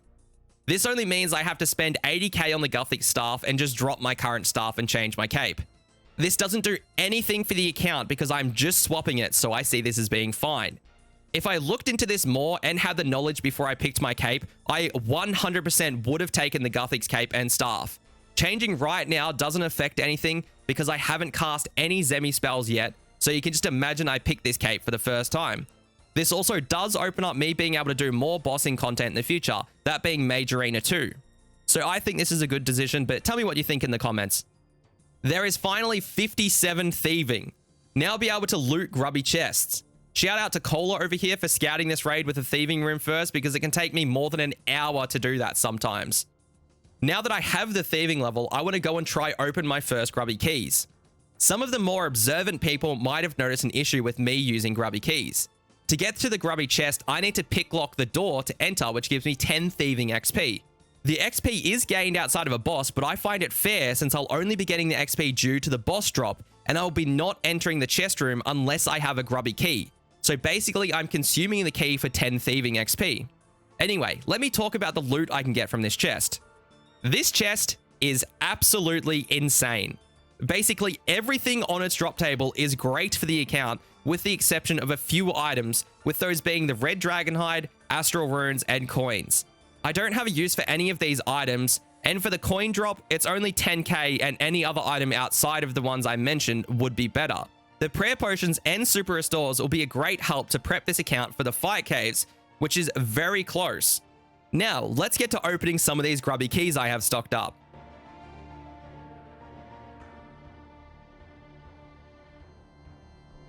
See if we get anything. Hard clue. Oh, grubby key. Believers. Wow, that was a stacked drop, actually. What the hell? Let's see if we can do the hard clue. I can do the first one. Death Runes and Sharks. Oh, I got some more superset, which is actually really good. Spot on. All right, can we do the next step?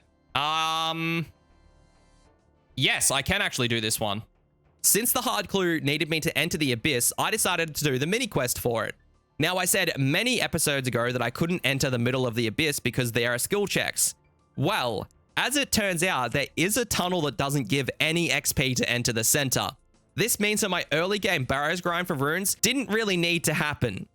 I didn't know about this path at the time because the wiki didn't have it listed, but since then it's been updated and now it includes it. Just another time that the wiki has made a grind a bit longer for me. See, look at it. So that's the regular agility tunnel, like that really small hole, and this is just the doorway you pass through. You can just literally pass through this for no XP. Yep, nothing. You can just go straight in, and then now I have access to all the altars. Well, most of them without some of the requirements to get into some of them. There is 47 farming. I've just been farming in between some Sarachnis kills, so So now with 47 farming, I'll be able to plant watermelons, which is my first access to something I can plant that will turn into super compost, which means I can get more crops per patch on average, and this has increased my farming XP just a bit. There is 70 defense and 1,225 total level. Now I can wear my Barrow's armor, which will really help with my kills here. I don't want that in the clip. Oh no, I don't want that in the clip at all. We're just gonna imagine that did not happen. That kill with wearing Barrow's armor was so much better. Usually the spiderlings rip me apart, but they were hitting zeros a lot of the time. Hopefully the future kills go like this from now on. I also noticed I could be more lenient on my prayer because it drains slower thanks to the Verrex Skirt's +4 prayer bonus. Now that I have over 1,000 Mithril Bolts E, I've decided it's time to start up killing the Chaos Fanatic to go for the Odium Shards again. Hopefully this goes well with the bolts I have, but if I'm going to go on drop rate for the shard, I will need to head back to Sarachnis to get some more bolts. Oh, hard clue. I didn't expect to get one of them. It's a 1 in 128. Oh my god, I just got the casket and I stopped the recording instead of playing it. Oh my god, I actually just got it. All right, so I've made it back and I've got the casket. There is a lot of good things I can get from this. Please be something good. Yeah, no, not really. At least I've got a spare magic shortbow now, but kind of a trash clue, to be honest. Oh my god, there is no fucking way I just got that. Holy shit. There is no way I just got that one first. Oh my god, if only that was the Odium. Fuck. Oh, alright, at least I've got something early. That's okay. At least I've got something. But I wish it was the Odium. I saw the beam and I was like, oh my god, am I done? Because this is draining my bolts. This is really, really draining my bolts. I'm probably going to have to mix in some clips of being here and then at Sarachnis just so I can get bolts. Probably going to kill Sarachnis on stream, and then I'm going to do this off stream because I can kill 2 Chaos Fanatics with 50 bolts that I grab. So when I was killing Sarachnis, I actually got an elite clue drop, and that step was actually one that had a Guardian, but the step was on Apatol. So to do that, I needed to quickly start Monkey Madness and get up to that part in the quest where I could actually do this step.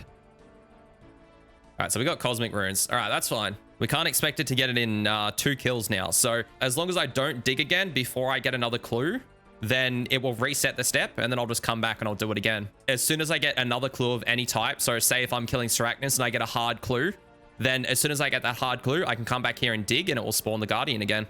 There we are, and there is the Mime random event completed. I'm showing this because this was the last random event I needed to finish my random event collection log.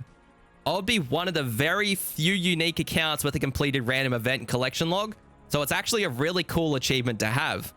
I got another hard clue, so it's time to go and kill the Clue Scroll Guardian again, but I have learned something new thanks to Horse Cook in my Twitch chat testing something for me. I will now be able to spawn the Guardians with a clue more often, which means I'll be able to get the rune throwing axes faster.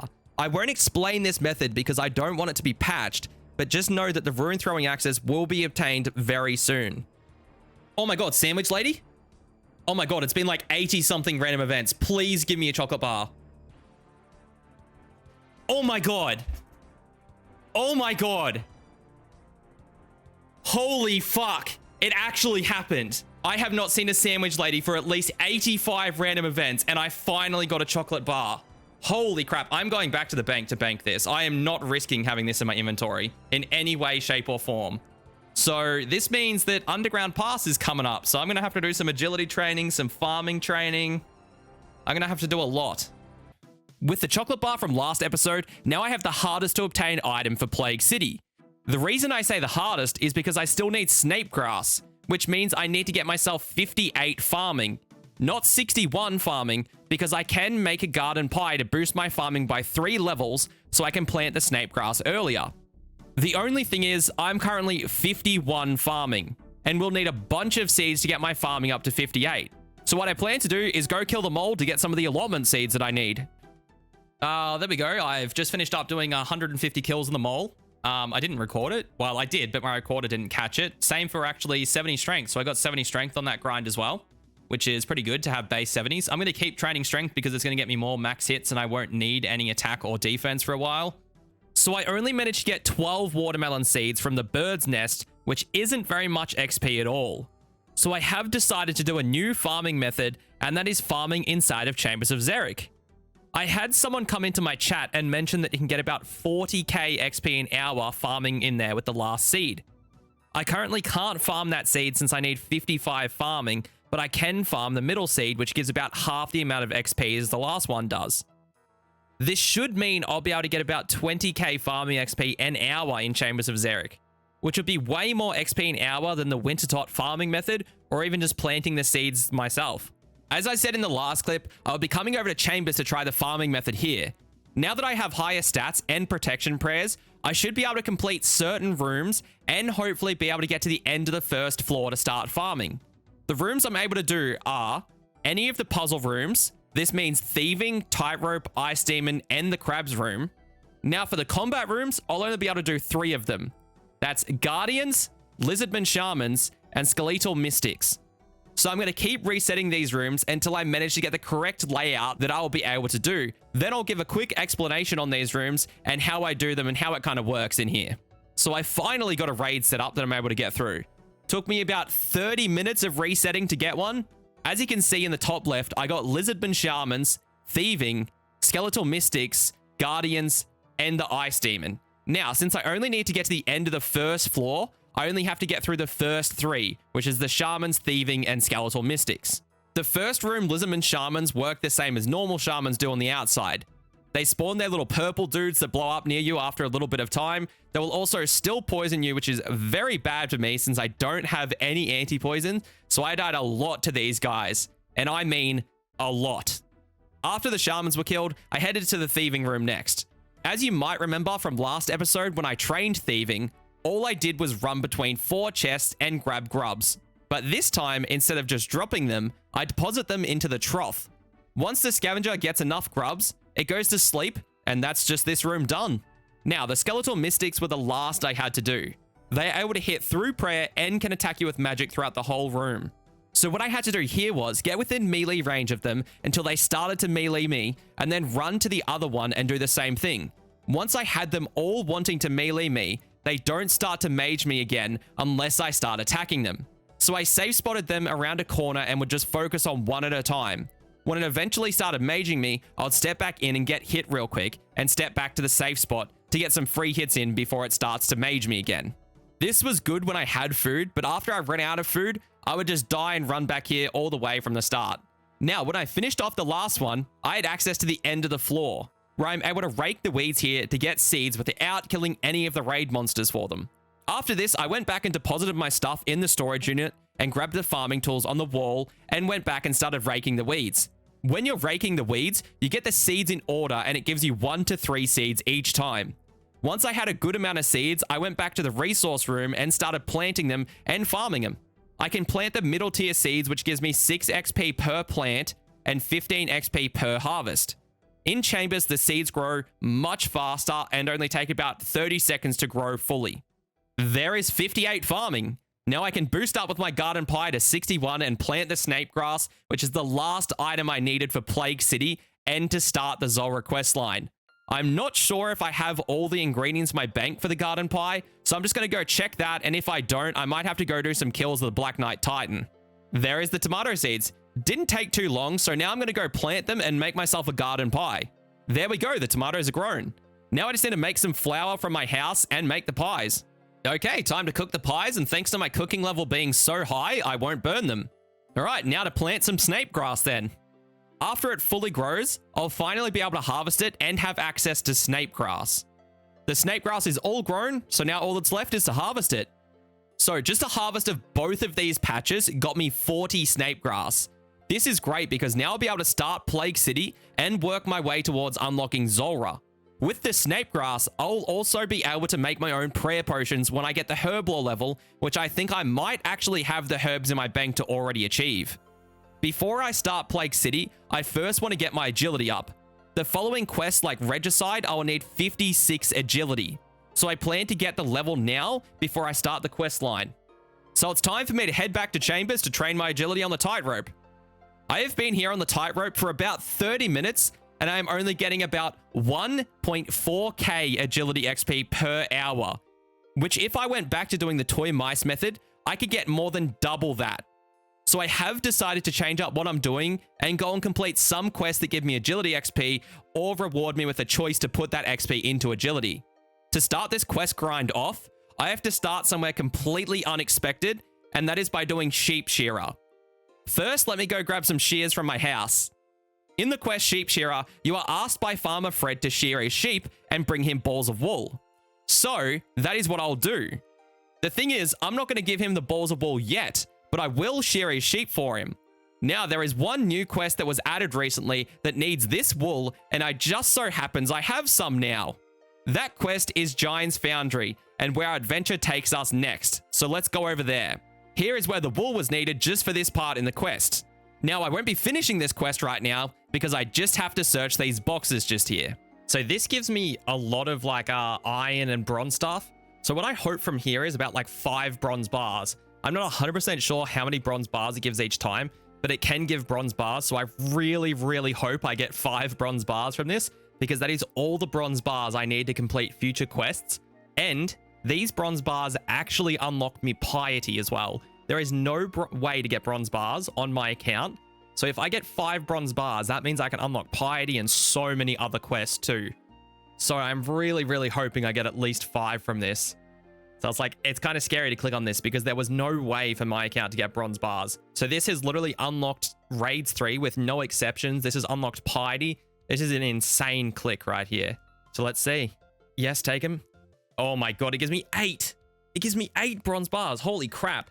Okay, so yeah, this is all the bronze bars I need. I only needed 5 bronze bars to unlock every single quest I needed. So now I actually have bronze bars. This quest was a huge, huge update for actually giving me these.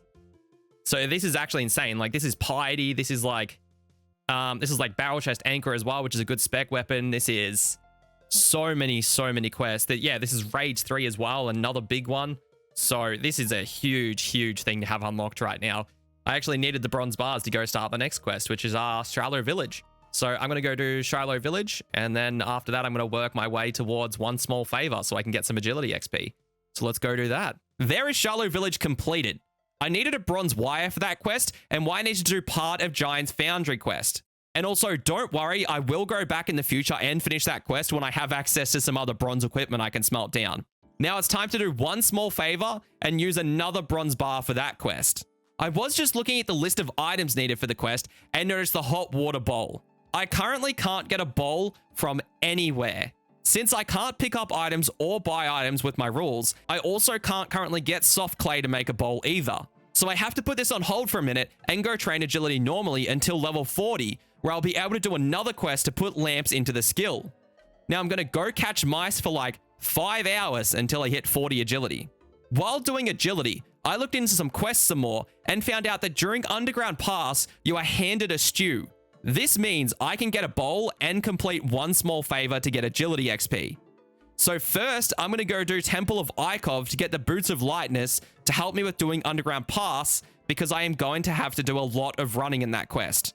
I can get the Boots of Lightness as well because they are classified as a quest item on the wiki, which is what I can do within my rules as well. There is Temple of Ikov completed. This gives me Boots of Lightness, which is the only weight-reducing clothing I can get. It also gives me the Amulet of Armadil, which would be great for the God Wars dungeon when I get up to it.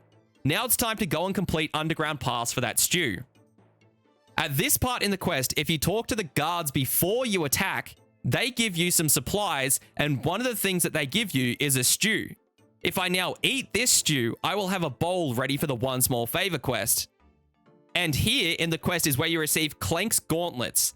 These gauntlets are my best in slot gloves until I can get a combat bracelet and eventually get my best in slot being the regen bracelet. These gauntlets used to be the best in slot when they were released, which is funny to think about because they only offer a +2 strength bonus and some other combat stats. I was going to make a montage of failing this quest, but it only happened 3 times with even my low agility level. So here's the quest completed instead. It feels so nice to finally have this quest done. A really, really big milestone for the account unlocking Ivan's Blast, and now getting into the Elven questline too. Just imbuing my Ivan staff for 200k. Just a reminder that I am allowed to do this because it is a service since he's upgrading an item I already have and I am not buying a new item. This will make it so the staff has 2,500 charges instead of just a measly 250. Now, if I go back to Barrows, I can get a 25 instead of a 13 with Wind Blast, so I'll use much less runes when I go back. With the bowl I just got from the quest, I can go and complete one small favor. But first, I just had to go and grab myself some tea to get a cup because the tea is classified as a quest item on the wiki, so I am allowed to pick it up and use it for this quest. And there is one small favor completed. This quest really wasn't as bad as what I thought it would be. Only took me about 1 hour to finish, and that is well worth the time because the XP lamps I get.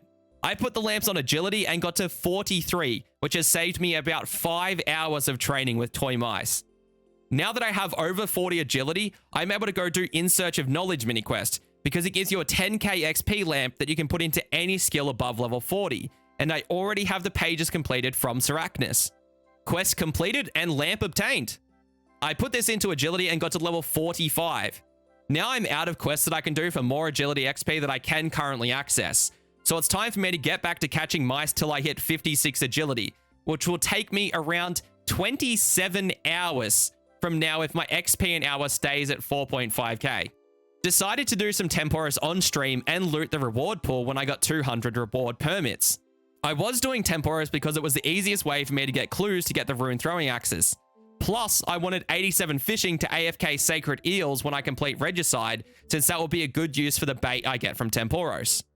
What I am looking for from the rewards is a Dragon Harpoon to speed up the fishing grind, and mainly just a bunch of caskets so I can open them up and get clues from them. Nothing good from the reward pool this time, but I will stack up some more rewards and go for it again later. Finally, there is 50 agility.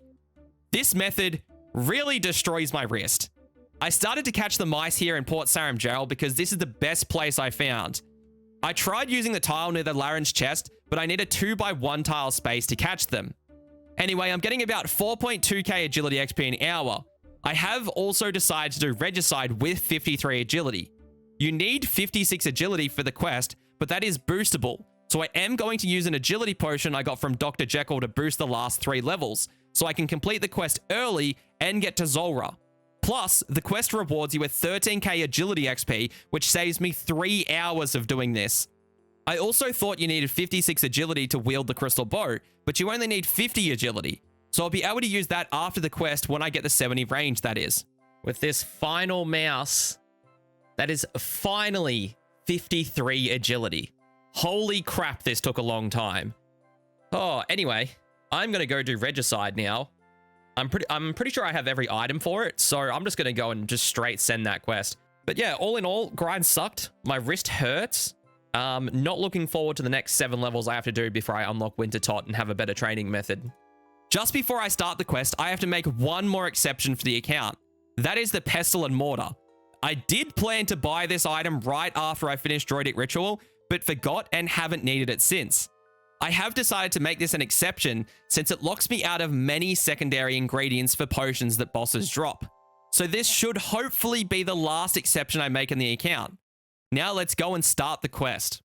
While doing the quest, I noticed that with the dense forest, you could actually go through certain parts of it without having 56 agility.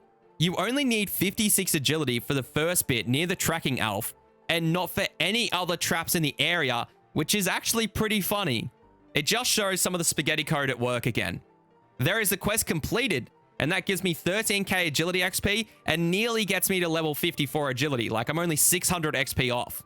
Now it's time to go attempt Zulrah. So my actual armor, like, of champions right now to do this with.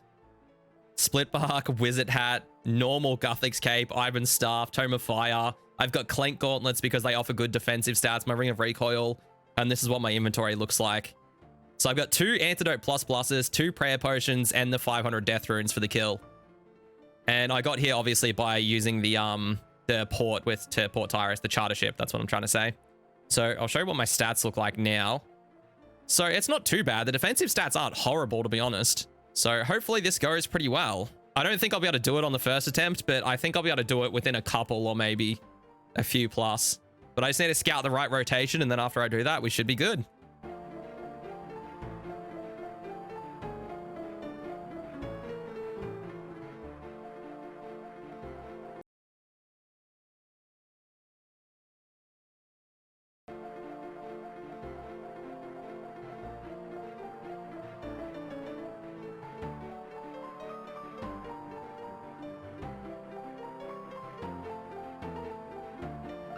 Guys, I think I'm dead on this one, to be honest. Come on, please, just hit really hard. Come on. Fuck. It was so close. It was so close.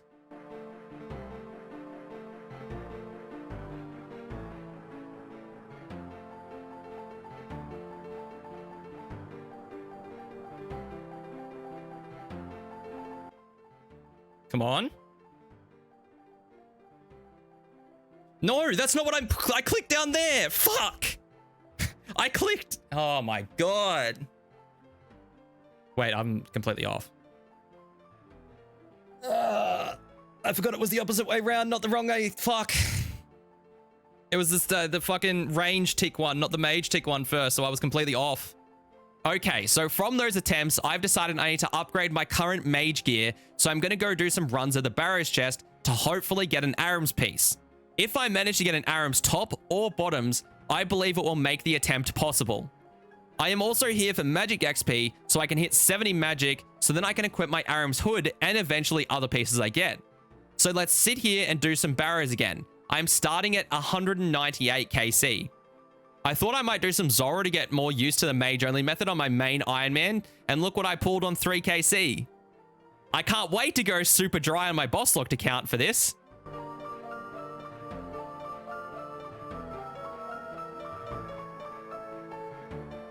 There is 70 magic. Still haven't gotten a single Aram's piece yet, so I'll keep grinding here until I get one. Just give me an item. Like, I honestly deserve an item. So please. I have done so many KC here. And I deserve one. Oh my god. Finally. Finally. Oh my god. It was only on the 68th chest after my last item. Holy crap. 68 chests, like 13 hours in the making to get this item. Holy crap. That took so damn long. I can't even wear it because I don't have 70 range, but oh my god, that feels good to have. From this one? Okay, there is actually unique. Useless. But, you know, it's a unique and it's not a duplicate, so it's good to see an item.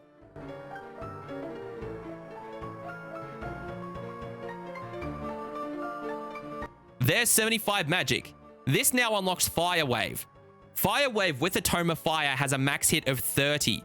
That is 5 max hits higher than the Iban's Blast. Now, you might remember from some of my previous attempts at Zora, I got very close to killing Zora. Like below 30 HP on 2 of those attempts. So with Fire Wave, I should hopefully have enough DPS to be able to kill Zora. So I'm going to go back to Zora and give Zora another attempt with Fire Wave to hopefully see if that will be just enough DPS to get this kill. This could kill me. Fucking dumb. Ugh. Why did he have to range twice? If he didn't range twice in a row, it would have been okay, but he had to range twice. Wasn't so bad. The only thing that's annoying is, like, I can't do another one because I don't have any more antidotes now, or anti-poisons for that matter. So it's like, I can't do another one. Now that I died to Zora, again, I'm out of anti-poison potions, and my only way to get more is to either kill the Chaos Elemental for the 1 in 12 chance of receiving 1 antidote plus, or I could get 70 range and go kill the only monster that can give me unicorn horns, which is Venenatis. So I decided to go with the option of training range to 70. As you can see, I'm making some iron arrows for that right now. I want 70 range because I'll be able to get the crystal bow as a reward from the Roving Elves quest, which would be a great weapon for me since it is a charge-based weapon that takes money to recharge it, just like Barrow's armor, and it also doesn't use any arrows. It is just way more expensive than Barrow's to repair. So I'm going to be swapping up between training range in the Fire Caves and at the Giant Mole on stream. Since it has a low range defense and still has the Spirit Seed I can get from the Bird's Nest that you can trade into the Farming Guild to get a seed pack to hopefully get Asgardian seeds so I can plant my own Asgardian crops to eventually make a Green Man's Ale so I can go and do Death Plateau to unlock God Wars Dungeon. Yes, I know this sounds like a massive one small favor quest, and I feel like a conspiracy theorist with a board of red strings tied to important drops and quests at sometimes. Anyway, I'm starting at 66 range from all the passive XP I've got, so let's get to 70, and then I'll be able to go train 2 agility levels to do roving elf since I'm out of agility potions. So I went and did about 20 kills on the mole, and I was only getting about 4 to 5k XP an hour, which is the same as what Barrows gives me. So I made the decision to go back to Barrows to train range on stream, since this lets me get potential upgrades as well. Well, the upgrades are only theory at the minute because I am going so damn dry, but I am mixing it up between here and the fight caves, so I won't take long to hit 70 range, since I already have level 69. I just hope I can break my current dry streak of 50 chests and get some items for once, because my item rate is now sitting at a 1 in 34 chests. I just went from a 67 dry streak to get the Carol's top and then the Torag's Hemis after, into a 50 something dry streak currently, so I hope I can get something soon.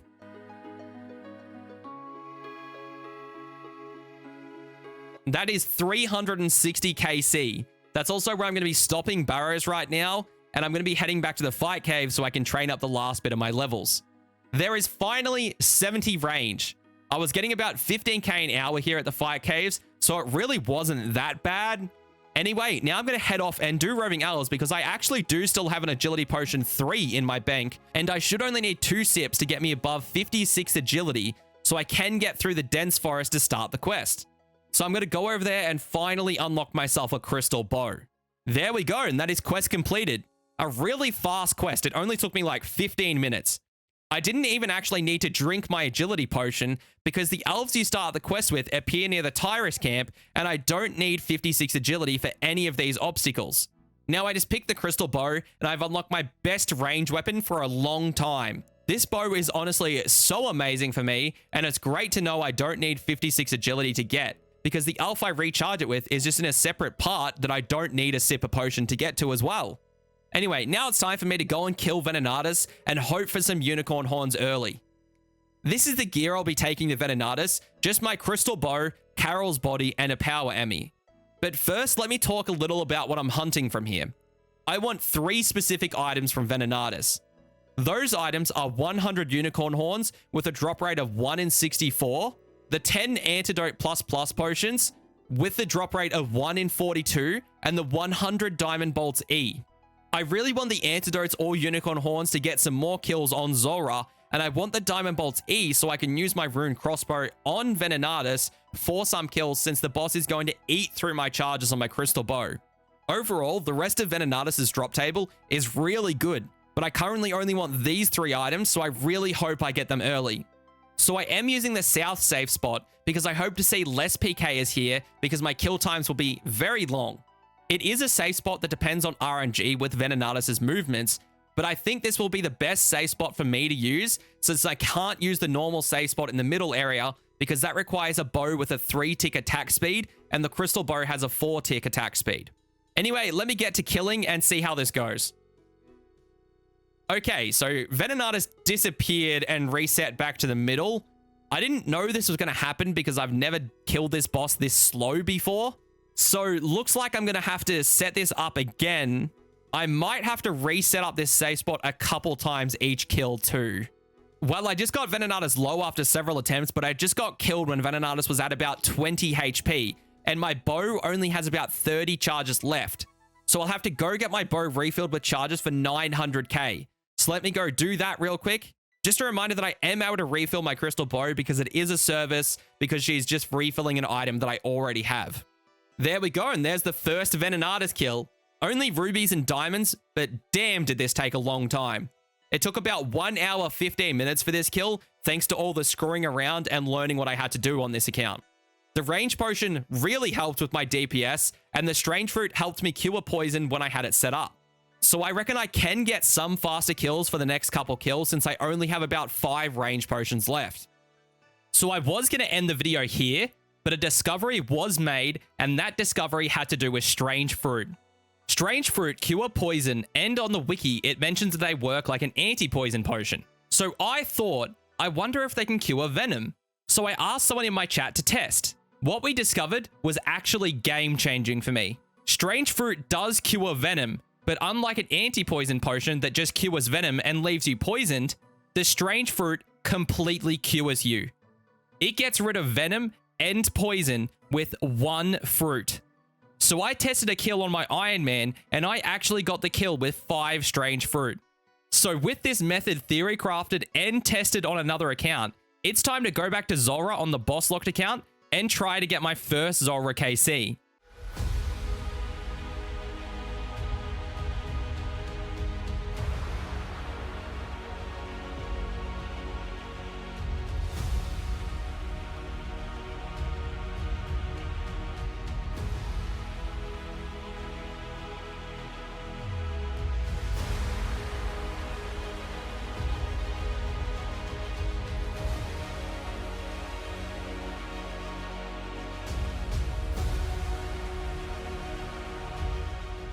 Oh my god, I got it. I actually got the kill. That's the first kill. Holy fuck. Oh my god. Oh, it's possible. It's possible with strange fruit. Holy shit, that was a hell of a time. Oh my god. That was fucking crazy. Holy shit, that was insane. Okay, I can kill Zulrah with fucking strange fruit. Oh, that's so good to know. All right, I'm going to do more kills. We're going to do more Zulrah kills. I'm not just doing that one. We're doing more. Yes, all right, we got another kill. Back to back. Nice. Oh my god, we got Snakeskin. Holy fuck. All right, nah. All right, I'm done. I'm done here. I'm fucking done. I don't need to kill Zulrah because I got the Snakeskin already. Holy crap.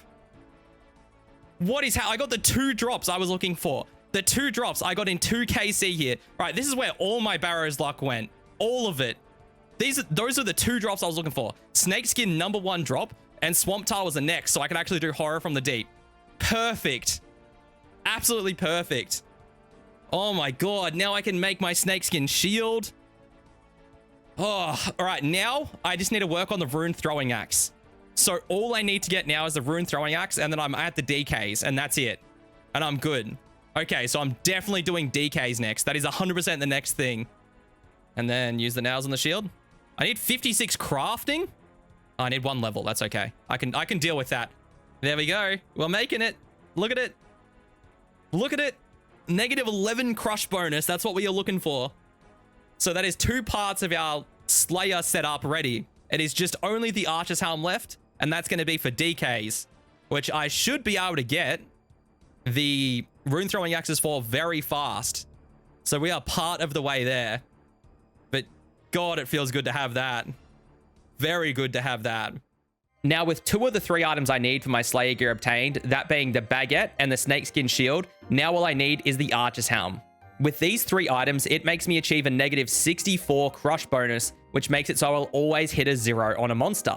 Firstly, to get an Archer's Helm, I need it to be dropped from Dagannoth Supreme, which means I need to get Rune Throwing Axes to get into the Dagannoth Kings. I can only get Rune Throwing Axes from Elite Clue Scroll Guardians. I already have a step to spawn them, and there is a way to force spawn them through obtaining other Clue Scrolls of any type besides Beginner Clues. So I plan to use my best method of obtaining Clue Scrolls to keep resetting this step, which is opening up Temporos caskets. They have a chance of dropping easy, medium, and hard Clue Scrolls.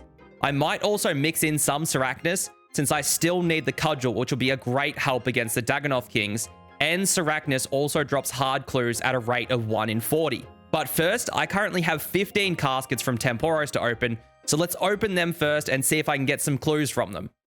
But yeah, we'll open up these. I can still get a shield upgrade from these as well, being a Rune Kite Shield or a Rune Square, which will be so much better. So hopefully I can get something good from these. Oh, there's our first clue.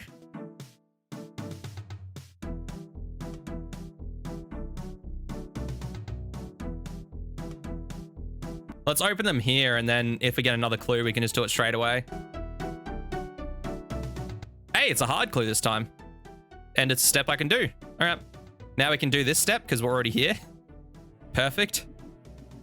Thank God for that plugin. I would struggle so hard with clues without it.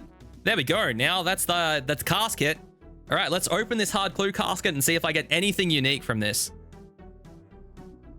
No. This is so unbelievably pathetic. 7 more left. We'll see if we get any more clues in these. Hey, another hard clue.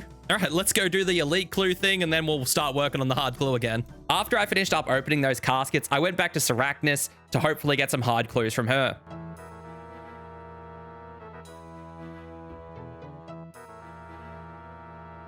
So while I was at Sarachnis, my stream decided that they want to see a bit of Zulrah, so I went back and did some kills. I kind of wanted to do some more before episode 11 came out, just in case they decide to change how Strange Fruit work, because you know how Jagex can be sometimes.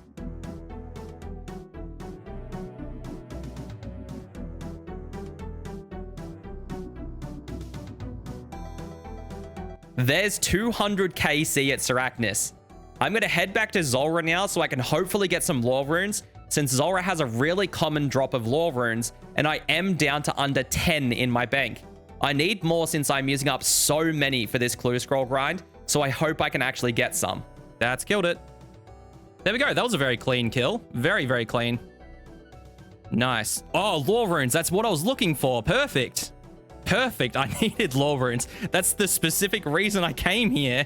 Heaps of food left. Oh, lore runes again. Thank you. I'll take them. So I went back to Temporos and now I have 100 reward permits. So let's start collecting them. I am still hoping for the Dragon Harpoon to speed up this grind.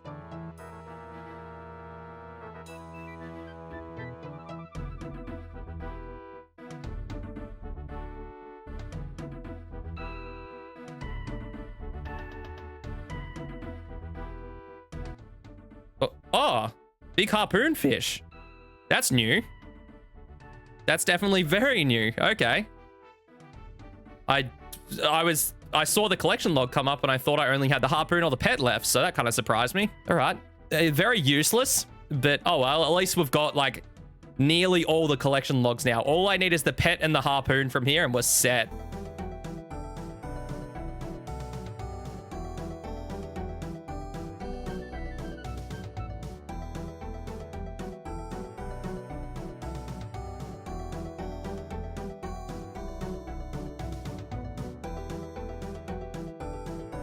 Antidote plus plus. All right, so I was going to say that's the last kill because I'm out of strange fruit, but it's not the last kill because now I have antidotes, so we're good. All right, let's come back with antidotes this time and do some kills.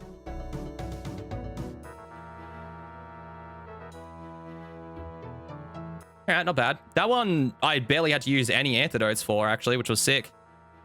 Fucking hell, that teleport baited me so damn hard. I got baited so hard from that. And that was the last of my anti-poisons, so now it's back to Sarachnis. Oh, there we go. Hard clue. And myth bolts. That's always nice. Perfect. All right, can we actually do this hard clue is the question. Yes, I can. I can actually do that. All right, let's see if this next step's completable. Yeah, no, that's not completable. That is not completable. There we go. That's finally the 87 fishing.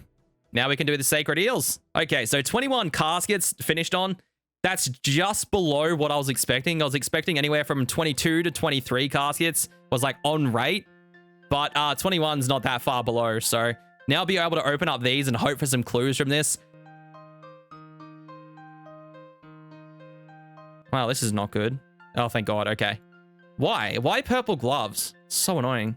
Now that I've finished Temporos for the moment, I've decided to just cook up all my bass and swordfish I got from the grind, so I could get a higher cooking level. The amount of scales you get from sacred eels is affected by your cooking level. So I decided to use my AFK time to cook up my food, and then when I'm streaming, I'll be doing Sarachnis. With those last few swordfish cooked, I finished up cooking all my bass and swordfish from Temporos. I managed to get to 86 cooking, which I needed 88 to get more scales from the eels. I don't want to cook the sharks yet because I want to wait till I unlock the Hosidius Rangers for the 5% extra chance of cooking food. Anyway, with all the food done, I'm going to go and fish some sacred eels. I'm going to be using up the spirit flakes I got from Temporos as well to give myself a chance of catching 2 eels at once. When fishing the eels, I just need a bait fishing rod, the bait from Temporos, and a knife to cut them up for scales. This is going to be my AFK activity in the future since it also does give me a chance of receiving clue bottles when fishing, and gets me Zulrah scales for when I need them in the future. I will be AFKing here for more clues to get the rune throwing axes and also killing Sarachnis to get the 1 in 40 drop rate of the hard clue while going for the cudgel because it will be my best weapon to kill Dagannoth Supreme with. So before I head back to Sarachnis, I've decided to use up all the bones that I have in my bank. With a higher prayer level, I might be able to get 2 kills of Sarachnis before I have to recharge my prayer at the altar in the dungeon. Because currently I'm recharging my prayer every kill. But hopefully with higher prayer, I can get 2 kills before recharging. This will massively speed up my grind. Plus, this will be a huge help to later PVM, since your prayer level also affects how many prayer points you get per prayer potion dose. So I'm going to use up all my bones I have on the Chaos Altar and come back once I'm finished with them. There we go. So just coming up to the last of my bones now. Just the last few dragon bones I had in my bank. These are completely it. I've done every bone in my bank. And whenever this one gets used up, there we go. So I am only 2.2k off the next prayer level. I got to 52 prayer, so I went from 46 all the way up to this level. This was a good time for him. So I went all the way from 46 up to 52 prayer. That's just all the bones. So now I'll actually be able to have just more prayer for Sarachnis. I might be able to get 2 kills in one go.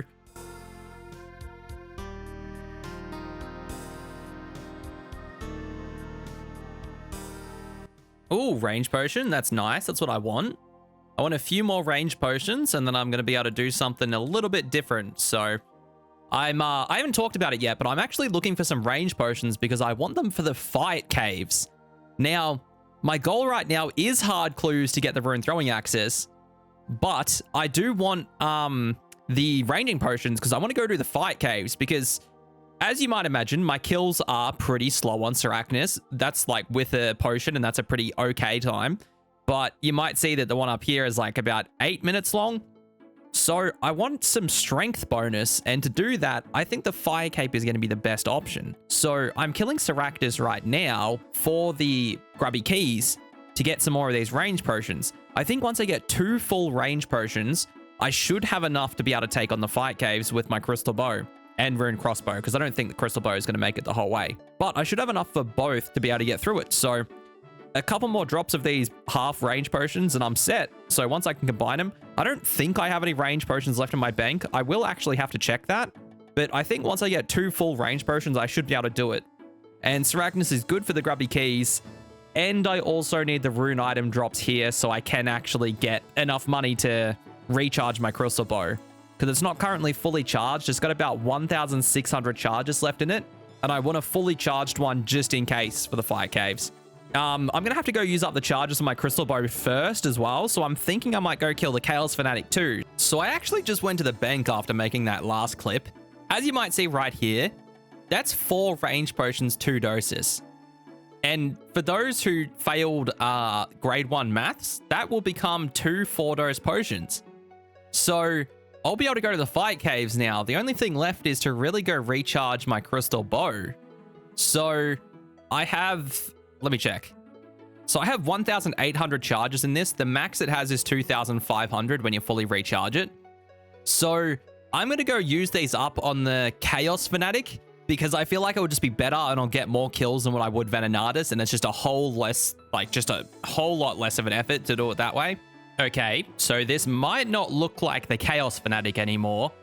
It's because I decided to just come kill Venenatis. I thought killing the Chaos Fanatic was just annoying anyway because I had to use Metronome to keep up my prayer and Eagle Eye the whole time. So I thought if it's just going to be as annoying to kill that as it is this, because I also use Metronome and Flick here if I don't misclick.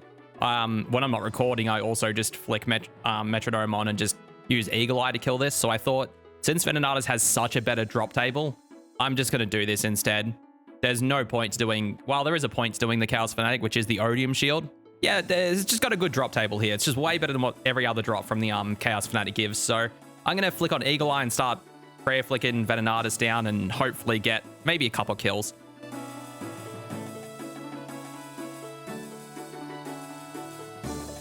With my Crystal Bow only having less than 400 charges left after that last Venenatis kill, I won't be able to get another kill of Venenatis with that many charges. So now I've decided to head back to the Chaos Fanatic just to finish up the last few charges that are left in the bow.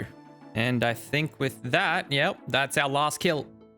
What the fuck? Okay, Didn't expect to get that one on the 3 kills I did here. I already have it. If only it was the Odium Shard. I've gotten 2 below 128 KC now. I've gotten 2 below the drop rate just for 1 shard. There we go. Got my bow back. Nice and fresh again. I can just go head on back to Sarachnis, and then now I'll be able to go get some more bolts, and then we can finally do the fight caves properly instead of just dying on wave 12 constantly, because that's where I train. Sarachnis, and you'll see me getting a few kills there. Hopefully we get the Mithril bolts quick, because they are a 1 in 50 drop, so I could be doing another 100 kills of Sarachnis. Who knows?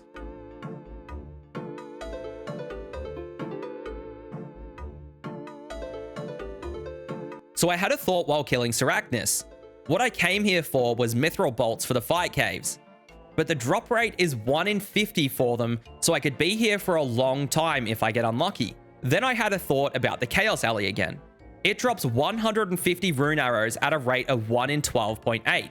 So in 50 kills of the Chaos Alley, I should receive 450 rune arrows on drop rate, which is more than the maximum of 225 Mithril bolts I could have gotten from the 50 kills in Sarachnis if I went on drop rate. Plus, I plan to go to the Chaos Alley after the fight caves for the antidote drops from the Dagannoth Kings, since you get poison there. I can also get Strange Fruit from the Chaos Alley at a 1 in 9.8, which means I'll be able to do more Zora kills for some other upgrades. And one last thing I can get is the Super Potions from here, which I'll be able to use on Sarachnis after the fight caves, which will help speed up that grind along with the fire cave. So I decided to use the Torag Hemis on the Chaos Alley, because these are my current highest DPS weapons and just slightly better than the Verex Flail, since the Hemis offer a +6 crush bonus instead of a +6 prayer bonus of the Flail. The kills look to be about 7 to 8 minutes on average so far, and it looks like this grind will be about 12 to 15 hours to get 1,000 rune arrows I'm looking for, if I get them on drop rate, that is.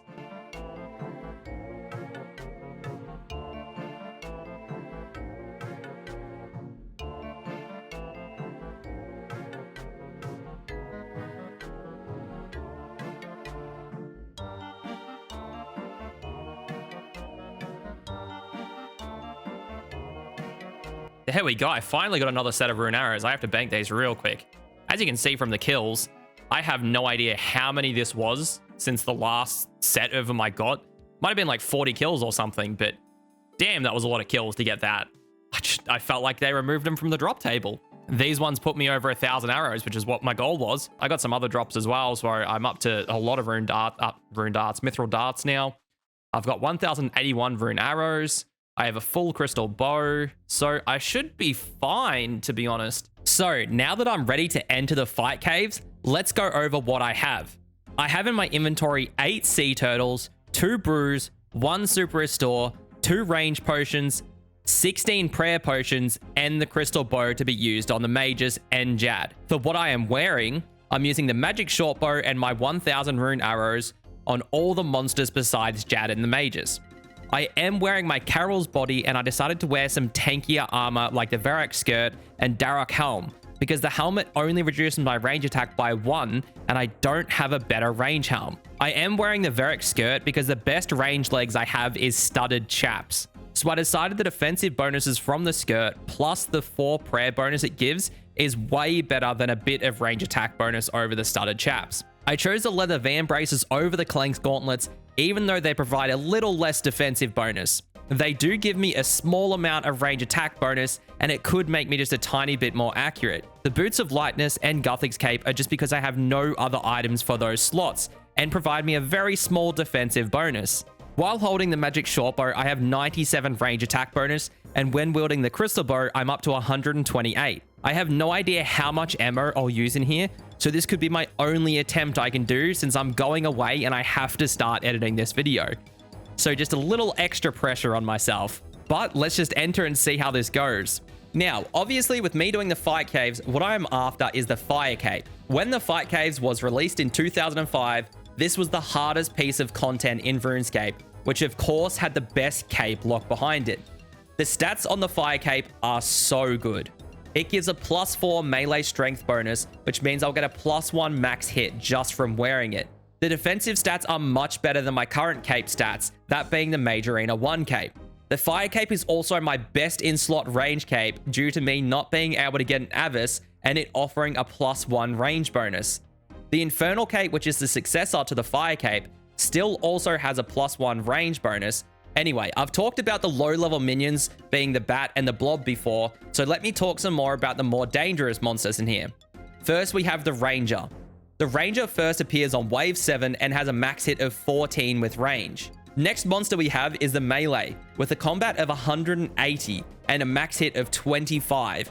These guys are actually easier to deal with than the Ranger because you can safe spot them, but for the Ranger you can't. They appear in Wave 15 for the first time. After them, we have the Major, a combat level of 360 that first appears on Wave 31. They have a max hit of 49 with magic and 54 with melee. So once it hits 31, you must prioritize having Protect from Magic up at nearly all times. Now, all these monsters might not sound bad, but in the fight caves, there is 62 waves of these monsters that you have to battle through, all with increasing difficulty. Well, not all waves are as hard as some. Anyway, I'll show you on screen how the monsters increase in each wave. Once you finish wave 62 and go to wave 63, you are hit with Jad. I would say Jad is the most iconic boss in RuneScape. With a combat level of 702 and a max hit of 97, you really don't want to stuff up. Jad will randomly switch between attacking with range and mage, and you have to watch his attack animation to know what to pray, because if you mess up, it could just be run over. Anyway, I have a bunch of waves to get through, so let's just get into it. Okay, so next wave is the Ranger, and he should be spawning over there. Yeah, so this wave, I have the Ranger, so now I'm actually going to have to start praying a little bit.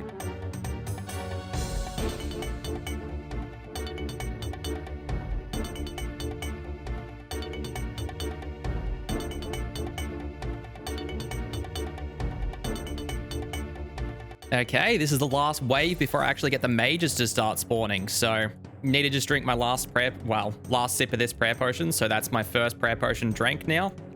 Yeah, so these two melees straight after this, you can see next wave up here, a level 360. That is the major. So that's the first level for the major, and the first time I'm going to be using my crystal bow as well. So I'm not doing badly at all. I have a lot more ammo than what I thought I'd use. I've only used just about 100 rune arrows. That's not bad because I'm halfway through the fight caves now, basically, and I'm going to be using my rune arrows on the same monsters that are going to be coming out. So I should only use about the same amount of rune arrows for the next ones, but I will use a bit more because I won't be able to pick up some of the rune arrow stacks occasionally now when I have been picking up every stack. Since I will be killing all the mages with the crystal bow, I won't be using up any extra arrows on that. So the next waves are just a repeat of everything that previously happened with mages added on top, which are just going to be crystal bowed down.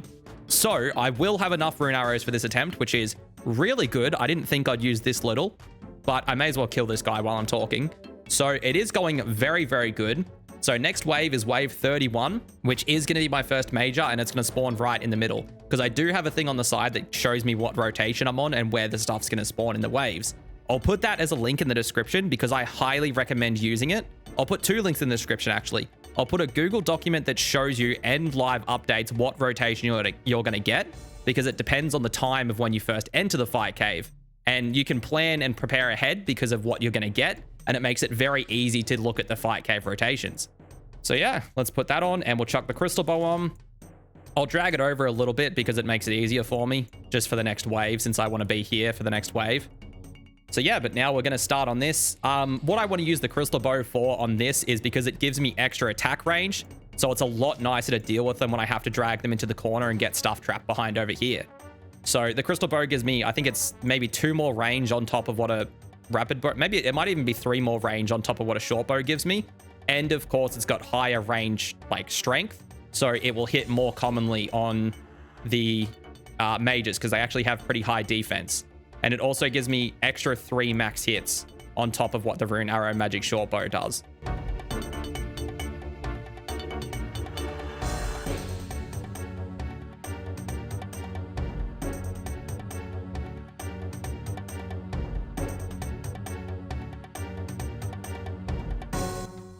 Okay, now I'm on wave 62. So now that's both mages. And with that golden one, well, more orange one spawning there, that means that's where Jad's going to spawn now too. So just these 2 mages stand before me and Jad, basically. I don't think I'm going to prayer flick these guys. Just look at my supplies I have. Like, I still have 1.5 brews. I've eaten 2 food the entire fight cave, and I've still got basically 7 prayer potions with the super restore there as well. So I am completely fine on supplies. So I think I'm just going to completely just pray mage on these guys, not even risk it, and just get to Jad super easily. So let's finish off these guys and then do Jad. Okay, with that final shot fired, now I'm on to Jad. Here he is, the big boy himself. Okay, now I just really have to not screw up, because the only thing of me dying here is if I basically screw up a prayer and I get 1 shot. So I'm going to use these 2 bits of brew just here and brew up to max health, and then I'm going to use my second dose and brew above, and then I'm just going to sip a super restore to get above it, just in case, just as a fail safe. It should be fine, but I'm going to do it, and then I can just take him on. So let's start killing him then.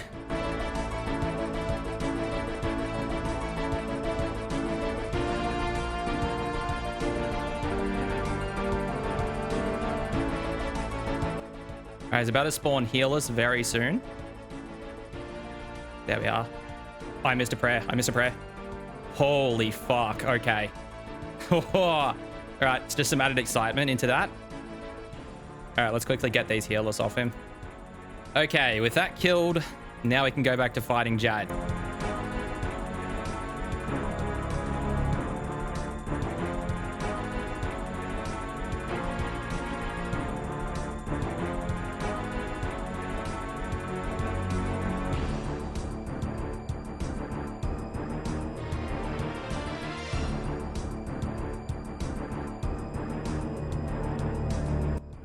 I think that hit might be it.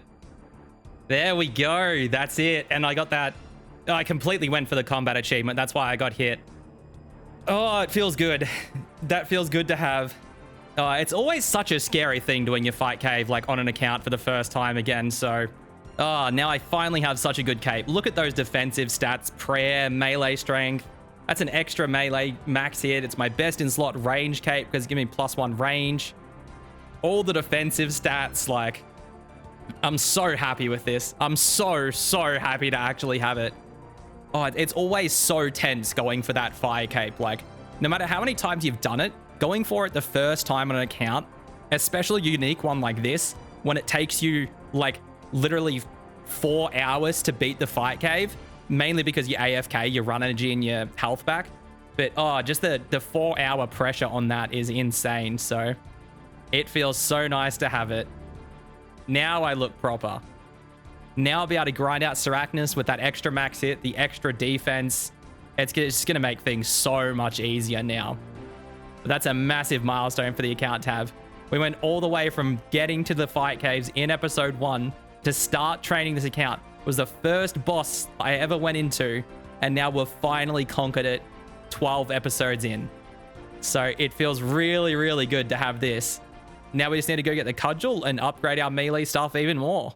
So while editing episode 12, I was just AFK killing the Chaos Elemental, and I managed to pull a second Dragon 2-hand.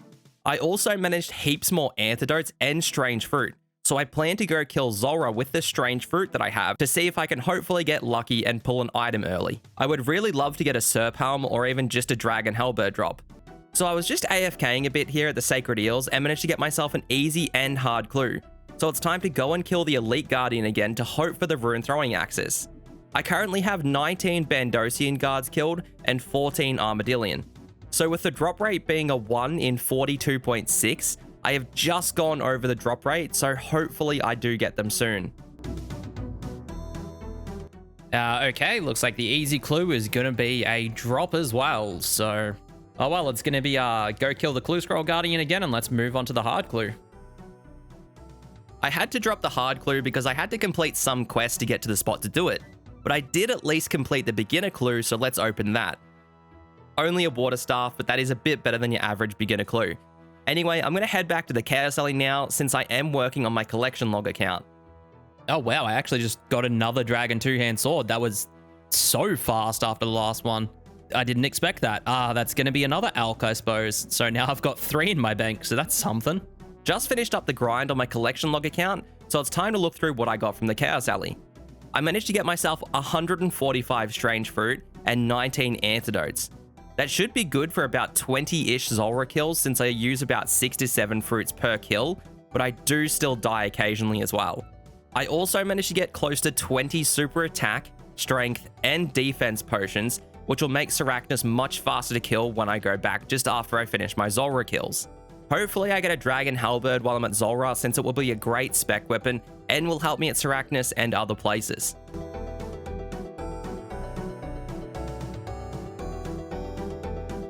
Okay, so that's actually not a bad drop because they're the ones I'm still looking for to hopefully get towards the God Wars dungeon.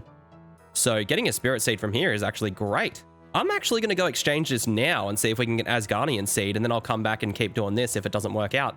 Alright, for those that have forgotten, I'm looking for the Asgardian Seeds so I can make a Green Man's Ale to complete Death Plateau, to get into the God Wars dungeon. I need the Spirit Seeds because to get the Asgardian Seeds, I can trade in the Spirit Seeds with the Farming Guildmaster for seed packs. That have a chance of giving me Asgardian Seeds. So let's go and trade this in and see if I can get those seeds I need. Alright, let's now hand this Spirit Seed into Guildmaster Jane and get our seed pack. Let's open it and hope to God we get Asgardian Seeds. Then I don't have to go back to the mole to get them currently, so that'd be so much better if I could, so really hope I do here. Nah, we haven't got it. That's unfortunate. Yeah, the seeds were okay, I suppose. Whiteberry isn't too bad, actually. Now I can start farming some of them because I don't think I had any of them. Oh, well, for now, let's just chuck them in and go back to killing Zulrah.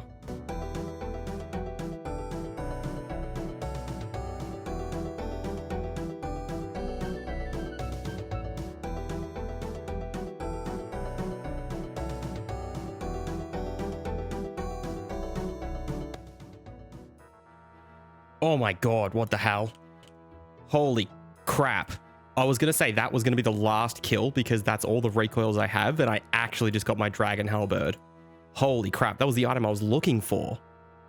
Well, that last kill ended perfectly. What the hell? Okay, I'm going to go back to doing Sarachnis then. That's exactly what I wanted. I was going to go back there after this kill anyway, so perfect. 28 KC, not bad. Not bad at all. So let's just head back to Sarachnis now. We've got a good spec weapon. Just look at all those stats from it. Let's wield it. Oh, it looks nice. It's such a good looking weapon. I wish it was more useful. All right, so I've done some thinking about what I need this account to do right now to progress. I've decided to push towards God Wars Dungeon and Tombs of Amascut. This might come out of nowhere, but let me explain my reasons.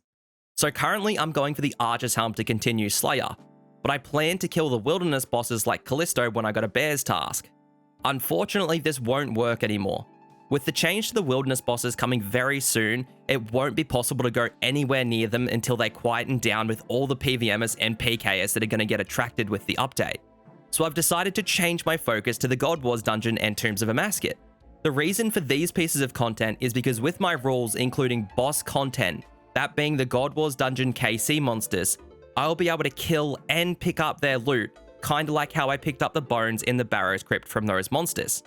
But to do this, I first need to get a kill of that boss to be able to pick up its drops, and I will also have to kill the boss to keep the drops I pick up from the minions, or I have to drop them.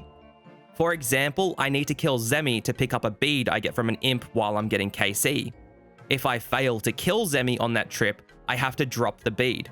Also, I'll only be able to get 40 KC and not go over this before I have to fight the boss to avoid giving myself an easy training method. Now, this is where the Tombs of Amascut comes in. I still need a few items to complete all the quests to unlock the tombs, and those items are Balls of Wool and Clay for the Prince Ali rescue quest.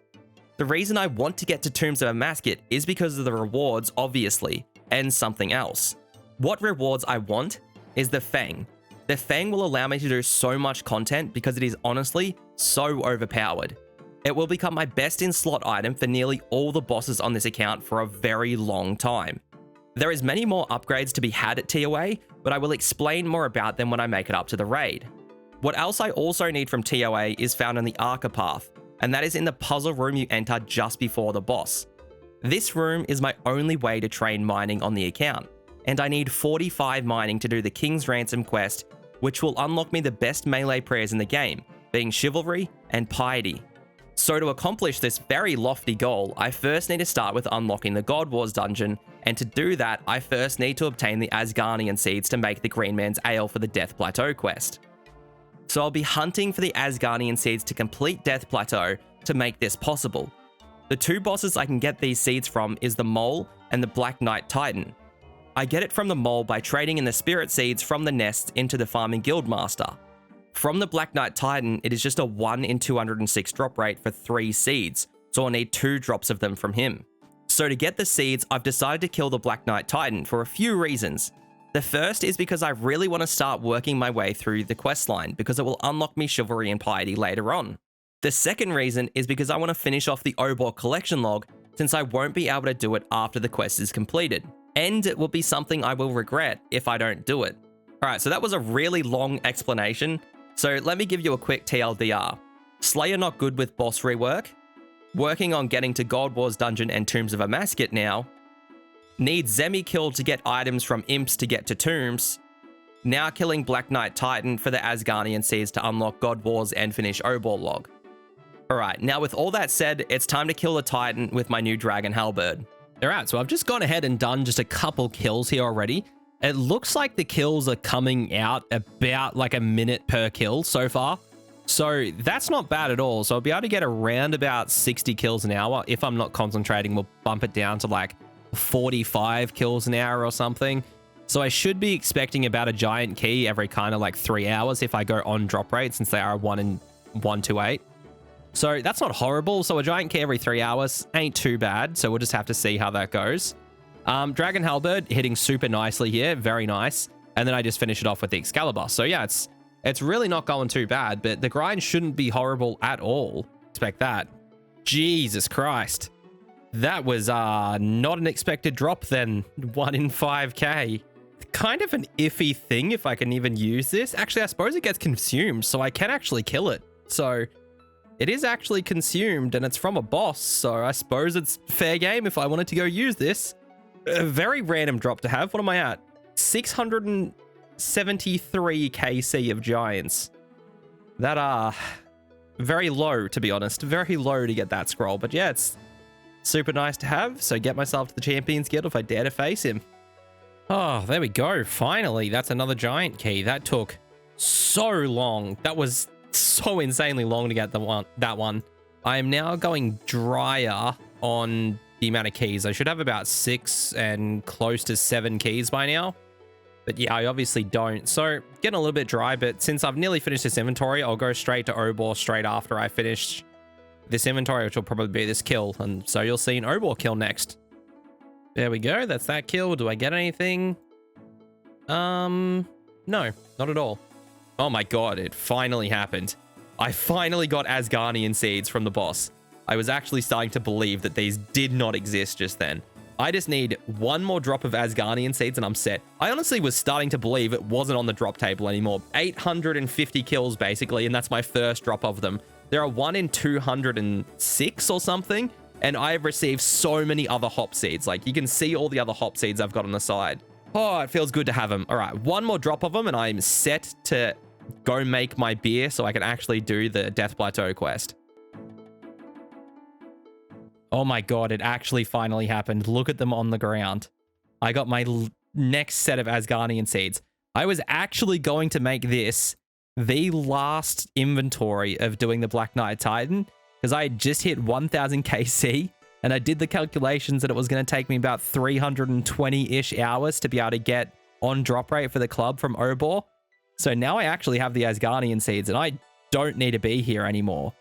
So this is actually insane. I can't believe I actually got these. Now I can basically go and grow these Asgardian seeds, go make my beer, and be on my way to God Wars Dungeon now. Yeah, I'm just going to leave now. Actually, yeah, I'm just done. I'm going to go and start planting these and start working on getting these grown and working my way towards making that beer. So before I plant the Asgardian seeds, I am first going to work my way towards being able to pay to protect my crops. To do that, I need to plant barley seeds first and protect these with 3 compost. With the barley, I can cook 6 of them and then I'll be able to pay for my jute crops I will grow next. I need to grow the jute crops because with the jute fiber, I can make a sack to fill with onions I will also be farming and then get myself a sack of onions to protect my Asgardian crops. There are the onions grown, and there's the barley grown. So I got 10 barley from that patch, which I need 6 to protect my jute, and I do need some later when I brew the ale. I just cooked up my barley, so now it's time to plant my jute. There we go, planted and protected. There we go. The jute has just fully grown. So now I can harvest this and get 4 of these and go make a sack. So let's quickly go to the loom in Felidor and make this sack and then put the onions in it and we'll be all good. All right, so we made it to the loom. It's time to make these sacks. I have never used a loom before in this game. And if you asked me if I thought I'd be using a loom when I first started an account that is locked to bosses, I would have definitely said no, but it's kind of funny the things you do on these kind of unique accounts. But anyway, let's get back to Lumbridge now and fill this with the onions, and then I can finally plant my crops. All right, so let's fill this sack right here. There we go. It's a completely filled sack. And let's plant the Asgardian crops. It feels so nice to do this. Look at them. All right, let's pay to protect these. 1 sack of onions. Perfect. All that farming to get that 1 sack of onions to just protect these crops. But now I know when they're done, like now I know they won't get disease because I had no way to cure it besides this. So this was my only way of being able to protect it and make sure it could grow up full. Even if I watched it the whole time, I could only watch it get disease if I didn't pay for the protection. Now I just got to wait till it's fully grown. And then once it's fully grown, I got to hope I get enough for a ale because the lowest amount you can get is 3 Asgardian hops from this. Speaking of that, I should super compost it. So the lowest amount you can get is 3 Asgardian crops from this. And I need 4 to brew one of the ales. I'm really hoping I get about like 8 Asgardian hops from this when I have to collect it all, because that will at least mean I can make 2 lots of beer. All right, there we go. Now with those crops completely grown, we can harvest them and hopefully get 4 of the hops from these. Because if I don't, I'm going to have to go get some more seeds, which could be a hassle. Perfect. All right, I can make 2 batches of beer with this now. So just in case the first one fails or matures, I can make it. So these are the hops that I've been looking for ages. And now I've just got to actually go start the brewing process because that can take, I think it's like 3 cycles of 11 hours. So it's going to take like a day and a half for that to get brewed. So I may as well head off to Kaldegrim now and we can start that up. Now that I've made it to the area to brew, let's get this started. So brewing was added back in 2005 with the farming skill, and it is only really used for the diary. So to brew the Green Man's Ale first, I need to add in 2 buckets of water and then 2 barley malt I got from farming. Now I have to add ale yeast, which you can't get anywhere other than this guy, but since it is classed as a quest item, I'm able to purchase it because my rules allow getting quest items in any way. Now I just need to add the ale yeast, and after this is added, I have to wait 3 times 640 minutes, which comes out to 32 hours for this beer to brew. So with that done, now it's just a waiting game for it to hopefully complete successfully, because it is about a 20% chance to not ferment and a 5% chance to mature, which also isn't what I want because I can't use a matured ale for the quest. So I'll hopefully be back with a completed beer. Okay, I've just logged on. I haven't checked my beer in about 24 hours now. So I hope it hasn't failed. I went off and killed some mole for a little bit, but then I haven't played all day. It wasn't bad last time I checked it, so I really hope it's completed now because I only have 1 more chance if it isn't, and I do not want to wait another day and a half for this thing. So let's go up.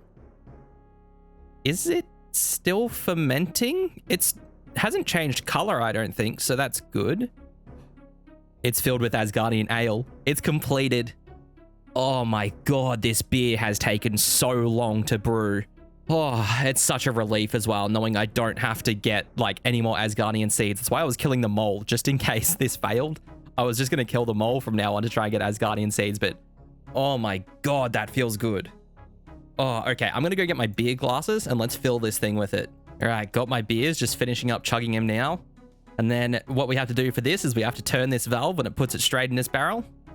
There we go, we turn it. Now we have a barrel of Asgardian ale. There we are. 8 pints of Asgardian ale. And then we just chuck these. And then we finally have it. Oh, it feels so nice to have this. So damn nice. I have to do this individually. I didn't know I had to do it individually. All right, now I have everything I need for Death Plateau quest. So we are going to head straight over there and we are going to do that quest right now. Just before I had to start the quest, I first had to make myself some bread, which I got the flour from my house. And after that, I just had to cook up 10 of the trout that I got from my Wintertot grind. But with that done, it's time to head over. There we go. So this part in the quest is just where I hand over my Asgardian ale.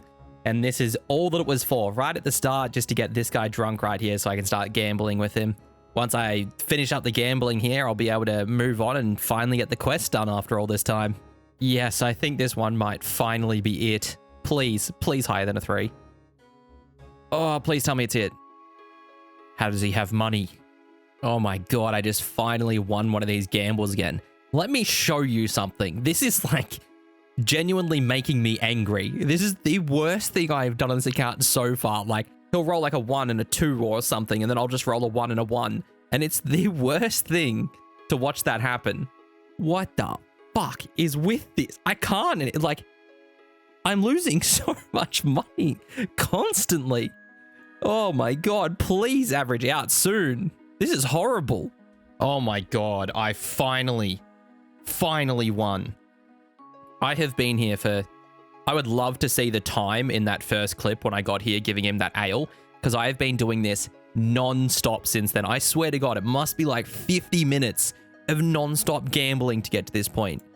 That was rough. That was so bad. I hate Harold so much. This has now become the longest a quest has ever taken me on this account just because of him. There we go, and with this last part just here, that is going to be quest completed. There we are.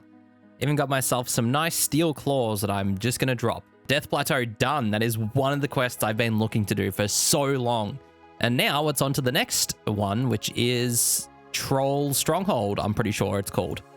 So yeah, I'm just going to go start up and do Troll Stronghold right now because I may as well fully make my way all the way to God Wars Dungeon because that's the actual quest that does it. Death Plateau was just a prerequisite for that. Now, right at the start of the Troll Stronghold, at this part in the quest, you need climbing boots to do the quest. The only way to get climbing boots is to buy them, and that's what I'm going to do. Since the climbing boots are classified as a quest item on the wiki, it is allowed since in my rules I state that I can get items labeled as quest items on the wiki in any way. So these climbing boots will become my best in slot melee boots since they provide a +2 melee strength bonus, and will now become a best in slot for a fair while. Okay, and that is Troll Stronghold completed. Now, that has completely given me access to the God Wars dungeon. That's given me access to 4 new bosses. Well, 5, but I'm never able to kill Nex on this account because you need Desert Treasure. But it's given me access to 4 new bosses. So yeah, it's one part of the plan done now to get the God Wars dungeon unlocked and start making my way through that to eventually get to TOA with the Zemi kills. I'm super excited to get in there. My stats are nowhere near good enough yet, so I'm going to have to do a bit of training, get my strength up a little bit more, and then maybe I can probably get a kill of Zemi, like 1 kill for an entire inventory of food, I think. So I feel like I'm really close. I just need to get myself into a long time training. But yeah, there's so much for the future of this, and I'm so excited to actually get into that content. With the goal of now getting to Tombs of Amascut explained in last episode, I need a few items to do that, and that is what this episode will focus on. The main items being clay and balls of wall from the God Wars dungeon, but I will need a few items to kill Zemi to get these items. What I need first isn't an item, but higher stats. So I plan to AFK in the fight caves for about 20k XP an hour when I'm not streaming, but when I am streaming, I'll be mixing in some Barrows and Sarachnis. I want to kill Sarachnis for the cudgel since it'll be my best in slot weapon and will make training my stats so much faster. For Barrows, I think the gear there will make a KC of Zemi possible. The items that I want from here are the Carol's Skirt for the mage defense, and the other items I want are either full Verax, full Guthans, or full Darox. I haven't done God Wars with stats this low and gear this bad before, so I'll be a learning experience and I don't know what will work. So I believe that a full set of Guthans or Verax might be the answer to getting a few KC. So let's get into that. Alright, let's see if we get anything in this chest. This will be 370. 370 for an item, anyone? Nope, just absolute trash, like always. What do we expect here?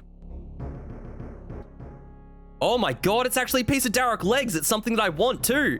I just said I wanted anything from the Darok set. Oh my god, that's so nice. All right, just the axe for Darok now. Just the axe and I've completed that set. Oh, I'm so happy about that. So there's 70 strength. I got it while AFKing a bit here.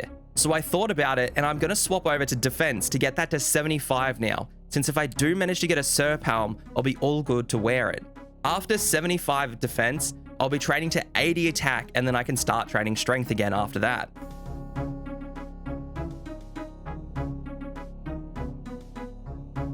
All right, there we go. You know, it didn't pop up with the collection log item because I already fucking have one. There's 75 defense. Now if I get a Serp Helm, I can wear it straight away. I'm going to start training attack now to 80 since I'll need 80 attack for the Keris with a gem attached to it, and I will get that from TOA. Plus, I'll need 82 attack for the Feng whenever I eventually get that. I'm completely getting over it here. Let's go. Oh my fucking god. It actually just happened. I completed the set. I went dry for a reason. That's the fucking best item I could have got. There is no way. Holy crap. There is no way I just got that. Holy shit. I cannot believe that. I cannot believe it. The one item I needed. Oh, all right. Going dry was worth it. Going dry was 110% worth it. We can go straight up to Zemi. All right, wait, let's put the full set on. But yeah, this is the man that's going to be going straight to Zemi now. This is going to be a good one. I can't believe I actually just got the Great Axe. Out of all the items I could have got, I got it. Just look at this log. Oh my god. I can't believe I actually just completed a set with how little items I have in other sets. I decided to go back to Barrows for the back-to-back after the Darok Axe and got nothing. So with the full Darok set obtained, it's time to do something I've been planning to do for this entire time I have been doing Barrows, and the only thing that was keeping a small amount of my sanity in check. So with how my stats are looking now, with them being 70 attack, 80 strength, and 75 defense, I'm about 99% sure I won't be able to kill Zemi with these stats. But I am going to give it a try and see if it is possible, and if it doesn't work, I'll just have to go and train up. I've decided with taking these items in my inventory, the superset, a full inventory of food, along with the Zemi robe bottoms, and a couple of prayer potions, since the bridge you cross to Zemi will get rid of all your prayer. I have the anti-poison because at Zemi you do get poisoned and that ticks for 16 damage, so I do not want that. And I also have this rope here just for my first time entering God Wars. We're going over for the first time. We're going over to the Zemi area. We are here. All right, let's go kill 40 imps and then we can go straight in. Okay, so look at him. 650 combat. No one's on this world because that isn't lit as well, so I'm good to go in as an Iron Man. This is going to be rough. So I'm going to first spec 3 times with my Dragon Halberd while I walk under him. And then after that, we swap to the Darok Axe. Then we go from there. Put the run energy on. And let's go.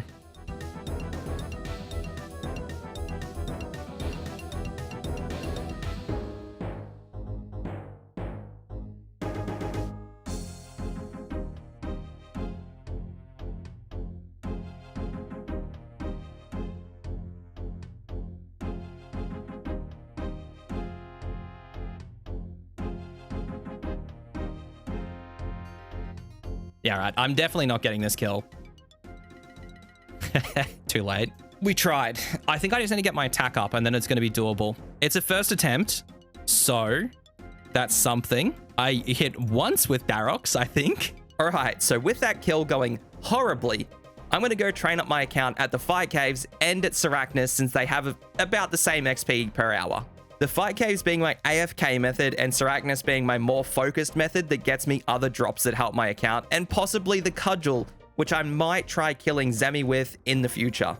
I did try killing Sarachnis with the full Darok set, but that didn't work as well as the Flail did, so I'll keep using the Flail here. I also tried the Giant Mole, but the XP there was very bad and only about 7k an hour, so Sarachnis and the Fight Caves remains my best training methods. There's 75 attack. Gonna keep training in my downtime, but I might go and send another Zemi kill soon. I am just gonna go and get used to the method first on my Iron Man so I can get the kill on this account without wasting supplies. So the plan has changed again. I've been testing Zemi on my Iron Man with using the exact same gear as what this account has with very similar stats, and I've worked out that using a Dragon Scimitar will be easier to kill Zemi with. I can't get a Dragon Scimitar to kill Zemi with but I can get something that is similar, and that is the Cudgel. On my other account, I got 1 kill on Zemi in 5 attempts with the Dragon Scimitar setup, so I at least know that it is possible. The plan is to kill Sarachnis as much as I possibly can to get the Cudgel. It won't be that bad here either, since the drops are good and the XP is great. I also might go and do a little bit of mole, because I do some farming while I'm at Sarachnis, and I am currently completely out of farmable seeds, and I do really want to get at least 62 farming so I can boost up to kill Hespori and unlock another boss. Okay, so that's actually the first kill I will not have to go to the altar for, and coins is a drop.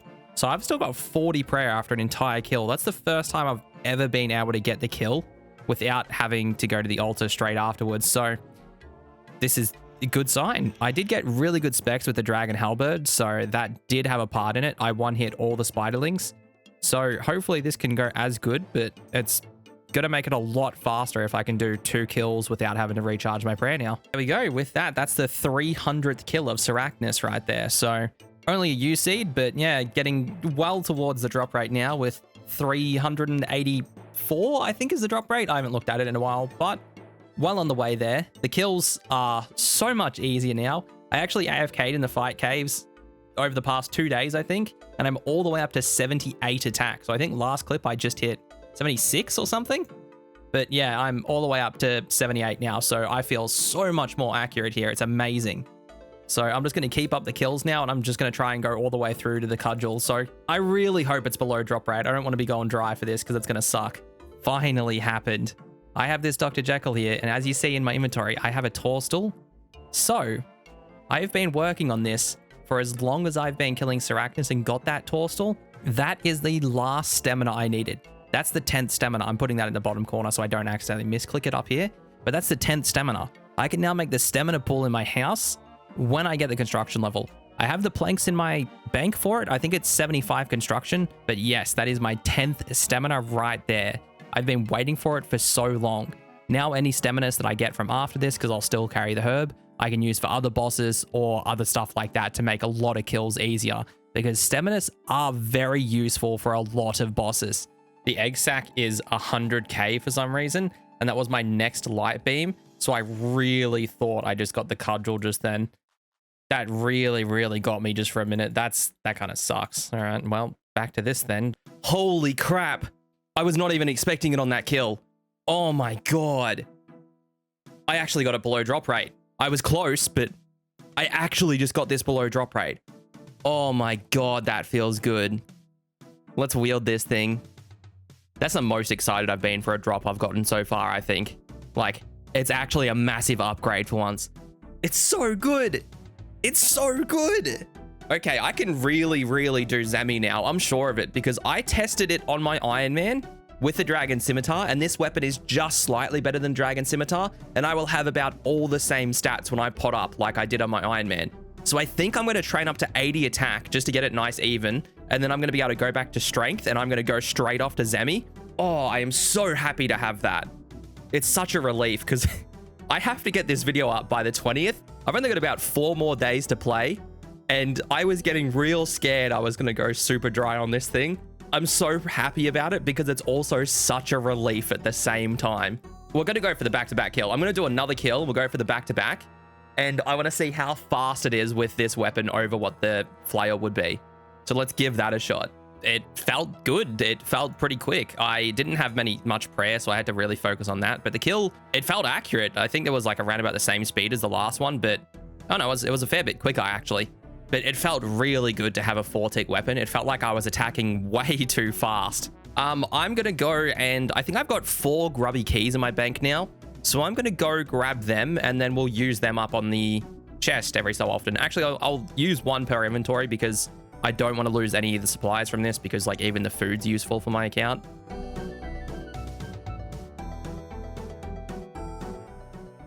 Nothing at all from it. More Torstals. I have a lot in my bank already because Sarachnis just drops them, so that's fine. But the super potions is exactly what I wanted from here, so I can't complain. And now I'm going to go train up to 80 attack. And then I'm also going to use up all the dragon bones I have in my bank that I've gotten from Sarachnis and Zulrah, I think. And there's 80 attack. Now, like I mentioned before, I'm going to go and use my bones on the Chaos Altar. I wasn't going to have any audio in this clip, actually, but this was the weirdest experience I've ever had of someone killing me. Anyway, that was the last inventory of bones, so I just got up to the 58 prayer there. Nearly 59, but that was all the bones I had in my bank. I went further than just the dragon bones. I used up every single thing I had in my bank. Completely done with all them, and I can move on to actually doing Zemi. I think I do actually want to use up the last of the strange fruit I have in here and do a couple Zulrah kills first, just in case I do land on the Visage, the Serpentine Visage for the Serpalm. Just in case that does happen, I really do want to do these few kills.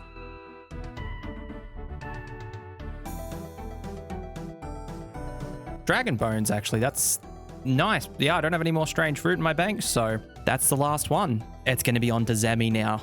So my gear this time is going to be this. No full Darok this time because I have actually tested nearly the exact same setup on my Iron Man and got the kill. I had very close stats to this account too, so I really do hope I can get a few kills on this account. I am still going to make the walk from Berthope each time because I really do want as much food as I can get for these attempts. But let's go get the Imp KC and go get our first Zemi KC. All right, it's time. I've got my 40 kills, so it's time to see if we can do the first kill on this account. I got it on my second attempt on my Iron Man, and I did 5 attempts at it and only got it once. So I have high confidence that I can do it, but I know it's not going to be an every time kind of thing. I just need Zemi not to slap me 49s and everything else like that. So that'd be great. All right, I'm ready. I'm ready. Let's do this. No specs hit. That's great. All right, everyone, we've officially done 2 damage to Zemi so far, so this is great. All right, yeah, this kill is not happening, but we did do at least a bit more damage than last time, and we know we can hit and everything like that. It is possible. It's just bad luck sometimes. I got absolutely 0 Dragon Halberd specs, so that was not a help at all. So after those Zemi attempts, I went back to testing on my Iron Man. I found out that wearing full tank armor and praying mage lets me have longer fights. I was also wearing a crystal shield, so I'm just alching some gear so I can go and change my bow into a crystal shield. So next attempt, I will be in full tank gear since it will give me a better chance of killing Zemi since I'll get more attacks in. I also ran some calculations, and from what I saw, I would on an average kill need to hit Zemi close to 90 times for the kill. So if I have longer fights, I have a higher chance of getting lucky and getting the kill. So I finished alching all the stuff I needed to and went to go exchange my crystal weapon seed for the shield and found out that it was 600k for it when I thought it was going to be 900k. So that was great. Alright, so let me explain a bit more about Zemi and why I decided to use full tank and pray mage while I'm doing this kill in the background. So Zemi can attack with 2 attack styles, being melee and magic. 2 of the 3 attacks will be melee, and 1 of the 3 attacks will be mage. His melee max hit is 46, while his magic max hit is 30. His mage attack will only hit between 10 to 30 damage, so it averages out to 20. His melee hit will average out to 28, which is 8 damage higher. But since I am praying mage, I won't be getting hit by the magic minion anymore, which means that I was taking way more magic damage previously than melee damage now if I pray mage. Zemi also has a 1 in 9 chance every melee attack to use a special attack that only hits you if you're praying protect from melee, which has a max hit of 49, and this has been incredibly accurate on me. Plus, it also drains half of my prayer points at the same time. So when I'm praying mage, I am avoiding that damage, and most of the range and melee minions attacks do not hit on me anymore because of the increased defense that the plate body offers over the Carol's body. So from this, I believe that I have a much better chance of getting a kill with this setup. So it's time to keep these attempts going.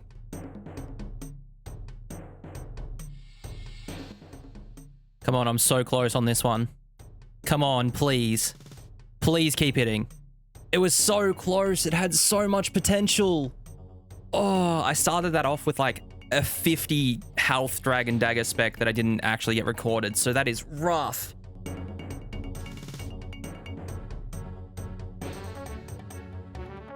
One food and is below 200 health. Oh, 27. That's another max hit. Oh my god, what is happening?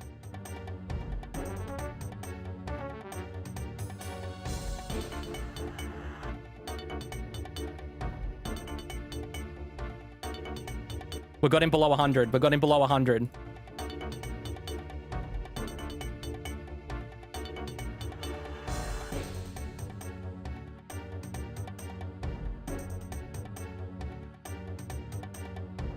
Come on, I could finish him in like 2 hits. Just get good hits, please. Please, please, I beg. Yes? Yes? All right, come on, come on, come on.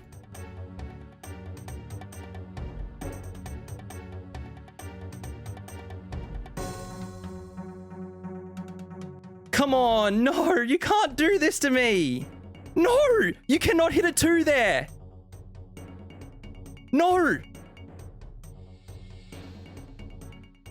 No! No! Oh! Fuck, man! Everything was lining up just then. Everything. It was 5 HP. Literally 5. And I hit a 2, and then I hit a 9 when any of those hits could have been the KO. We were so close.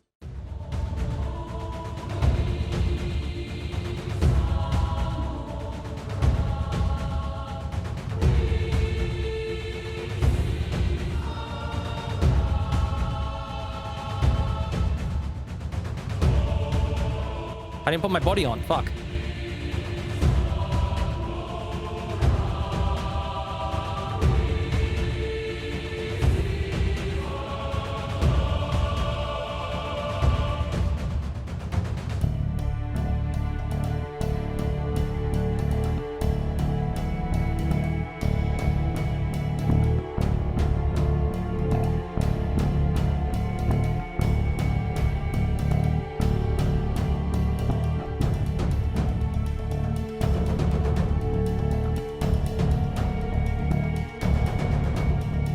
Oh, yes, please. It's so close.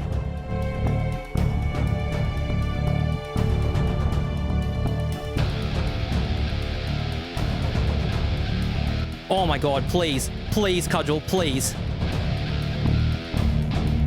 Not this again. Please, not this again. I can't take it.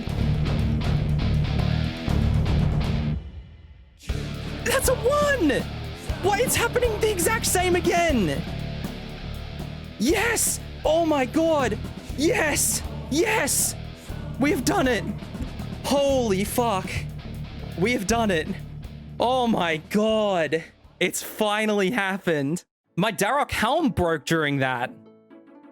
I didn't have a Darok helm! When did it break? It broke before I even started the fight! I didn't even have a Darok helm during that! And I didn't even wear my Darok body for half of that kill! What the fuck just happened? On that kill? He sacrificed himself for us. Holy crap. All right. Now that we have 1 kill, I can go train and we can get the next ones and it can happen again. But oh my god, yeah, salute to the Helm. The Helm sacrificed itself so we could get that kill. Apparently I didn't need any of the defensive stats from it. I'm like shaking because I thought the exact same thing was going to happen again where I hit a 1 and it didn't happen. But we did it. We got it. Look at that shit. It is sexy. After many, many, many Zemi attempts, it finally happened and I managed to get the first Zemi kill. But the method involved me going there first and dying with food and drinking my potions at the door and dropping the vials for the 4 extra food. That kill only worked because of the extra food, and in the future that won't work because I plan to drop the vials for the imp drops. So next episode, I'll be training up so we don't need the extra food and we will finally make our way to Tombs of Amascut. There's 80 defense, so now I have base 80 melee stats. With this, I still believe the chances are very slim to get the kill on Zemi without the extra food. So I'm going to focus on strength now to get myself some extra max hits. What I want before I go back is 85 strength. This will give me 2 extra max hits and make it possible for me to hit a 30 with the Cudgel when I'm super potted and using prayer. There it finally is, 85 strength. I've been here for close to a week getting this level. The XP here is about 21k an hour with the cudgel, and I could get up to 24k an hour if I re-entered as soon as I could. Anyway, with my goal of 80 defense, 85 strength, and now being able to max it to 30, my goal is finally achieved. It's time to go off to Zemi again to go for a couple of kills to get the balls of wool and soft clay I need.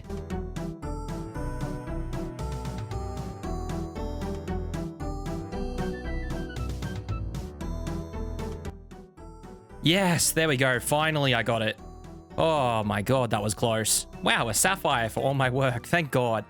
Oh my god. All right, that's 2 balls of wool. That's the second kill. That took so long to get. Oh yeah, you can see some of the extra food I had there for this. Oh my god, that was a hard kill. So, I have 2 balls of wool now. Thank god. I only need 1 more ball of wool and 1 more clay, and I'm all done. I ended up doing a different strategy as well. I have been taking a ring of recoil, and I haven't been taking a dueling ring or anything, so it doesn't fill up any extra space, so I can just teleport out with this and been using the altar to teleport out like I just did. So I think the extra damage from the ring of recoil is really helping here, because Zemi can hit so high on me. Like if Zemi hits a 40 or something on me, it reflects 5 damage back to him. So the amount of damage it can reflect is absolutely insane. So to actually get another kill is really, really good. The hits came in pretty well there. The halberd definitely pulled its weight for once, which was great. Actually, another issue I kind of have with getting this 1 more kill is you can look at my prayer pot situation. I only have 4 more prayer potions for a couple 3s, 2s, and 1s. That's probably good for another 3 to 4 attempts. So I really, really do hope I get it in these like 4 attempts, because I have probably done maybe 10 attempts and only just got that kill again. Oh, I just noticed I didn't have the recorder on. As you can see, I just got my 3rd Zemi kill, and I have a piece of clay and a ball of wool in my inventory. And with the other 2 balls of wool, I got the other kill. That is 3 balls of wool and 1 piece of clay. That is all the items I needed from here, and I did it in the minimum amount of kills that I needed.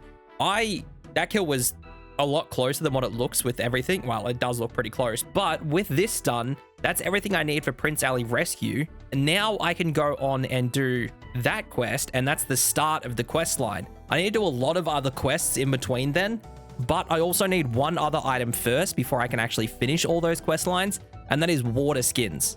Well, I need 1 water skin, but I want more for myself when I'm in the desert. And the only way to get water skins on my account is from Kalphite Queen. Kalphite Queen herself doesn't drop them, but the workers that she spawns in her boss room do drop them. So I'm going to go kill Kalphite Queen and kill some workers that she spawns and get some water skins, and then I'll be all good for the quests. So let's go do the first KC of the Kalphite Queen on this account. So I got the Kalphite Queen in a safe spot and just started flinching her. I'll link a safe spawning method in the description, so feel free to use that. Anyway, when killing the Kalphite Queen, she spawns Kalphite workers, which are the monsters I need to kill for the water skin drop. So with this safe spot, I can stand under her and kill the workers without her moving, so I'll be able to farm water skins very easily.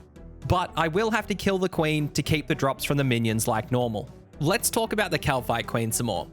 There are a few drops I hope I get from the Kalphite Queen while I'm here. The item I want the most right now would be the 25 Renard drop, since I am basically completely out of prayer potions after the Zemi attempts and really need more for the following quests. On the consumable table, I would like the range potion or even the super combat potion, since it will save some inventory spots for the future Tombs of Amaskit runs, and the range potion, I only have the other way of getting them from the grubby chest. Other than that, the rest of the drops aren't really needed at all. They would just be good XP in some skills. And the Dragon Chain Body wouldn't even be needed since I have Barrow's gear. It would only really be needed for the fight caves. But that's about all I need from the boss, so let's just get back into the kill. Oh, there we go. That's the first Kalphite Queen kill. Now we can clean up these guys here and hope for the water skin. That's the 1 drop I wanted from here. Holy crap, that is nice. The 1 drop I wanted was the 25 Renards. Well, that's the first water skin we've got. I kind of want maybe 2 or 3 more for when I'm doing, because I have to give this one away in the quest. So I kind of want maybe 2 or 3 more for when I'm actually in the desert doing all the quests. So I'll keep killing the workers when they come out, and then I'll finish off KQ basically. There we go. That's the second one killed. Perfect. I am so sorry to all the people who have been hunting this. I am so sorry about what just happened just then. I don't even need it. I don't have any use. Why do I get spooned on shitty fucking cosmetic items from bosses? I don't understand it. Just give me pets at randomly low KC. Give me heads that I don't need at randomly low KC. Why? I don't need them, and the game just keeps fucking handing them to me. Whatever. Let's forget about it. Let's just forget about it.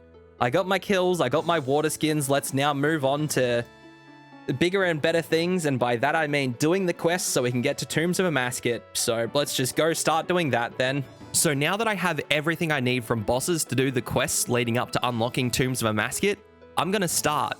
The first quest I'm going to be doing is Prince Ali Rescue, and the reason I am getting the red berries with the seeds I got from the Black Knight Titan. I also needed a pink skirt, which is a quest item, so I'm just going to go buy that from the shop since it's within my rules. The rest of the items I have in my bank, so let's go and finish this quest. Prince Ali Rescue completed, on to the next one. There we go, that's Gertrude's cat completed. All right, that's Iclarin's little helper done. That gives me the Amulet of Cat Speak, which is kind of meh. But the best thing it gives me is this 4,000 agility XP. But anyway, I'm going to go do this contact quest now, and then after this, I will be done with all the quests I can currently do. There we go. That is now contact completed. And that's currently as far as I can get in the quest line. Stopping now, the next quest is the Beneath Cursed Sands quest, which is the one I need for Tombs of Amascut. But I need 62 agility, and it is not boostable, and I have 55. And we all know my best training method of toy mice. So I've been here for about 2.5 hours catching mice, and I was talking with Stream about my agility methods. Someone then said, what about barbarian fishing? And I said, no, I can't do it because the rod is just an item spawn and I can't get it with my rules. That was until someone searched it up and we found out that it was a quest item. Well, the wiki had it in the unofficial mini quest section. But with my rules of allowing quest items and with it being a mini quest, I should be allowed to do it. So I'm gonna do it. It really doesn't offer much from my account, just some fishing XP and another AFK activity, and the agility XP rate of 5.8k, which is very close to the XP rate I can get from toy mice, which is about 5.5k an hour. I will be using up the feathers I got from Temporos to fish, but unlocking this method now gives me a reason to kill a certain boss. The Evil Chicken. Yes, for some reason, that is a boss. It will give me a great method to get feathers that I previously didn't really need, so I'm glad I can kill something else. I currently don't need to kill the Evil Chicken because I have about 50,000 feathers, but if I do choose to AFK a bunch in the future, this will always be an option. And there's 60 agility. Took a bit longer than if I was using toy mice because I was getting about 4k agility XP here, and I can get about 5.5k with the toy mice. I would 100% take this method over toy mice any day because this doesn't destroy my wrist. But now with 60 agility, I can use the shortcut in Wintertot, which will get me about 3 times the amount of XP and should be about 15k an hour. So I'm going to head straight there. So this method of agility at Wintertot is crazy. I'm getting 24.4k agility XP an hour. This is way better than what I thought it was and actually contends with the Falador Rooftop Agility course for close to the same XP an hour. So it really isn't bad to stay here, and I should hit 62 agility in just a little bit over 2 hours from now. There we go, that is 62 agility. I can now do Beneath Cursed Sands, which is the quest I need to be able to enter Tombs of Amascut. Just before I start the quest, I just had to come and kill the Evil Chicken. The chicken will be needed in the Beneath Cursed Sand quest. The wiki only mentioned that beef or raw beef was usable, but I tweeted at God Ash and he said that chicken will work. So that saves me from getting another kill of Zemi, thank God. Just honestly walking up and doing this quest, it feels like such a massive achievement already. Don't get me wrong, I have not bet the quest, but just seeing it and knowing that that is Raids 3 right there, Tombs of Amascut, it just makes me so happy. After all the stuff I went through to get here, it just makes me so happy. But anyway, I got a fight coming up after this, so we'll see how that goes for the first fight of the quest. All right, it's time for the next boss in the quest, probably the hardest one, the Scarab Champion. So, for this one, you got to range him, you got to stay at least 4 tiles away because he has the chance to be able to hit 40 and he can hit multiple attacks too, depending on how close you are. So you kind of got to kite him. So that's why I have Strange Fruit to restore my run energy this time. Not for any anti-poison cures or anything, just to restore my run. After that, I'm just going to basically just keep running around the room and keep kiting him and trying to kill him. If the Strange Fruits don't work, I have an extra stamina in my bank. So I'll bring that and see if I can do it with that. But yeah, for now, we'll go with this inventory and we'll see how we go.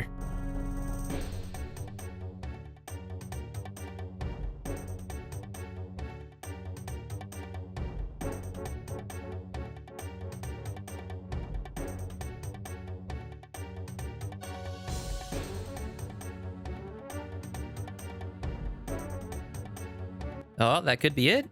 Perfect. Oh, that was definitely a lot easier on the second time I've done this quest. On the first time I did it, I absolutely got so screwed by that guy. So knowing his mechanics really helped just then. But yeah, that was the scariest boss of the quest done. So now I'm basically home free. I have to go feed the crocodile and then kill the last boss, and this quest is done. All right, now to see if this chicken is actually going to work for this part of the quest. So if I attempt to cross right here, says he's looking hungry. Give him some meat. Yeah, okay. It looks like he does actually eat the chicken. So you don't actually need raw beef or anything. So I was not lied to. Never doubt God Ash. Never doubt him. Okay, it's time for the final fight. Let's do this then. It shouldn't be too bad. I hope it shouldn't be too bad. Yeah, if the other ones were fine, this fight should be fine too. As long as I just keep dodging the lightning, it should go all right. Little did he know at the time, but it did in fact not go all right. Come on. No, you can't do that to me. All right, I'll go claim my items back and give that another shot then. Does that only do a percentage of my health? That might do a percentage of my health. God fucking damn it. I need to fucking watch what I'm doing. Oh, finally, the DPS check worked that time. Look how much food I had left too. They just night and day between those attempts. Night and day. But that's basically it for the quest. Thank God that fight was a lot worse than what I thought that was going to be just then. Woo! Okay, let's go over and complete this quest then. And with that, we are now quest completed. And my rune light has just completely froze with that. But you can see I got the Keris. I have the water tiara, so now I don't need water skins when I'm in the desert if I just charge it with some water runes. And 50k agility XP. Damn, that is nice. That upgrade to the quest XP is so good. And that is now our first master level or grandmaster level quest completed. I can't remember if it's master or grandmaster, but that's the first one completed on this account. And that partisan will be huge. That's my best in slot stab weapon currently. And it's going to be huge for the KQ if I want to go back there and get some more supplies, because yeah, I am super happy about that. There we go, 63 agility. But yeah, it feels so nice to have this. Great stab weapon. It's going to be very helpful in the tombs itself. So we may as well just head over there now. Not much else to do, so we may as well. All right, it's time to enter the Tombs of Amascut for the first time. I'm not going to do it currently because, as I've said before, I want piety. And that's that part done, and we got our music track of Into the Tombs. But yeah, we are officially in here. As I said, I am not going to be doing a tomb at the minute. What I really want first is why I have my pickaxe and stuff on is the mining level, so I can do King's Ransom. Well, I'm pretty sure it's King's Ransom to be able to get Chivalry and Piety unlocked, because it's just going to be so much easier doing the raid with these two unlocked. So in the Arcapath, there is this mining puzzle here. This is where I'll be training my mining to get it to 45 for the King's Ransom quest. I won't be completing any raids until I get 45 mining to do that quest. So I'll just be here mining the walls. I get 25 XP per wall I mine, and after I've mined all the walls, I can then just place the mirrors and solve the light puzzle and not mine the middle obelisk to keep it alive, and then it will reset the puzzle. Since I don't have an invocation on for how many times I can die as many times as I want here and just keep spawning in this room and get more XP. I think the XP will be close to 8k mining XP an hour, so it really won't take me long to hit 45. But this will now be my life until I can finish King's Ransom. So next episode, I will be completing the first raid on this account. And there we go. There's 45 mining. That is the requirement for the King's Ransom quest, and what I'll be going off and doing right now, because that is just straight Chivalry unlocked, and as soon as I've done that, I'm going to get my prayer up to 60, and then I'm going to start doing some raids. Just before I start King's Ransom, here is the Black Knight's Fortress completed since it is a requirement. Now that I have all the quests done, I just have to go get one item for King's Ransom. The reason I needed 45 mining for King's Ransom is because of one item requirement, and that is Granite. Granite is labeled as a quest item on the wiki and is therefore allowed within my rules. So now that I have the last item I need, I can go and do the quest. I actually forgot I hadn't finished Holy Grail yet, so this is the last time we'll see the Black Knight Titan. I just wanted to thank the Black Knight Titan for being the unsung hero of this account, and thank whoever decided to make a quest boss's drop table so damn good. In this part, you actually go around asking the knights if they have any useful items. There's one item that I'm specifically looking for, and that is the vodka. You get vodka from one of them if you ask if they have it, and that's the item that I need, so. You get thread from this quest? Oh my god. Oh my god. What? I had no idea you get thread from this.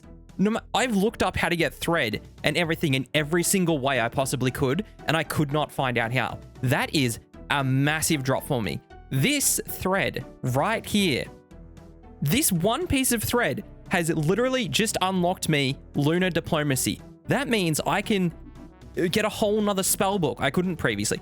Holy crap, I had no idea I could get that. I had absolutely no idea I could get thread from this quest. God, I can't process that right now. Oh my god.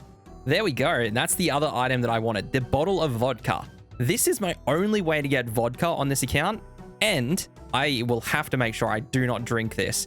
This bottle of vodka right here lets me do the I can't remember what quest it's called, Edgar's Ruse. It lets me do Edgar's Ruse, which lets me be able to unlock the Trollheim teleport for Gold Wars dungeon in the future.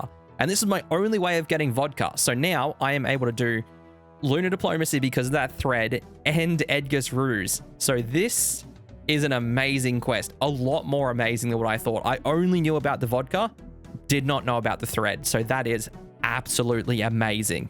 There's King's Ransom completed. Now I'll be able to go and do the Knights Training Grounds to unlock Chivalry and Piety. I can't use either of them yet, so I'll have to go get my prayer up one level before I can start Tombs of Amascut. But first, let's do the Training Grounds. There's the Training Grounds completed. The best melee prayers in the game are now unlocked. Now to actually use them, I'm going to head back to Sarachnis for some more Dragon Bone drops. It shouldn't take too long since I only need about 50 bones to get 60 prayer. With that Dragon Bone drop, it is the last of them that I needed. So I'm going to go to the Wilderness Altar now and use up all my bones. Hopefully I don't die and need to come back and get some more. And that's 60 prayer. Now it's finally time to go back to Tombs of Amascut with Chivalry unlocked. Alright, so I'm finally ready to take on my first raid on the account. I have decided to go on with this inventory, obviously Dragon Dagger, because it's best in slot here for the last kind of fight, well, one part of it. And in the inventory, I've got a superset and a range potion and 4 prayer potions, because I don't know how long these fights are going to be and how tough it's going to be on my resources. I just have to kind of get the method down on this account, but I am going to be doing a level 50 raid level, so just because I'm not doing a 0 because I don't think it's worth it. I've decided to put on softcore run so I can die up to 3 times. I don't think I'll die. I shouldn't anyway. I've decided to put on Lively Larvae and Blowing Mud. Those ones are pretty free, to be honest. They don't really affect that much of the thing, and Kefri will be the easiest boss I will have in there, so the more invocations I can have on Kefri will be better because my Partisan is the best in slot weapon there until you get up to higher raid level and you need the Fang becomes better. But yeah, that'll be good. I've got nothing on for Zebak. I've got nothing on for Arca. And I have one thing on for Barbar, which is shaking it up. So when it does its stomp attack, the area is larger. I'm doing that because it actually gives you more time to react to it, and it is easier to dodge, in my opinion. And the other one I have on is Overclocked. This means like the Warden in its last phase smashes the ground and the tiles become faster. But I reckon it's actually a lot easier to have Overclocked on, just one Overclocked on, than not have it on, because it actually syncs it up very nicely and it makes you dodge the other attacks and you don't even have to think about it. So yeah, that's what I'm just going to go with for a 50 to get it started with and see how it goes. The only thing I think will let me down in here is going to be my range. I don't think my melee isn't that bad with the Partisan and stuff, but I think the range is definitely going to let me down. But once I do a level 50 raid, I can then get my 50k XP lamp from Miser, and then that will get me to close to 73 range. So that will help me. But anyway, let's just go in and send the first one.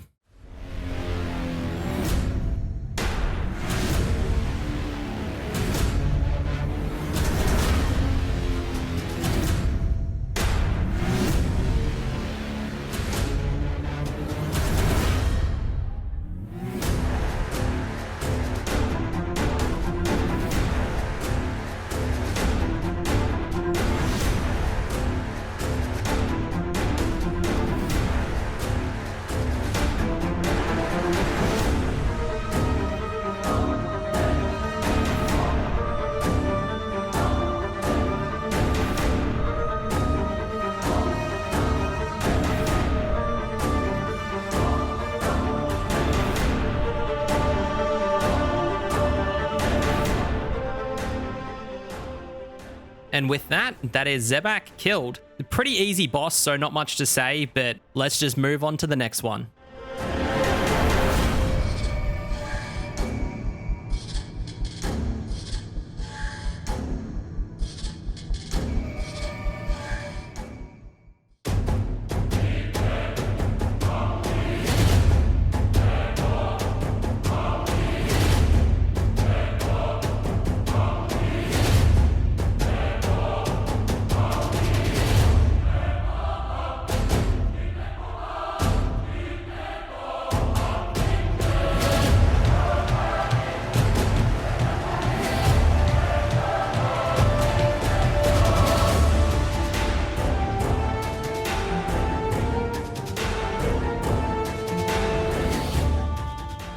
That's Kefri dead. Got very lucky with some procs there at the Partisan, as you might have saw. But anyway, let's move on to the next boss. After the 2 paths, I get to pick what pack I want from the Helpful Spirit. And I've decided to choose the Chaos pack first, because I needed the Salt so I'd be able to hit better on the next bosses. Plus, I also needed more Prayer Restore, and this pack offered both. On a normal account, you'd go with Power first, but the Prayer Restore is more important for my account. Anyway, on to the next boss.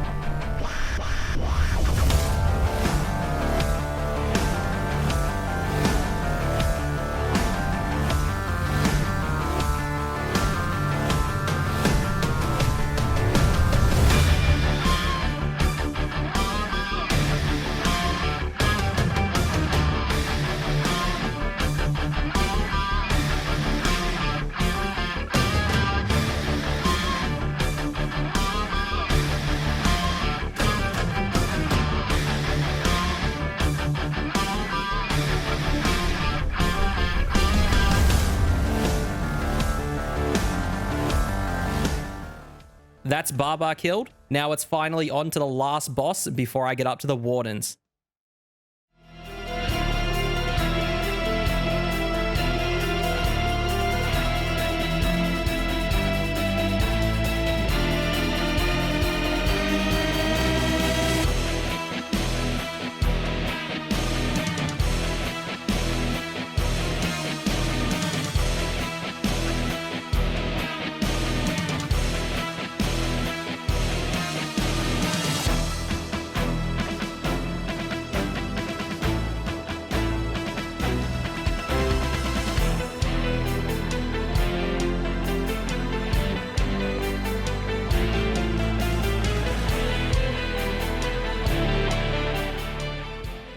And that is Arca killed.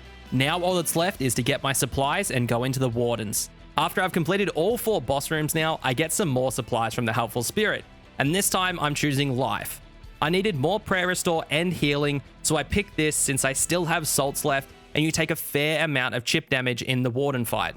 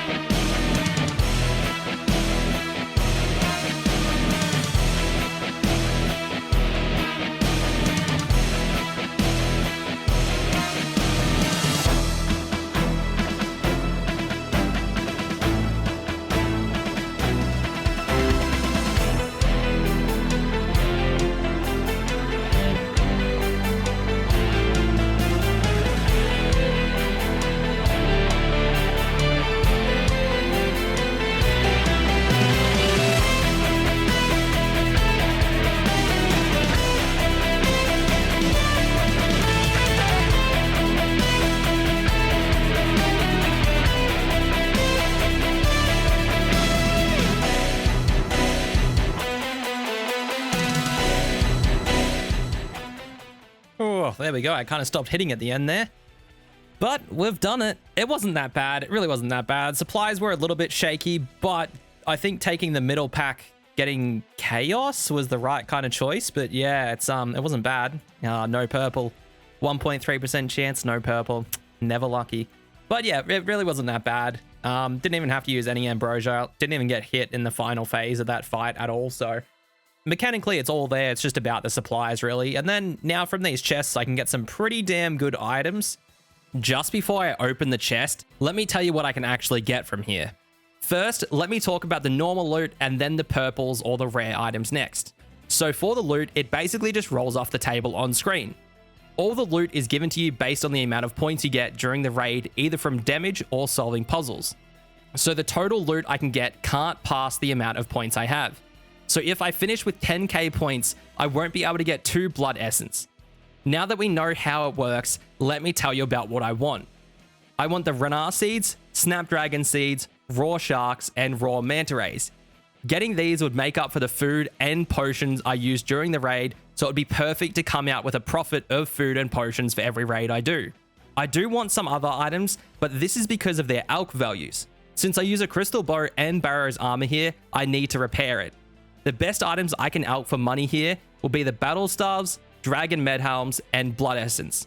The Dragon Medhelm and Blood Essence both alch for 60k, so they will easily help me with fixing my armor and bow throughout all the attempts. Now, onto the purples. At Tombs of Amascut, what purples you can get is based on your raid level. With a raid level of 50 to 145, I can only receive the Lightbearer and the Osmundton's Fang. With anything over 150 raid level, you can receive the other uniques. Missouri is the best in slot range armor. The Elidnus Ward is the best in slot mage shield that provides a magic damage increase. And the Shadow of Tumikin, the staff, is the best in slot magic weapon. Now from all that, the best item I can receive is the Osmundton's Fang. This item would be crazy for my account. It is a best in slot for many bosses and will be my account's best in slot item for many more bosses. The Fang is an incredibly accurate weapon and is a great item for Tombs of Amascut, so it'd be great to get one just to grind this raid faster. The next best item I would want would not be the staff, but the Lightbearer. The Lightbearer will let my special attack regenerate 2 times faster than normal, which means I can get more special attacks off. This is a great item because sometimes the damage from special attacks can mean I get the kill or I don't. So even doing below a level 150 raid is still great because I can get the 2 best items on my account. But with that, let's see what I got from the raid. Hopefully I get Renar seeds. What I really need is Renar seeds because I don't have many prayer potions in my bank. Oh, we got a Cache of Runes. That's actually worth a lot. Oh, 260k is not too bad, but yeah. Cache of Runes, nice. That's a nice collection log slot, so we may as well grab that out and open it and see what we get. So we've got 1 collection log slot ticked off here at Tombs of Amascut now with this. So let's open it, and we get 1,855 death runes. So I do not have to worry about going negative on death runes here. I will always be positive on death runes, so I really won't have to worry about it, but that's perfect that I got all that. How long was that raid? That raid was 50 minutes overall. That really wasn't even that bad. So 50 minutes including the actual like bosses at the end, but to get through all 4 of the rooms, it only took me 44 minutes. Not horrible at all. Really not horrible. And then yeah, the clan, we're happy to see that done. I will be able to farm this pretty easily, and the loot I will get from the tombs will be paying for all my gear repairs, my new crystal bow, and everything like that. So I think the best bet is to keep going through this. The only thing that does suck is I will run out of super potions because I currently can't make super strength. I'll never be able to make super attack potions because I can't get Eyes of Newt. So that's the thing that's going to suck, as well as my prayer potions. I don't have any more Renars. So what I've decided to do is just keep farming Tombs of Amascut right now. Since I can get Renar seeds, that should keep up my prayer potions, so I should be able to keep going until I run out of super potions. I was going to explain a bit about each boss from the raid and mechanics, but there is a lot to unpack. So if you want to know anything about this raid, I highly recommend Tasty's guide on it. I will leave a link in the description for it. Plus, if anyone is interested in me making a mid to low level guide for the raid, let me know in the comments. And while you're down there, why don't you like the video and make sure you're subscribed. Also, a massive thank you to Gemel7234 for the amazing soundtrack to the Warden's fight. He did a metal cover of the Tombs of Amascut song, So go to his channel and check him out. There we go. That's the 10th raid completed so far. Took a bit longer on that one because I actually died to the crocodile at the start because I got hit by the waves, unluckily. But that's the 10th raid done, so hopefully maybe an item. I should be sitting at, with 10 raids done with the amount of points I get, as you can see down here, I should be sitting somewhere close to between like 12 to 15% of like having an item by now because I get about 1.2 to 1.5 each time, so I don't know, there's always a chance, but after this, I'll get my loot and I'll show you. Oh my god. Oh my god. Oh my god. Oh my god, I did not on number 10? Holy, I just didn't see my key and I knew what was happening. Oh my god, if this is the Fang, this will be absolutely massive. Even if it's the ring, it is still really big. But I really, really hope it's the Fang because this is going to make things so much easier. Like, what is happening? I can't believe that this is happening. There's no way. Okay, let's open it. Oh my god. Oh my god, this is the first purple. This is the first unique from a raid on this account. What are we going to get? Please the Fang, please the Fang, please the Fang, please the Fang. Oh my god. Oh my god. This has... I don't believe this is real. This has taken the account to a whole new level. Holy crap. This has taken the account to a whole new level. Holy shit. Oh my god. I can't even wear it. I literally can't even fucking wear it. What the fuck is happening? Holy shit. I need to go get my attack up to 82 right fucking now. That is the perfect 50-50. That is the best 50-50 I've ever won. Oh my god, this opens up so many new bosses and so much more content with this Fang. I'm gonna think about this and I'll be back in just a sec. Okay, I've had a little bit of time to calm down, like 10 minutes or so. Oh my god, I cannot believe I still got this. Look at the stats from it. 103 melee strength, the stab, the slash. Obviously, this is massive. I can't even put into words how massive this item is just because of how good it is. I can't wield it yet. I need 82 attack.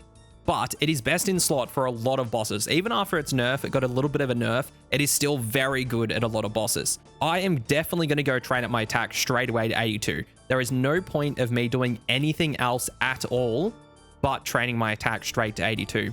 So that is exactly what I'm going to do. I'm going to go to Fight Caves right after I make this clip and just sit there until I get 82 attack. So I didn't mention what the Fang does yet and why it's so good. The Fang is an incredibly accurate weapon because of a special mechanic it has. When you roll for a hit in-game, you either roll a hit or a miss, and that's it. But with the Fang, if you roll a miss when you attack, then the Fang will re-roll and it gives you a second chance to hit, which makes it really accurate. It also averages out your damage. Basically, if I could hit anywhere from a 0 to a 35 with the Fang, it would make the minimum hit a 5 and my maximum hit a 30.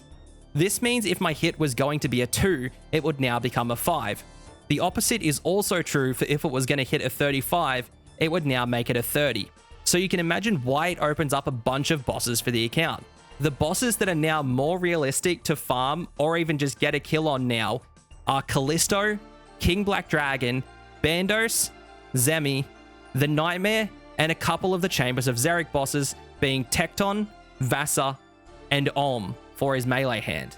There are also some bosses that I've done before where the Fang will become my best in slot currently. Those being the Chaos Elemental, Giant Mole, Sarachnis, and basically all the bosses at Tombs of Amascut.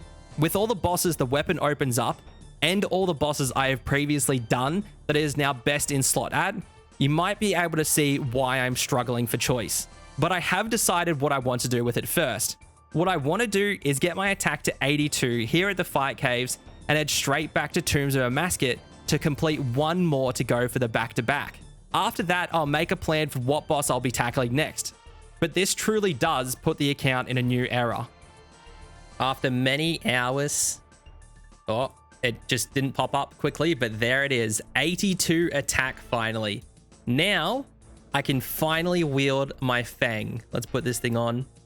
Oh, look at it. It looks so wrong in this kind of gear, but it feels so good to have it. Oh, now the only thing left to really do is to actually just go and do a back-to-back TOA to see if I get an item. So it's going to be absolutely insane to use this, and I can't wait to go back and do another TOA run. So let's quickly make it over there and go for the back-to-back. Okay, so I'm here, I'm geared up, and it just does look really funny to see a person wielding a fang in this kind of gear here, but oh well. I decided I'd show my invocations before I start as well, because I was saying I was going to show them at the end of last clip, but well, not last clip, but last time I finished the raid. And as you imagine, I got a bit distracted because something happened. But here is the list of invocations I'm running with. So I'm still doing the soft core run, and then I have only blowing mud on. I turned off lively larvae because it was spawning way too many agile scarabs, so my only one for Kefri now is blowing mud. That's the only one I've really changed from like in here.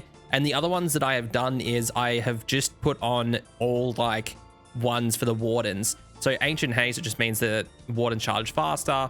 I put on penetration as well. So if I ever get hit by a special attack from the pillar thing, then it just takes my prayer off. And yeah, that's about it. And then after that, I put on overclock too. So in the final fight, when it's hitting the floor, it just moves a bit faster, which is fine. It really doesn't do anything. It's pretty easy to dodge. So yeah, it will be, this is how I do it, and this is the one I got my fang from. So this is going to be the back-to-back, and we'll see how we go. And after this, I will up it more, but I will need some more upgrades first. That was absolutely insane. I think I missed 3 attacks in that entire fight. That was 2 minutes and 14 seconds. I think that more than halved my average time in this room. I think it literally more than halved the average time. That was insane. I am looking forward to this in Arca now and on the obelisk when I'm fighting that in there. It's going to be such a time save. Like, it's going to be massive. Yeah, I don't know what to say. The Fang just feels so insanely nice. Just going from a Keris Partisan to a Fang, I skipped so many tiers of weapons and just anything else just to get it. And it feels like broken as just so broken to be using it. The fights are so quick. It was only a 4:55 Arca. I think my usuals like can be somewhere close to 6 minutes, and now it's going to feel great on this obelisk too. So this is going to be amazing. Oh, there we go. Always a nice DPS check at the end, you know, with just a crystal bow. But that is the back-to-back raid completed. No personal best because I kind of like left for a little bit during the middle of that, but we'll see if we get the back-to-back purple. I definitely don't deserve one. I don't think I'm going to get one. My percent is only 1.3% to get one, so I'm happy I even got the first. So let's just see our key in the thing. Yep, there we go. So no back-to-back purple. But that is completely fine. But that sorts our back-to-back. Torstals, that kind of sucks. Oh well, bank it goes. But yeah, not a bad raid, not a bad one. It felt so much better with the Fang. This thing just feels amazingly better at Barbar and at Arca. So once I get better range and mage upgrades, it will really help speed up the rest of it because it's still going pretty slow with the other few bosses, and the wardens at the end are pretty slow because it's just a range and mage the entire time basically. So it's probably one of the slowest areas. So getting them upgraded would be sweet. But yeah, it's on to the next little thing that I plan to do. With the Fang achieved and many bosses opened up because of it, I think it's time to explain what bosses I'll be going for now and the plans that I have. The first boss that I want to kill is Callisto. Now, I want to kill Callisto because of Callisto's drop table, and then I'll only need to use food to kill Callisto because of save spots. The items that I want from Callisto is the Renar Seeds and the Dragon Bones. The Tyrannical Ring would also be great for when I need to use my Cudgel to kill a boss like Vedion in the future. But let me talk about the Renar Seeds and Dragon Bones. I need the Renar Seeds because I currently only have about 10 prayer potions in my bank and no easy access to Renar Seeds besides Tombs of Amascut. But I have to use 2 prayer potions to get 1 KC. With the Renar Seeds, when I plant them and get my Renars to make more prayer potions, what I plan to use the prayer potions for will be at Bandos. I have not had any strength boosting armor on this account so far, and I'm looking to change that. With the Fang being best in slot at Bandos, I think it is a perfect time to start to farm Bandos for some massive armor upgrades. But before we get there, let's go and do the first kill on Callisto. Oh, there we go. That's the first kill of Callisto on the account. That is really good. 400 Chaos Runes, not the best drop, but at least it happened. I'm actually glad I can kill Callisto now because the Chaos Alley was getting really quick to kill and it was kind of my one boss that I could go to and AFK at. Oh, that's the first bit of Renar seeds that I got. I better grab these quick and get out of here. That's nice amount of prayer potions, actually. Only 10 kills in now, so pretty good to get that one early. Not bad. I cannot complain about that at all. That's the dragon pickaxe that I was missing from the Chaos Alley, so that's a good drop to get, I suppose. Can't use it for a fair while, but yeah, it feels good to get something. I will eventually get up to 61 mining, but that's really nice to have. That'll be super good for Chambers of Xeric and in Tombs of Amascut as well for the mining room. It's good for Chambers of Xeric because the guardians there you have to kill while wielding a pickaxe, and this is the best pickaxe you can get, so be the most damage and make it a bit faster. And then in the Tombs of Amascut room, it can let me boost up and it might get me in the next tier of mining and be able to make it a little bit better for me. So with the dragon pickaxe going across multiple logs, it's completely completed that one. It's added something to the Venenatus log. And then of course, Callisto, it now has the pickaxe as well, and then there is also Vedion, which will have the pickaxe too. So yeah, it's added a fair bit to the collection log just because the amount of places that it is at. So yeah, it feels nice to have another greens log and hopefully some more greens in the future. Of course I got the seeds on this. Of course. If I drop these two, I can keep some more Renar seeds, so that won't be too bad. I think the Renar seeds might have protected over him anyway, but if I drop those two, I can keep some more Renar seeds, which ain't too bad. If only he missed one entangle, but that's all right. We can keep some Renars. That was the worst time I've had someone come in on yet. Especially like I just get the kill and I get Renar seeds. Like that is so unlikely. Callisto was very busy, so I decided to change up to the Chaos Alley for a bit. I still want more strange fruit so I can take on Zora to get the Serpalm since it gives strength bonus, so I might just swap up between Chaos Alley and Callisto. Alright, with the wilderness being so busy right now, I've just decided to quest. What I want to finish right now is Horror from the Deep to get the Bandos book as a reward. This will be the only Bandos item I can get currently, and I will need it since I actually plan to try some Bandos after the quest. To do that, I first need to do the bar crawl, which is a mini quest, so it's all good with my rules. That is the bar crawl mini quest completed, now on to Horror from the Deep. And that's Horror from the Deep completed, now time to go claim my Bandos book. Now, with the Bandos book obtained, it's time to head off to Bandos to get my first kill of him. While I'm getting kill count, let me explain about what I want from here, though it might be a bit obvious. I want anything on his unique table. That might be obvious, but Bandos will be my best in slot melee armor on the account since I can't kill Nex because I can't do Desert Treasure. And Desert Treasure is needed to do the mini quest to unlock Nex. Bandos armor is so good, with wearing the tassets and chestplate, I will get an extra 6 melee strength bonus, which can mean 2 extra max hits in certain situations. They also have some pretty alright stats, with the plate body only being 20 stab and slash worse than what a Darok body is. Now, the Bandos hilt will be amazing for my account, because this will unlock my best defense lowering spec weapon, which will be a major help for bosses in the future. The Bandos boots will be a great drop for me since they offer great defensive stats, but they don't offer me a melee strength bonus like the climbing boots, but they make up for it with the +1 prayer bonus they offer. So if I get the boots, I don't think I'll be using the climbing boots again. The rest of Bandos' drop table is pretty poor except for the coal drop. I don't have a good boss to get coal from currently, so this will be my best way of obtaining it. So if I'm going to get any items that is not a unique, I would love the coal drop. There is also the 3 Super Restore drop, which would help me get some more prayer potions for myself. But anyway, that's all the items that I want from Bandos, so let's go in and get the kill.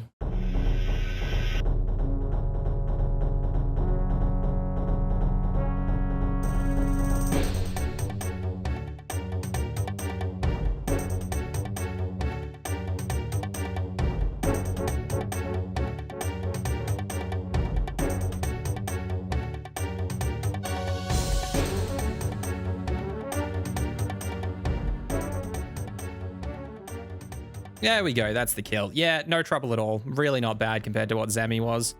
So that's pretty good. We'll, oh, Super Restores. That's one of the few drops I was looking out for. That's nice. Well, we have profited Prayer Restore here, which is pretty damn good.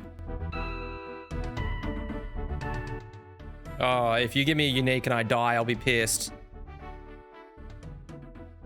All right, I didn't see a collection log thing pop up. Oh, it's just a Snapdragon Seed. Oh, thank God. That was close. I thought he was going to give me collection log when I died. Oh my god.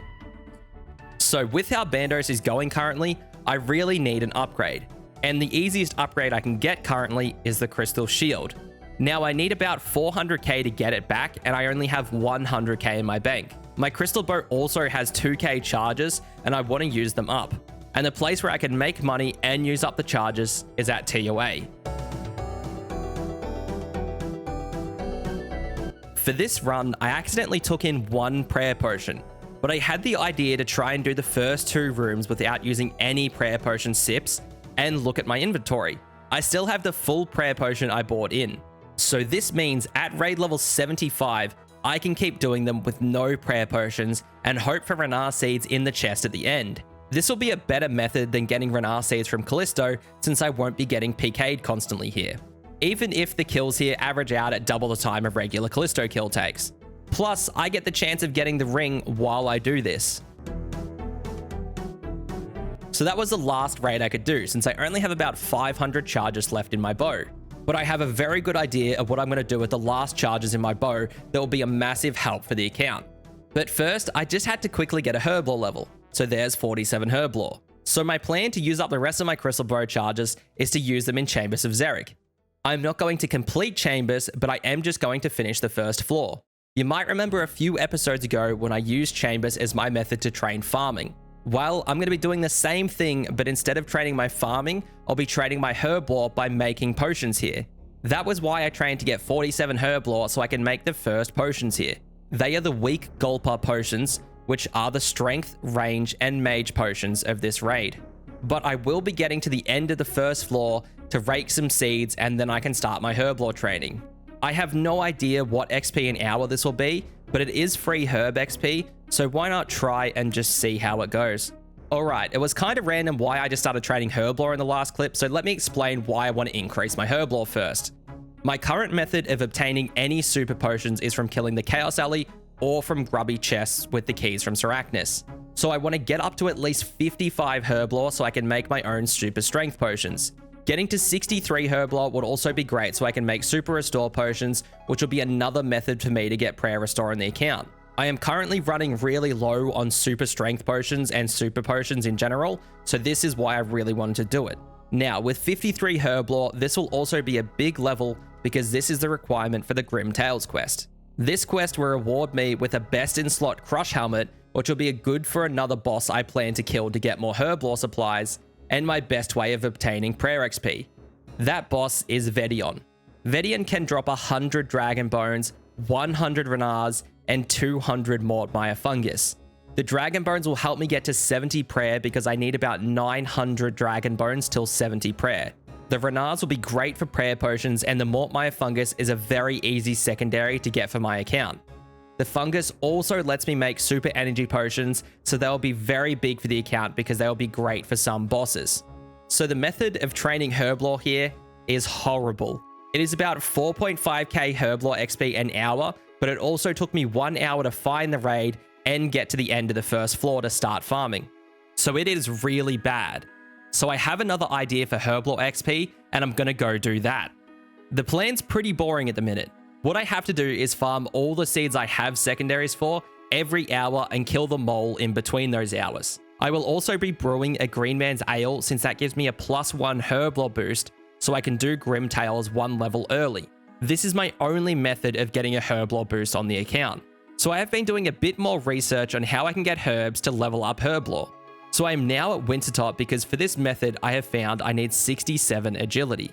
I currently have 63 agility and need about 160k agility XP until 67. So I'll be back with 67 agility and then I'll explain my plan. And there's 67 agility after about 8 hours. So the boss I plan to kill is another weird one. I'm going to be killing Salarin the Twisted. A bunch of people watching probably didn't even know that he existed or that he was even a boss, but the wiki does have him in the boss category. Salarin the Twisted is found in the Yanel Agility dungeon, and it is just a higher level Chaos Droid with one difference. That is, he drops the Sinister Key at a drop rate of 1 in 12.8.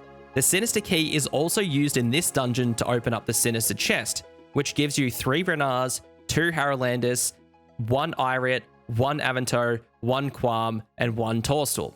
So I think you can understand why I wanted to kill him for the key. This will now become my best way to obtain some herbs and is actually an easy way for me to obtain some Renars for prayer potions.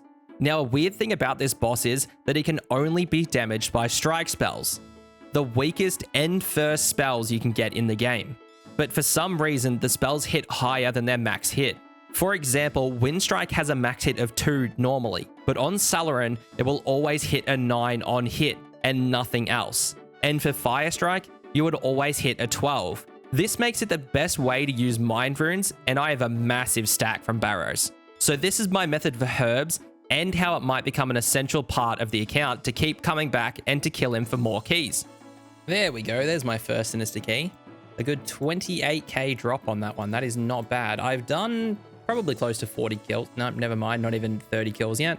But yeah, so I should have expected 2 by now, but having 1's fine. But yeah, this is basically going to be my 3 Renars, 2 Harrowlanders, and all the rest of the herbs that I mentioned, and all the herbs and stuff I've gotten along the way too, which is really nice. So I am probably just going to keep building these up and just keep killing them. I'm hopping worlds after every kill I do usually. But yeah, this is how I usually do it. So I attack him from here where this skull thing is. Then if I step back here, he can't even attack me and he just gets safe spotted somewhere in this corner. So it's a really nice method. Like, I just don't have to concentrate at all. He's got a 30-second respawn timer, so I'm not bothering with like waiting for him to respawn. Sometimes he drifts into the corner like this though, which is annoying, but it's all right. It's really not that bad.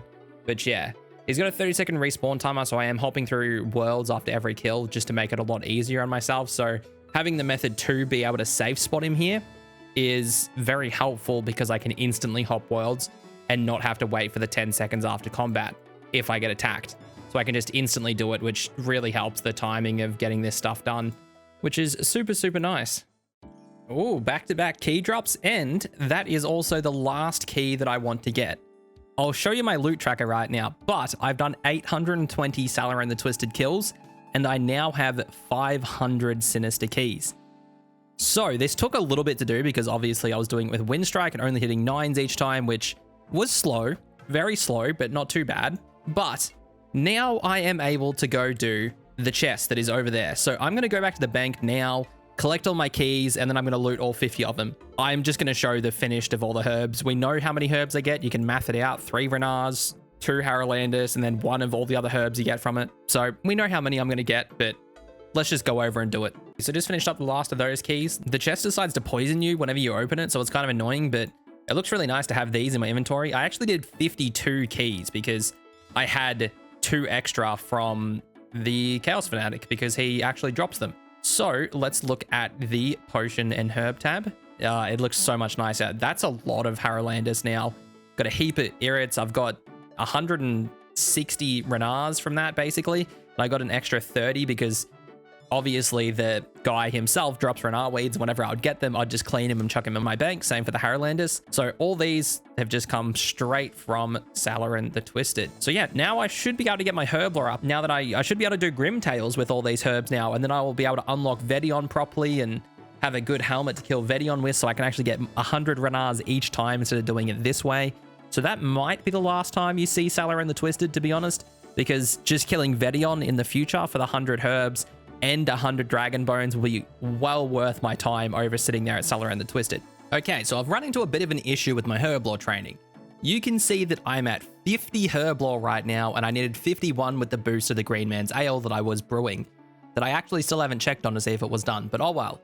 Basically, I need another 3.2k XP, but the thing is, I don't really have any herbs I can use anymore. I could use the extra 31 Taramins and make some more strength potions. I have already been doing that, and I just emptied the things and just kept refilling it, so there isn't that many in there. But yeah, that's the only things I can make, and that's only half the amount of experience I need to hit 51. And I don't have anything else in here to make any extra XP with, except for, of course, the extra 120 Renars I have, but I have no Snape Grass, which is kind of annoying. I could go and catch fish and use the roe and caviar and make the extra barbarian potions. That is always an option. But I actually have a better plan in mind. And I'm going to go over there now so you can see what the plan is in just a second. So yes, I am at Zemi again. What my plan involves is imp drops. What I need is 10 grain from imps, which is a 1 in 42 drop rate. This means I'm not guaranteed to get a grain every kill, but that's okay. What I need the grain for is Edgar's Ruse. This quest rewards me with 15k Herblore XP, which is enough to just get me over 52 Herblore, which is needed for the Grim Tales quest. Edgar's Ruse will also unlock the Trollheim teleport, which will be my fastest method to get to God Wars. So in the future, when I come back to grind it out, this will be the method I'll use. While I'm killing the imps, I might collect myself some clay so I can make some plant pots, and then I can finally plant some trees on the account.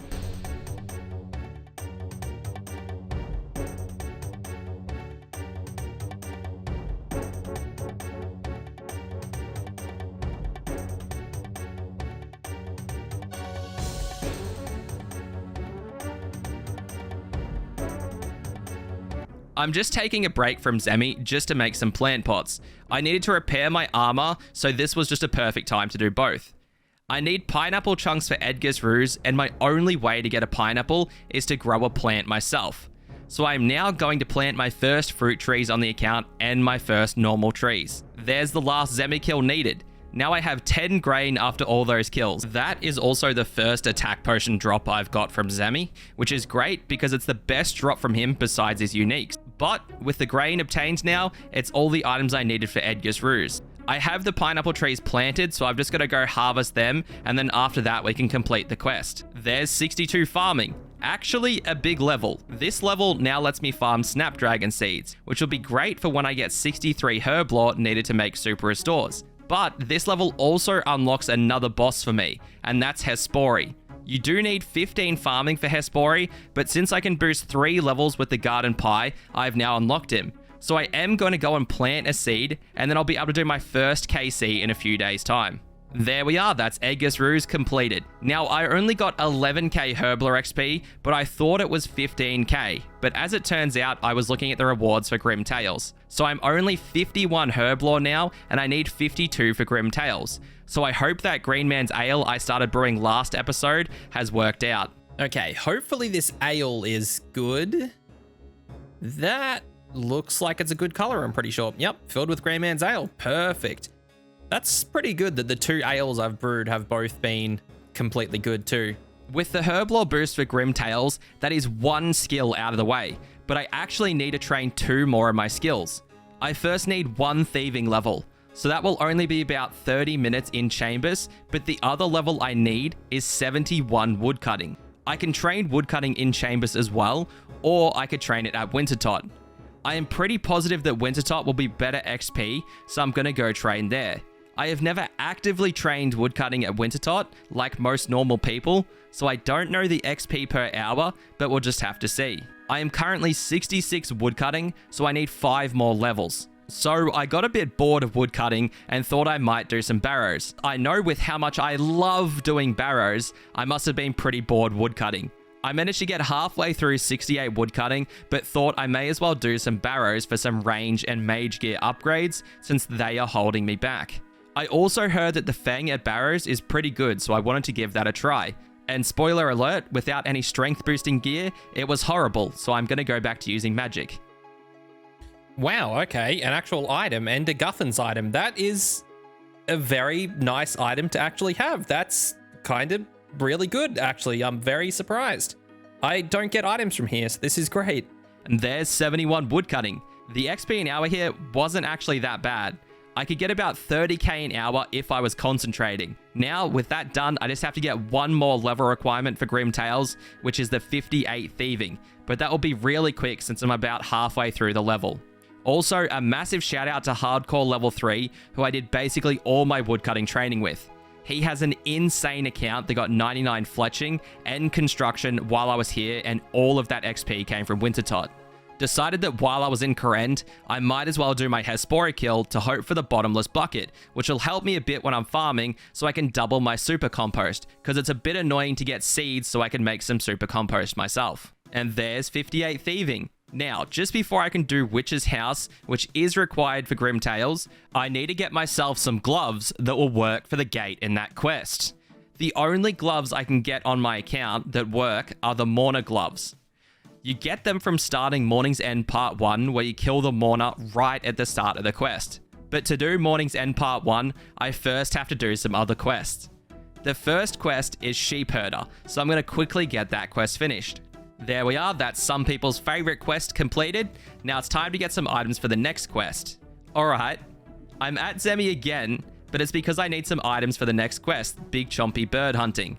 For the quest, I need 5 wolf bones, so this time I don't need to kill imps, but I need to kill the werewolves here, because this is the only way to get them. So I'm quickly going to do 2 or 3 KC here for the bones that I need, and then I can proceed in the quest.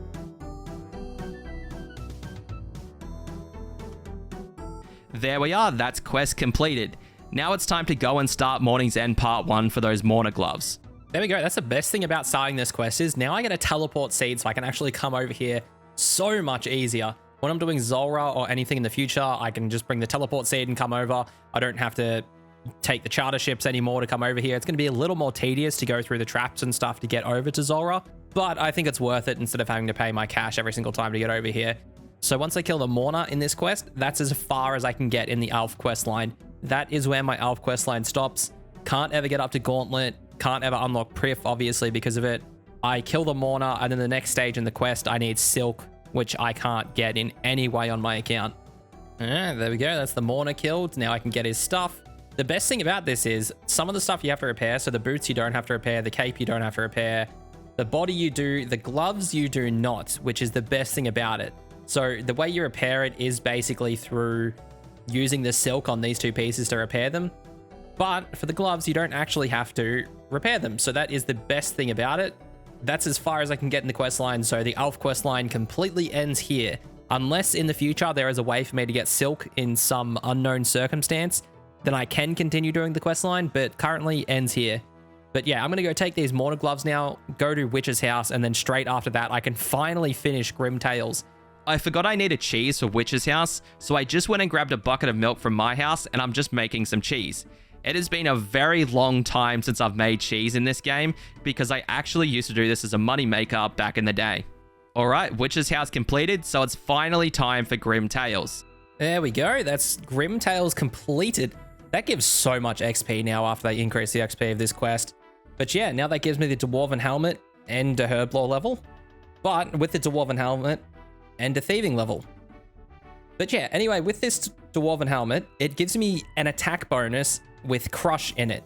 So a Crush attack bonus is great because this is the best Crush helmet in the game. So, well, I think it's got the best Crush bonus in the game. I'm not sure about Inquisitors. Don't quote me on that. But yeah, it's got the best Crush bonus. So this will be really good for Vedion since Vedion is weak to Crush. So that will be great. That is one of the 2 items I wanted for Vedion. Now I have to go get one more. And to do that, I've got to go do one more quest, which is the Treyas Daith one. Well, I can't remember what the quest is called, but I got to go kill Treyas Daith in that quest to go get myself a Salve Amulet. So I'm going to head over there and do that quest now.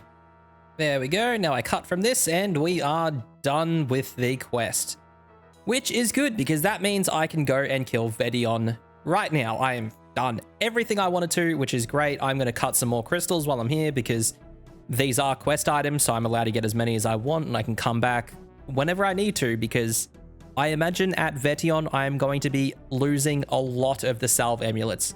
The Salve Amulets you want to use at Vetion because they give you increased accuracy against undead creatures. Since Vedion's a skeleton, it works on Vetion. So I'm just going to grab a bunch of these and they have like barely any value. So once I die, it's not going to be great. But now I have the items that I wanted, being Salve Amulet, the helmet, and my cudgel. So I'm going to go do the first kill of Vetion right now. I am going to go set up the safe spot and we're just going to go straight there and do this first kill. Now that I can kill Vedion, let me explain a little bit more about what drops I want. Vedion easily has the best drop table out of the wilderness bosses, and this drop table is going to massively help my account right now, and I want to try and get as many Vedion kills as I can before they change the wilderness bosses. The items I want from Vedion are the 200 Mortmire Fungus, 100 Dragon Bones, 100 Renars, 100 Super Compost, 300 Gold Ore, 10 Sandfuse Serums, and of course, the Ring of the Gods. All these drops are amazing for my account. The 200 Mortmire Fungus is my only way of obtaining it, and it will let me make 200 Super Energy Potions. They'll be needed at bosses such as Zilliana, and just getting around the game will be much quicker with them. The 100 Dragon Bones speak for themselves. I'm not 70 prayer yet, so getting 9 drops of these bones will get me all the way to 70 prayer if I use them all on the Chaos Altar in the Wilderness. The 100 Renars is an easy 100 prayer potions if I have the Snape Grass. 100 Super Compost is great, since as I mentioned before, getting the seeds to make my own Super Compost is pretty annoying, so getting it this way will be a big help. The 300 Gold Ore will be really good for smithing XP. And the higher my smithing level, the cheaper my Barrows gear is to repair, so then I can have more money for stuff like my crystal bow. The 10 Sandfew Serums will be my best way of obtaining them, and they will come in handy for when I plan to go get some nightmare kills in the future. Then the final unique drop from Vedion, the Ring of the Gods. This ring gives a +4 prayer bonus when it's unimbued and a +8 prayer bonus when it is imbued, which is an absolutely massive prayer bonus. Since I don't have a ring right now, this would be perfect, since at nearly all bosses I use prayer. But that is everything that I want from the boss. Now, getting these kills might be hard, but I'm going to use the lesser known safe spot. So I am hoping to see less PKers, because this place is a PKer hotspot. There we go. It's a second kill of Vedion. 200 blood runes. Kind of a poor drop. I did die during this kill, so I did also do this without a salve amulet. So I only have 1 in my bank, so I am losing a salve amulet every single kill. I also bought my Iron Man. You might have seen it just there. It is killing the Chaos Dwarfs that come near me and keep attacking me, so it's just going to keep killing the Chaos Dwarfs for that. But yeah, I figured I'm just not going to bother bringing a salve amulet anymore. I'm not racing against the clock to be able to kill it. I will basically probably get like the same amount of time every single kill. So I'm going to go 3 phases, so who cares if I have a little bit less DPS? Doesn't bother me because now I don't have to go back to Zemi to get more balls of wool every so often. So I have found some new tech at Vedion. Basically, I can let my other account help me kill the Hellhounds at Vedion spawns, and it doesn't affect the kill for me. This means I can still get the loot. This is amazing because it means I could potentially get a 2-phase kill, which will speed up the kills so much. It will also really help me not getting PK'd as much since I can get out of here quicker. Now, I don't like using other accounts to skip a grind on my boss account, but I am okay with using my other accounts to speed up grinds, like how I use this account to locate the mole, but not to open up the path to the DKs. So I have shown that I can kill Vedion just slower without the help of the other account, so I think that this is fine. With the amount I get PK'd at Vedion, since I die every Vedion kill, I have decided to do Vedion when it's quiet at night, and during the day, if it is busy, I'll go do some Barrows. I want to do Barrows because I want to start doing raid level 150s at Tombs of Amascut, and the gear that is letting me down the most right now is my range and mage setup. The easiest way I can get upgrades of both of them is through Barrows, so you might start seeing some Barrows clips in between the kills now. I haven't recorded a clip in a while because this chest is now chest 500. I still haven't gotten another item since the Guthan Spear, which was 30 chests ago, so I'm going dry. Yet again. What a massive surprise. But I have thought about it, and I am going to try and prioritize doing Barrows right now, and maybe only do 2 hours of Vedion at night. I want to do it this way because Barrows is holding back a lot of upgrades for my account. The only real way for my account to get a mage upgrade is through getting Aram's robes, since I can't really go for Ancestrals right now because doing Chambers with Split Bark sounds absolutely horrible. Plus, what I really want from here would be a Verax Brassard and Helm to finish off full Verax so I can kill Venenatas to get the 100 noted Unicorn Horns. With these, I'll be able to make some anti-poison potions to get some more Zora kills to obtain my best in-slot helmet, being the Serp Helm. Plus, the Arams would really help me at Zora because the increased mage attack bonus over Split Bark, so it would make it more consistent. Also, if I manage to finish off full Guthans, that could mean I could potentially get 2 Bandos kills in one trip, effectively doubling my efficiency. It's the first item I've seen in, how many KC? The first item I've seen in 42 KC. The last was the Guthan Spear, and then now I get another Darok Helm, which is annoying. Annoying to say the least. That's the third one of them I have now. This is, oh, I hate this place. Oh my god, that's actually one of the items I wanted. Thank god, that feels so good. Okay, that is one other piece of the Verax set done. Now I just need the helmet, and that is Verax completely completed. So I really hope that doesn't take a long time. Very good item for that one. That's another part of my Guthans set, so perfect. I only need the chain skirt now to finish Guthans and just the Verax helmet to finish Verax, so I am super happy about that one. What is happening? Oh well, if it was the skirt, it would have been better, but like, what can I do about this? Oh my god. Why? Why? This is the back-to-back and I get another fucking duplicate. That's 4 Guthans bodies now too. I literally hate this place so much. Well, yeah, okay, it's collection log. It's gonna be okay at Zulrah, but not the Aram's piece I wanted, but it's the Aram's piece I got. This is it right now. I have now got 14 unique items, not including bolt racks, so just take one away from that. So 14 unique items, and I also have 14 duplicates now. I am so surprised by how many duplicates I have for how many uniques I can still get from here. And I just keep getting duplicates. Oh, okay, that's definitely a unique. I did just mention in the last clip that this would kind of be probably the worst unique I could get, but here we are. Oh my god. Not the set I wanted to complete first, but that is another set being completed. That will be really nice for when I do Bandos and stuff, even Zemi in the future when I'm going back there. Will be really good for that, but now I just hope I can get that Verax helm to finish the set. But yeah, super good that I got the Guthans legs. I'm really happy about that now. Finally feels good making a little bit of progress on this account. Oh my god. Okay. I'm stunned. I am stunned at what just happened. I cannot believe that. I got an Aram's hood, which is a duplicate again, but Verax helm. That is all I care about. That is now Verax completed. That happened so fast. I completed 2 Barrow sets today. 2. Full Verax and full Guthans today. That's actually insane. All right, now my log does not look anywhere near as bad as what it did previously, but I would still love my Arams, but I am not going to complain about that Verax. I am going to take this straight to Venenatis and just sit there at Venenatis now. So I am so happy about that. This is going to become my best in slot helmet for everywhere now. I'm not going to be wearing my Darak helm just because this gives me +3 prayer bonus and the extra defensive stats over what the Darak helm does. For the Diamond Bolts E, that is my best way of getting them currently because I cannot make them myself. That's the first notable drop I've had in 25 kills. So yeah, these Diamond Bolts are going to be really, really useful when I have to go to Sarah. The Diamond Bolts and the Unicorn Horns are the 2 main drops I'm looking from here. Obviously, the Treasonous Ring as well would be great, but yeah, the more Diamond Bolts and the more Unicorn Horns I can get doing this grind, the better. Oh, there we go. Sick. I just talked about this last clip. That is the 100 Unicorn Horns. I am straight teleporting out of here. So that is my 100 anti-poison sorted.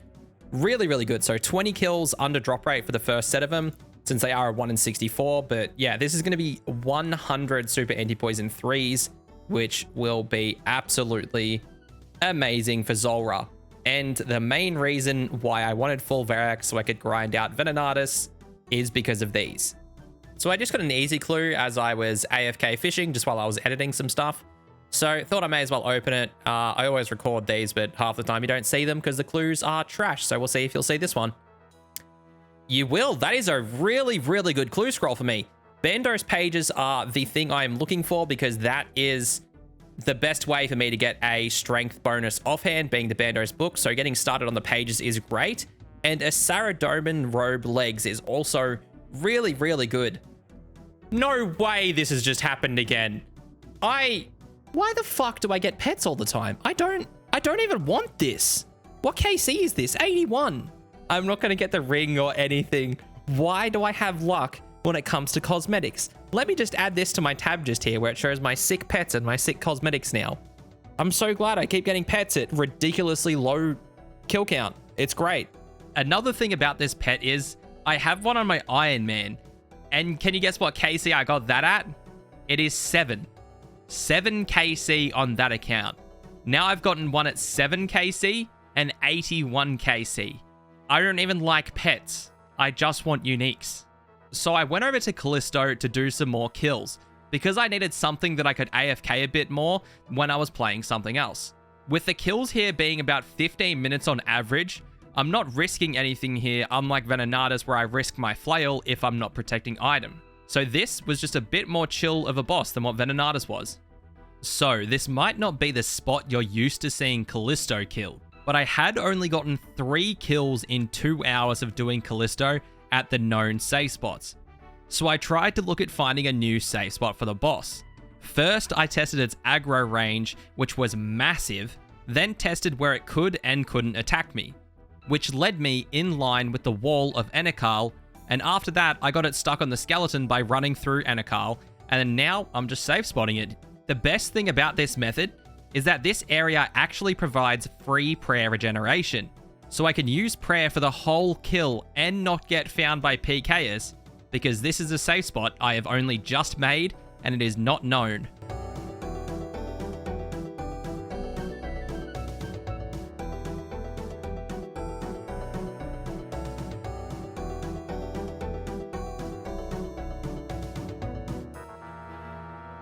So I have finished up Callisto for now. I will say it is currently the 20th of January and the Wilderness boss rework happens in 5 days.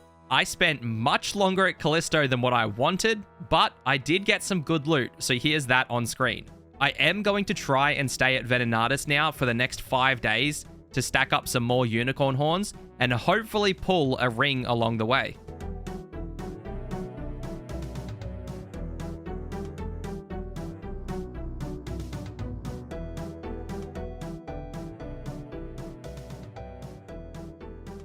Okay, that's a dragon pickaxe from here then. Let's leave so I don't lose my Varrock things.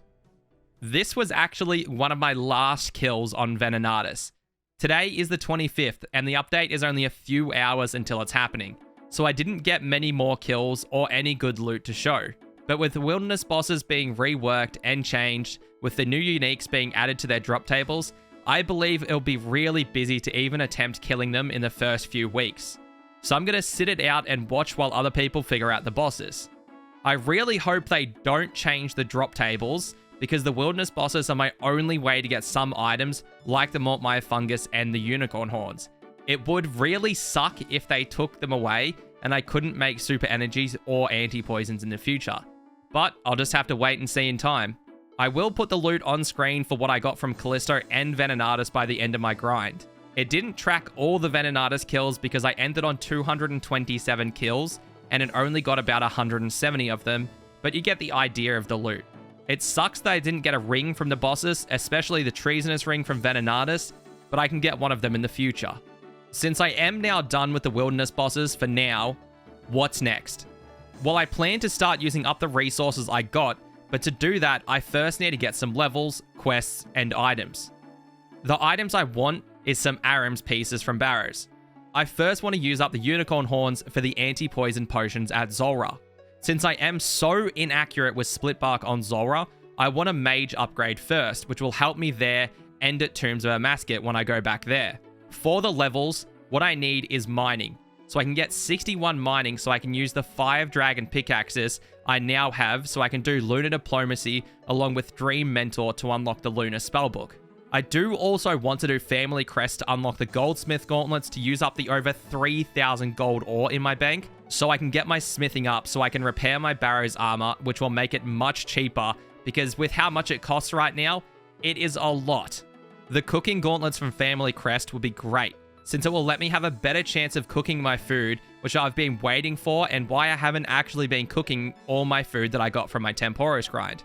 But with the plans laid out, let's get into some Barrows. It's been a while since I've seen an item, but yeah, we get the duplicate, but at least there's an item, I suppose. It's I've come back and probably done 20 something KC. I'm not sure. I haven't actually counted. It might be a bit over, somewhere between 20 to 30, but yeah, seeing a unique is not a unique. Seeing at least a Barrows item is nice, even though it's not a unique, but oh well. Oh my god. I cannot believe I just got that. A double chest again? Into getting a double chest with Verax into that? That is insane. I couldn't get the recording on quick enough, but I got it. That's amazing. Oh, so that was actually really unfortunate timing of when I just got that Aram's robe top, because I was actually in a Discord call for like YouTube related things right when it happens, and I was gonna not go into the crypt until I finished the call, but I completely forgot and went in there and got up to the chest, and I was like, oh, I bet I'll get the item this time, and then I literally did. So the recording was a little bit late on it, but that's all right. At least I got it. I'm happy about that, and of course it was a double chest with the Verax flail again. Well, not the Verax flail again, but a Verax item again and an Aram's item. Yeah, I'm just happy I got it. But yeah, the stats on this thing are so much better. I get plus 60 magic attack bonus over plus 40. So I'm getting an extra plus 20 magic attack bonus, which is like 50% better than this. So amazing, amazing stuff. It's also the same weight, and Aram's is known for having a high weight on it, and Split Bark is also really heavy alongside it. So that part's not bad, but now that I have this, I'm going to go quickly do my back-to-back to see if I get anything. And after I do that back-to-back, I'm actually going to start making some anti-poison potions and just head straight off to Zulrah. I have a fair few Irits in my bank here to make the super anti-poisons, so I will go do this back-to-back. I'll go do a farm run because I have some Irits planted, and that should get me up to the 200 I'll need for the Unicorn Horns. So this is the gear I'm going to be taking in. I got the Aram's hood, body, and staff. I want to use the staff because of the extra magic bonus of the staff over an air staff, and it also gives me a magic damage bonus and lets me hit 31s instead of 30s. So hopefully with this gear, it's much easier here.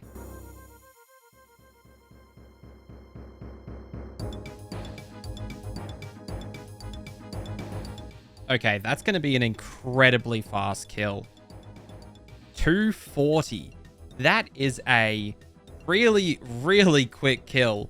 I thought it was fast, but yeah, I just bet my personal best by 30 seconds or something like that. I was hitting like a truck on that one, so that was a good one. At least I know I can get well under 3-minute kills, so that one felt really nice. Let's hope for more of those.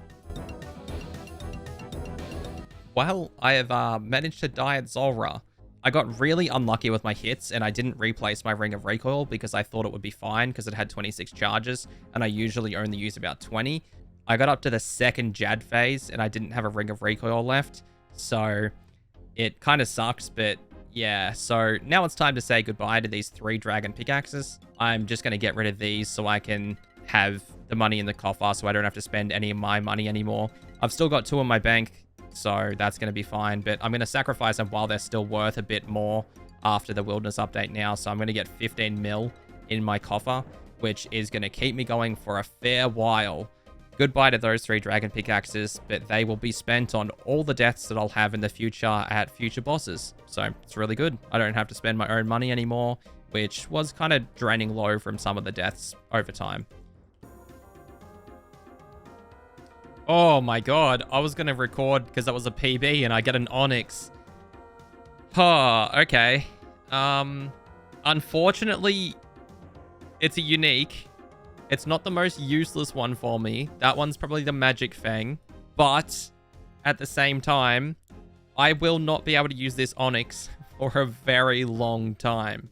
I need 2 Onyxes because they are my best in slots. My best in slot glove slot is a regen bracelet. So that's 74 crafting or something.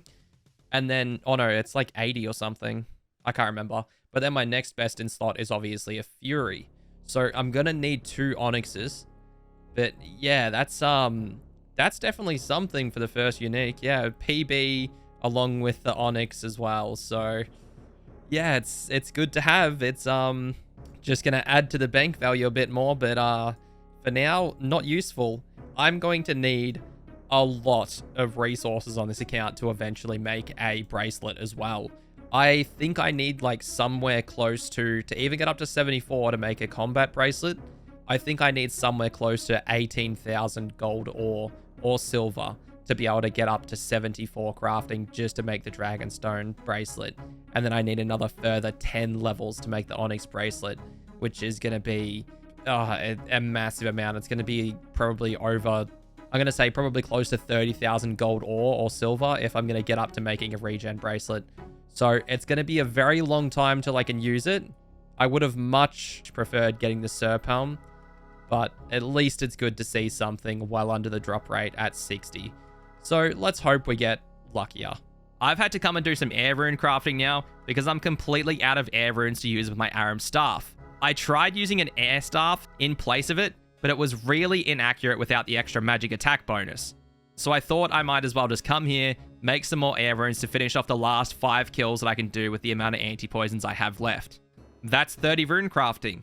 I'm gonna stop here and go back to Zulrah now since I have about 5k air runes again, and I got 7 rune crafting levels just from this small grind. I wanted to end on more of a high note, but here we are. That was my last attempt I could do, so oh well. So yeah, that was the last attempt I could do. I completely ran out of anti-poisons that fight, and I had no DPS. Like, I was completely out of food. I was up to the second Jad phase just after that little bit, so that was probably like a 5.5 minute fight up to that point, which was really long. But yeah, that's the last of the anti-poisons that I have now. I can check just here, and yeah, I've only got 1 anti-poison potion and basically no more super anti-poisons. But I do have antidotes, which I could get 1 more kill with these currently, but I'm just going to leave them, and I could get a lot more kills with the antidotes. But I am going to leave it there. I have another plan for what I want to do now, and I will go back to Zulrah in the future. I need to craft myself some more air runes because I only have like 3,000 or so left. So I do plan to make more in the future, but for now I am just going to stop and I'm going to go do something else. And I will show you what that something else is in just a second. My plan involves mining in TOA again. What I want this time is 61 mining. This will let me use a dragon pickaxe here and at Chambers of Xeric in the future. But I'm not just here for mining for that reason. You might remember a few episodes back I got thread. Now, with 60 mining, this will unlock the Lunar Diplomacy quest for me. I do still need a few crafting levels too, but I'll sort that out very quickly after the mining levels. Lunar Diplomacy will unlock me the Lunar Spellbook. This will have many uses for my account in the future and will be the only other spellbook I can unlock on the account because the others are blocked by quests and I can't do those quests because of item requirements. Of course, I'll also do Dream Mentor so I can completely unlock the Lunar Spellbook. To get the crafting level needed for the quest, I'll be using up my gold ore, since I have over 3,000 in my bank from the Wilderness bosses. I will be doing 1 quest before I use that up, which will be Family Crest so I can unlock the Goldsmith Gauntlets, which will let me get more XP when making the gold bars, and will get me around level 58 smithing from those alone. So this is my plan for my downtime or AFK time, since I've just started streaming again recently. Twitch link in the description, by the way. I will be doing some of the new rework wildy bosses, mainly being the reworked Vedion, but I'll explain that when I'm doing some kills. And that's 53 mining. Odd level, but that means I now have 1500 total level. Might come in handy in the wilderness with the 1500 total level worlds now. But the mining here isn't actually going too badly. I can get about 20k XP an hour if I concentrate. It actually became a bit less when I was only using the rune pickaxe because when I mined the middle pillar, I'd be doing more damage for the same XP, and I could 2 down it then. But if I pick up a bronze pickaxe and drop my rune pickaxe so I can 4 down the pillar and then I die before I kill the pillar and just repeat, which has made me get more XP. So I think dropping the rune pickaxe is giving me about an extra 3k XP an hour. Like I just said, I might be doing some Vedion in between, and here we are. Now you might think that wearing full Guthans is a bit weird for Vedion, but let me explain. I want to wear Guthans because of the passive effect, which has a 20% chance to proc, and will leech the target's life for as much as I hit. So hitting a 20 equals a 20 heal for me. With the stats of the spear being the same in slash, stab, and crush, I feel this could really help me on Vedion with using very little food. So I'm gonna give it a go for some attempts in this armor. With Vedion also being reworked, its drop table has also slightly changed, but nothing on the previous table has removed. Something I was very scared about happening. I'll just get slightly less than what I would have if I was killing the old Vedion. But this new Vedion is much quicker to kill with its new mechanics and the reduced HP of the dogs that are spawned. For some reason, I've noticed in my few kill attempts on Vedion that my Guthans isn't proccing on Vedion himself, but it is on the dogs. I haven't been able to get a kill with all the PKs around, but I have done a bunch of hits, and I haven't had a single one proc. Not sure if this is intended or not, but I am going to go back and use the cudgel and the dwarven helmet now.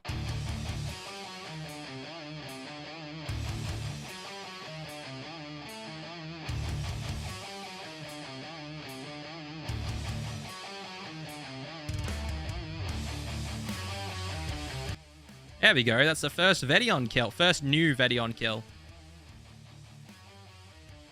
What? I don't need this. Why? Why did this... Why did that happen? That's like a 1 in 200 or something. I can't get the scepter ever, so it's just useless. Oh, great. You know, 1 in 700. Oh, yeah, because it's the solo boss. So it's a 1 in 700 drop. And I just got the skull. Oh, man. That's something. That can just add value to the bank, I suppose. If I can't use an item or it's a cosmetic, the game just hands it out to this account. But, like, anything that's useful? Nah, fuck that. You can't get that. I tried to solo the multi-Vedion, but it didn't really go great. Between the PKs and the extra defensive stats of the multi version, it just wasn't worth it. So I'll only come back here in the future when I have some other people to do it with. I was streaming, so I decided to do some multi-Vedion with viewers and clan members, which went really well. I do get less loot because the amount you get is based off the damage you do. So for example, I only do 15% of the total damage to Vedion. During a kill, I'll only receive 15% of the maximum loot of that item.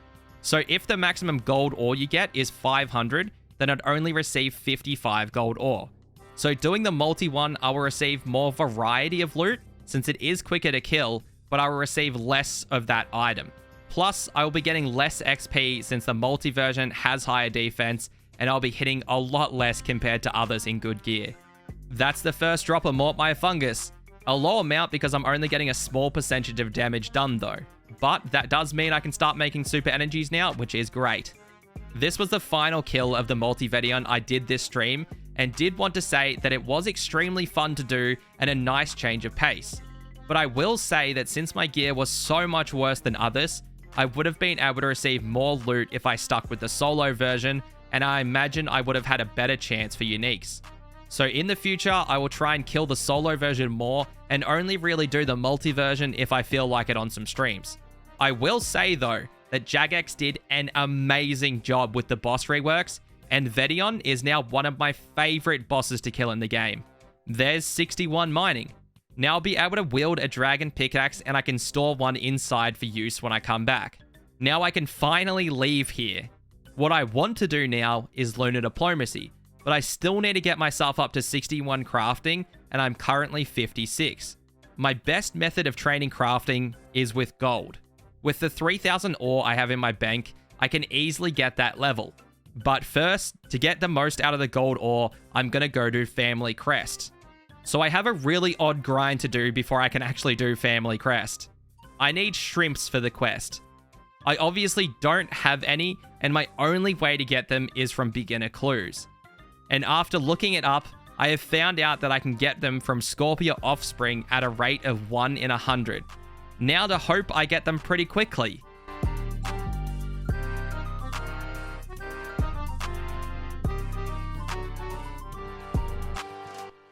Oh, shrimps. Oh, perfect. All right, we're done with that grind then. That was pretty quick. Very good. Got a collection log, which was 100 collection logs on the account, which is actually kind of big at the same time. And we already got the shrimps we needed, so very quick grind. So let's actually go and do the Family Crest quest then. Finish Family Crest. Now I get myself the steel gauntlets that I can change into either gold or cooking gauntlets. But I am going to do the mini quest so I can have all of them at once. Now I just have to pay 500k and that is the mini quest completed. I will just have to go grab my goldsmith gauntlets and cooking gauntlets, and then I'll be able to get my extra 2.5 times the XP for my gold. The cooking gauntlets will offer me a higher chance of cooking sharks in the future too. Unfortunately though, it doesn't work for sea turtles or manta rays. I wanted to get straight into smithing my gold, but I was streaming the progress, so I went over to Vedion again. By the way, the link is in the description. What? What? Why another one? What is this place? Why? That's the second one I've got. Oh my god. look at this collection log from this boss. Calvarian and Vedion. I've gotten 2 skulls from Vedion in 44 kills. What are they? Like a 1 in 700 or something from the solo boss? So I've gotten 2 of the skulls of Vedion, which I think is rarer. No, it might be on the same drop rate as the Ring of the Gods. So I think getting the skull, it's like at 50-50s between the ring and the skull. So I've rolled close to the same thing twice, and they have both been the skulls instead of the ring, which is unfortunate. But yeah, here we are, bank value again, I suppose.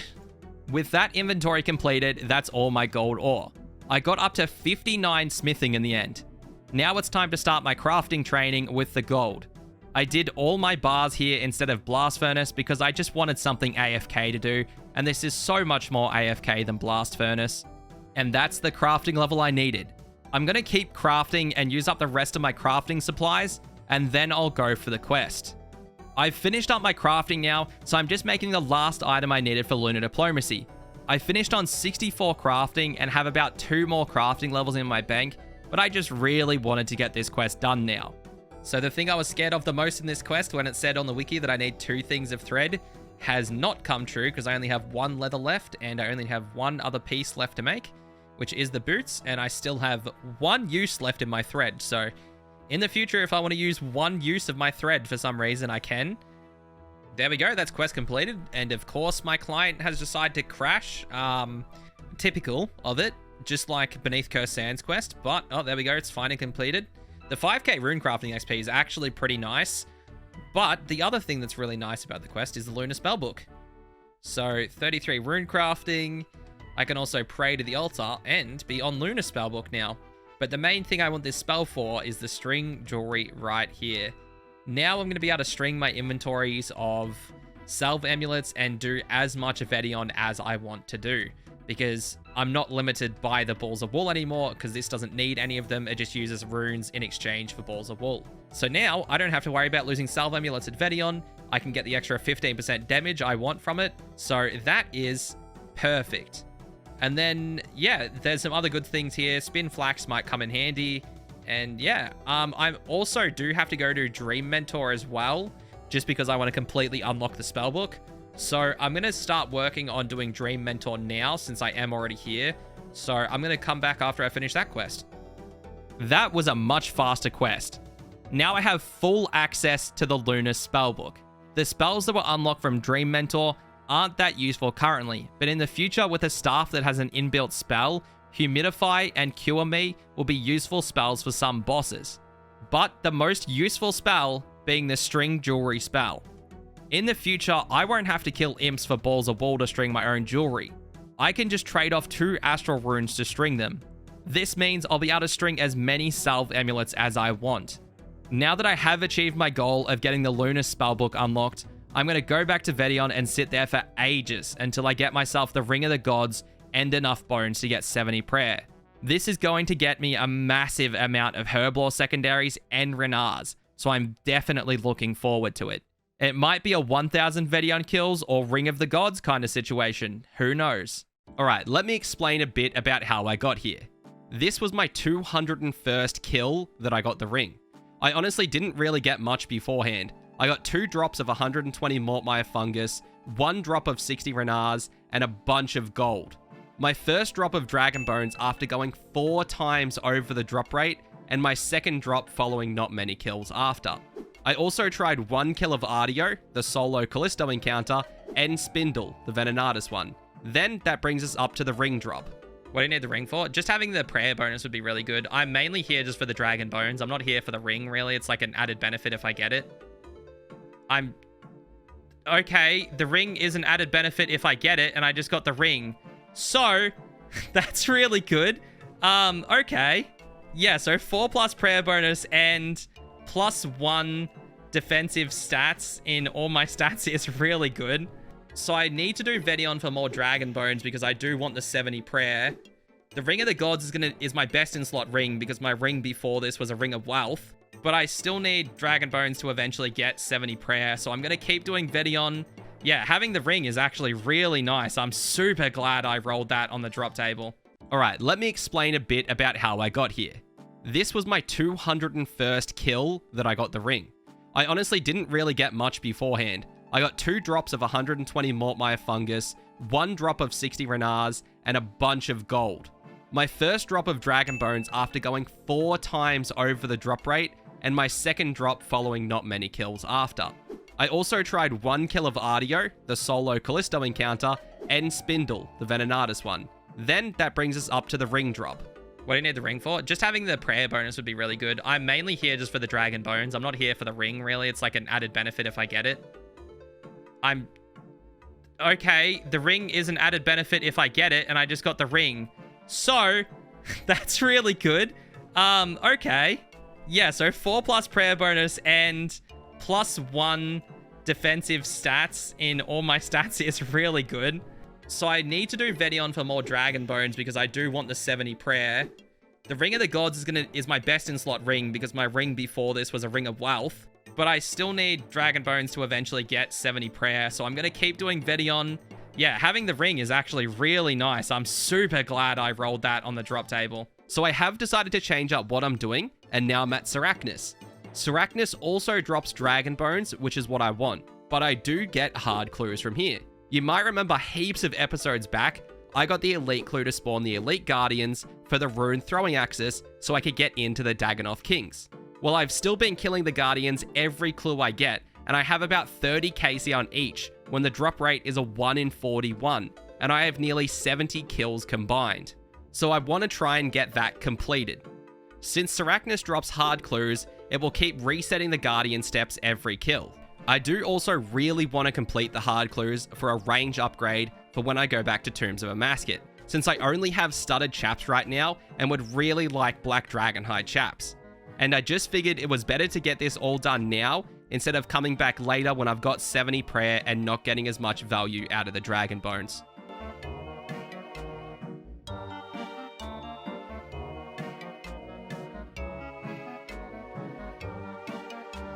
Well, that's now 500 KC at Sarachnis. Still haven't gotten a hard clue drop since I came back, and I've done about 80 kills, which is double the drop rate. That kill at least gave me some Belladonna seeds, which I can use to make some poison dynamite in the future. Since I wasn't getting anything from Sarachnis, I've decided to come to Temporis for some more food since I only have about 200 bass left and I'm completely out of swordfish. So I really needed food, and hopefully when I get my loot rewards, I can get a bunch of clue scrolls from the caskets. There's 90 fishing. That's the level I wanted to hit with this grind. Now I'm just going to go finish off this kill and then loot the reward pool. A nice 350 KC done at Temporis and a nice place to stop. Now I'm just going to go loot my 150 reward permits.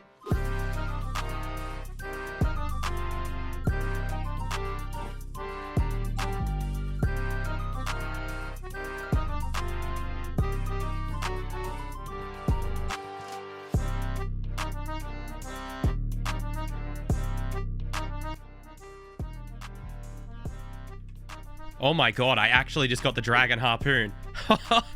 I can't believe I just got that. Oh my god. It took me all the way to 90 fishing to be able to get that. That's insane. That's gonna be really, really good for whenever I come back here to actually keep doing Temporis now. I did not expect to get anything in just these 150 permits after I've done multiple ones with multiple massive amounts of permits and stuff. Yeah, that's really good. Next time I come back, it's going to make the grind so much faster with this. The special attack will increase my fishing level, and it's going to be so good. It's even going to be nice if I just want to AFK Sacred Eels in the future as well, because then I'll be able to buff up my fishing with the special attack while I'm wielding it. It's very, very nice for fishing in the future, so I'm happy I got this. If I could get the Spirit Angler, that would be pretty sick, because then I could complete the log. But I basically just need the tiny Tempor to be able to complete the log that I can get, which is pretty sick for once I actually get the unique that helps me before a pet at a boss. So that's really good. 350 KC now and 2,712 reward pulls before I got that. So a fair bit of reward pulls. There's definitely a fair few there, but yeah, nice to actually have it now. So now I just need to open up the caskets and hope I get some clue scrolls while doing this, which was one of the things I also came here for besides the food that I got to actually stock up on, which is really good. But let's just hope I can pull some clue scrolls in these. I remember my last opening, I got none, and it looks like this time I also get none. I might do one more. I'm going to do one more Temporos KC, and I'm going to give the test to the Dragon Harpoon and see how it goes for this run.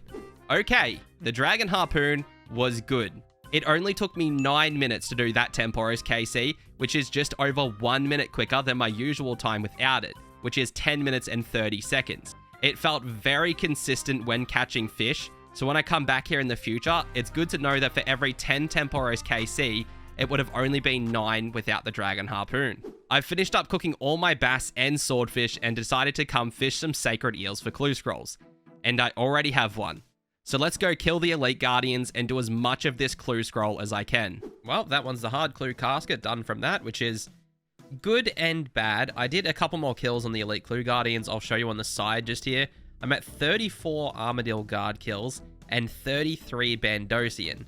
So I'm well over the drop rate for it, and I'm approaching the drop rate for either one of them because they can both drop the Rune Throwing Axe. Yeah, so now I'm going to have to go look for some more clues to hopefully get the Rune Throwing Axe, but at least I have completed a hard clue. Alright, now let's hope this is at least Black D'hide legs or like Blessed D'hide legs or something like that. Just don't give me a Black D'hide body. I have already got the Carol's body, so I don't need it. Just please give me some good range legs. That's all I'm asking for. Like, even if I get like blue D'hide ones, like trimmed or something, it's still better than what I currently have, so... why are these clues always so depressing? Just got a medium clue, so let's do this one. And with this kill, it's the last one I can do for this clue scroll. But my medium clue step is on Fossil Island, so I'm just going to have to drop it now and go back to fishing. Well, that's another medium clue that I just got in the inventory. I keep having to drop a lot of clues I keep getting from fishing, like either straight away or one step in. So it's very rare that I do actually get to complete these because I've got a lot of fishing XP. Like I only just hit 90 and I'm like a good 30% of the way through. So we'll see if I get anything from this medium and then we're going straight back to fishing because I did not get any more Rune Throwing Axes from the Guardians. Wow, that's Oh my god. Oh my god. I could not get my recorder on in time. I finally got the Rune Throwing Axes. Oh my god. It has been multiple kills of these, dude. I was well over double the drop rate. Oh, that feels good. I have been fishing non-stop. Like, look at this. I'm 184k away from 91 fishing. It has been insane with the amount of clue scrolls and stuff I've had and just couldn't complete and the amount I've killed. It's been insane. I am so happy that's done. It looks so nice to have them. I can finally do DKs. Of course, I've got this clue to open. I have got this clue to do as well, which is good. So I haven't talked about how the Guardian spawns work in fear of it getting changed before I got the Rune Throwing Axes. Basically, I have said that the Guardians spawn every clue you get because it resets them. That is true, but there's more to it than that.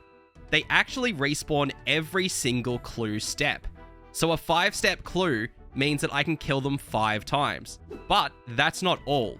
If my next hard clue step was to kill a Saradomin or Zamorak wizard, they wouldn't spawn when I go dig at that spot.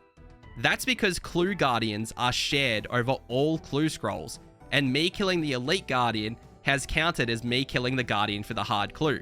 This, in theory, could be used to skip the master clue guardians. If you have a hard clue to kill the wizards and go kill them first, and then go dig for your master clue, you won't have to fight them. It can also be used to not have to fight a wizard in the wilderness, thus making clues a lot safer since you won't have to be in combat and you can just log out. So I just thought I'd share the method and the little discoveries I had, so let's just see if they actually do change this in the future.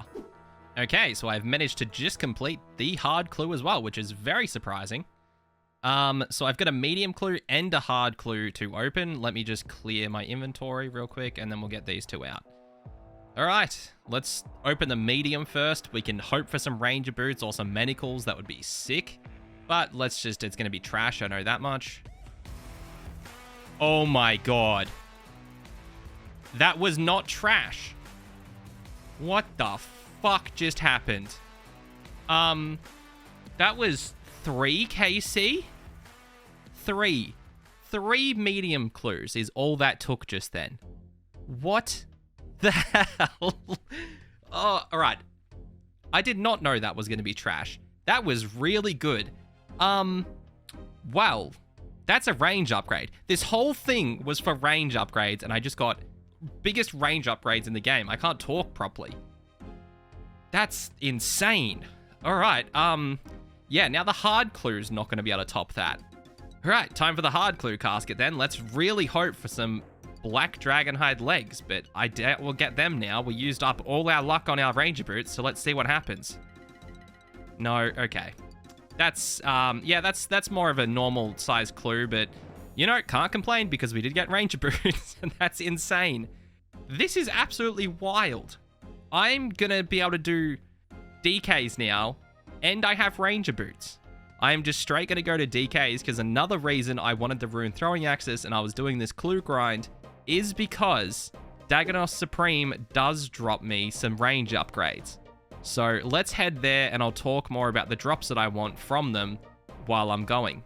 While I run through the dungeon to the DKs, let me explain what I want from here. Obviously, the Dagannoth Kings are 3 bosses and each have a different drop table. I won't be talking about Prime though, because his drop table is arse. But with Rex and Supreme, the story is different. First, let's talk about Rex. Now, he has a lot of junk on his drop table, but there are 4 items that I'd like. First, of course, it's the rings. The Warrior Ring, which is the worst of the 2, offers me a +4 slash bonus and a +8 slash bonus when it's imbued. By the way, I'll talk more about imbuing next episode.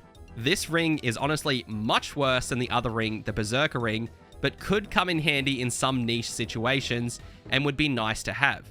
Now the Berserker Ring, on the other hand, this ring has remained the best in slot melee ring for a good reason.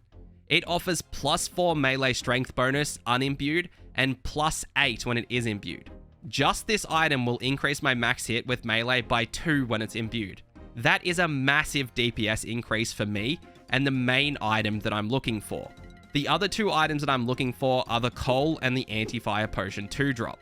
Now, the Coal is just because it's pretty hard to get, because all the bosses that drop Coal are very end game, and this is the only real mid-game boss that drops large amounts.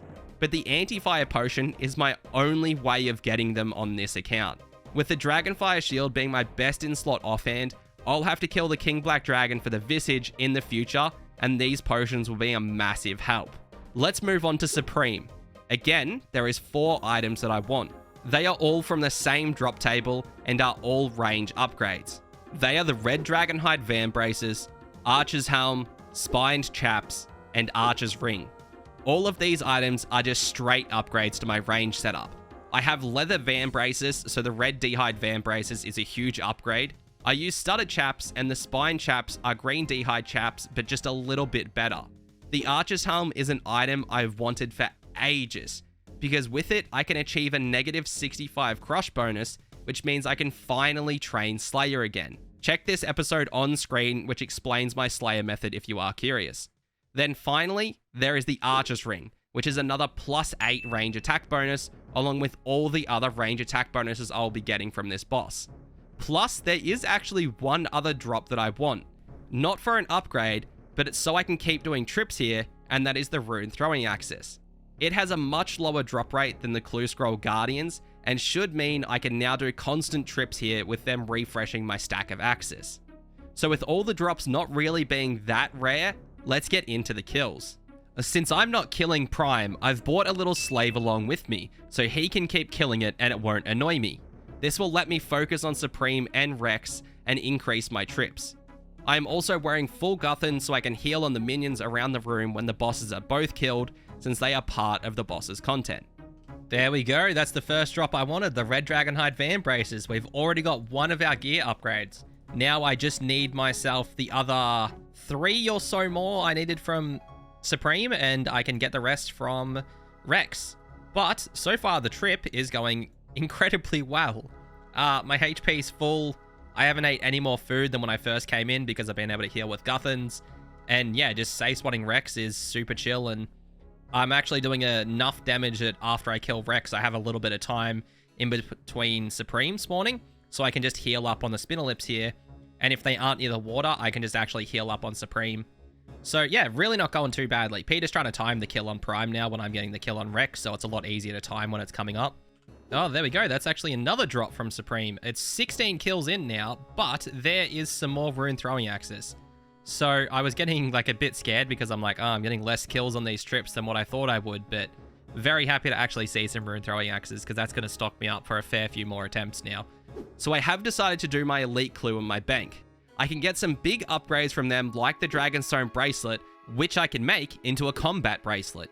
This was also one of the reasons I wanted to get the rune throwing axes, since if I get a Dragonstone bracelet, I don't need to get the crafting level for it myself. And with all the content coming up that drops elite clues, I think it's a good time for it.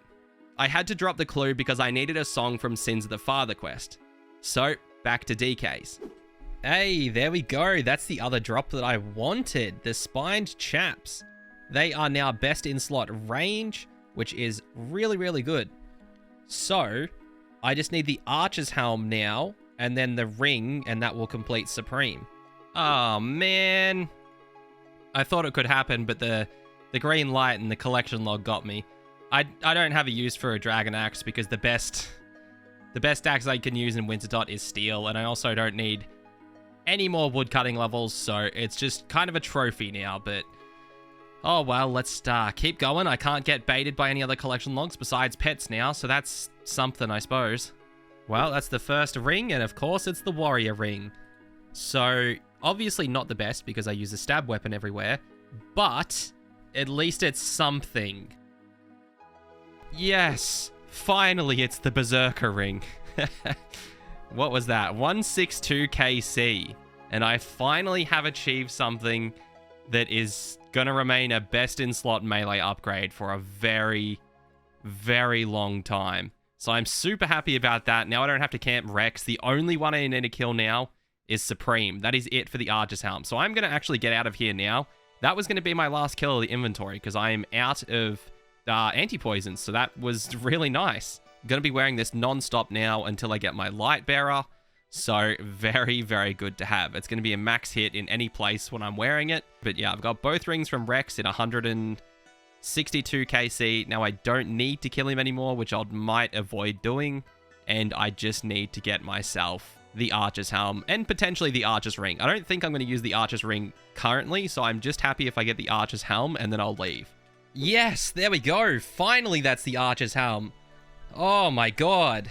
That is the other item I wanted. I do still kind of want the Archer's Ring, but this is the main item. I've been hunting for however many episodes. I discovered that I needed it for Slayer to get the negative crush bonus, because as you can see in the attack stats, it gives a -5 crush bonus. Now I can officially start Slayer again with this. But if I don't get the Archer's Ring in this trip, that's going to be the end of the DKs currently, and I can head back to Vedion for my prayer.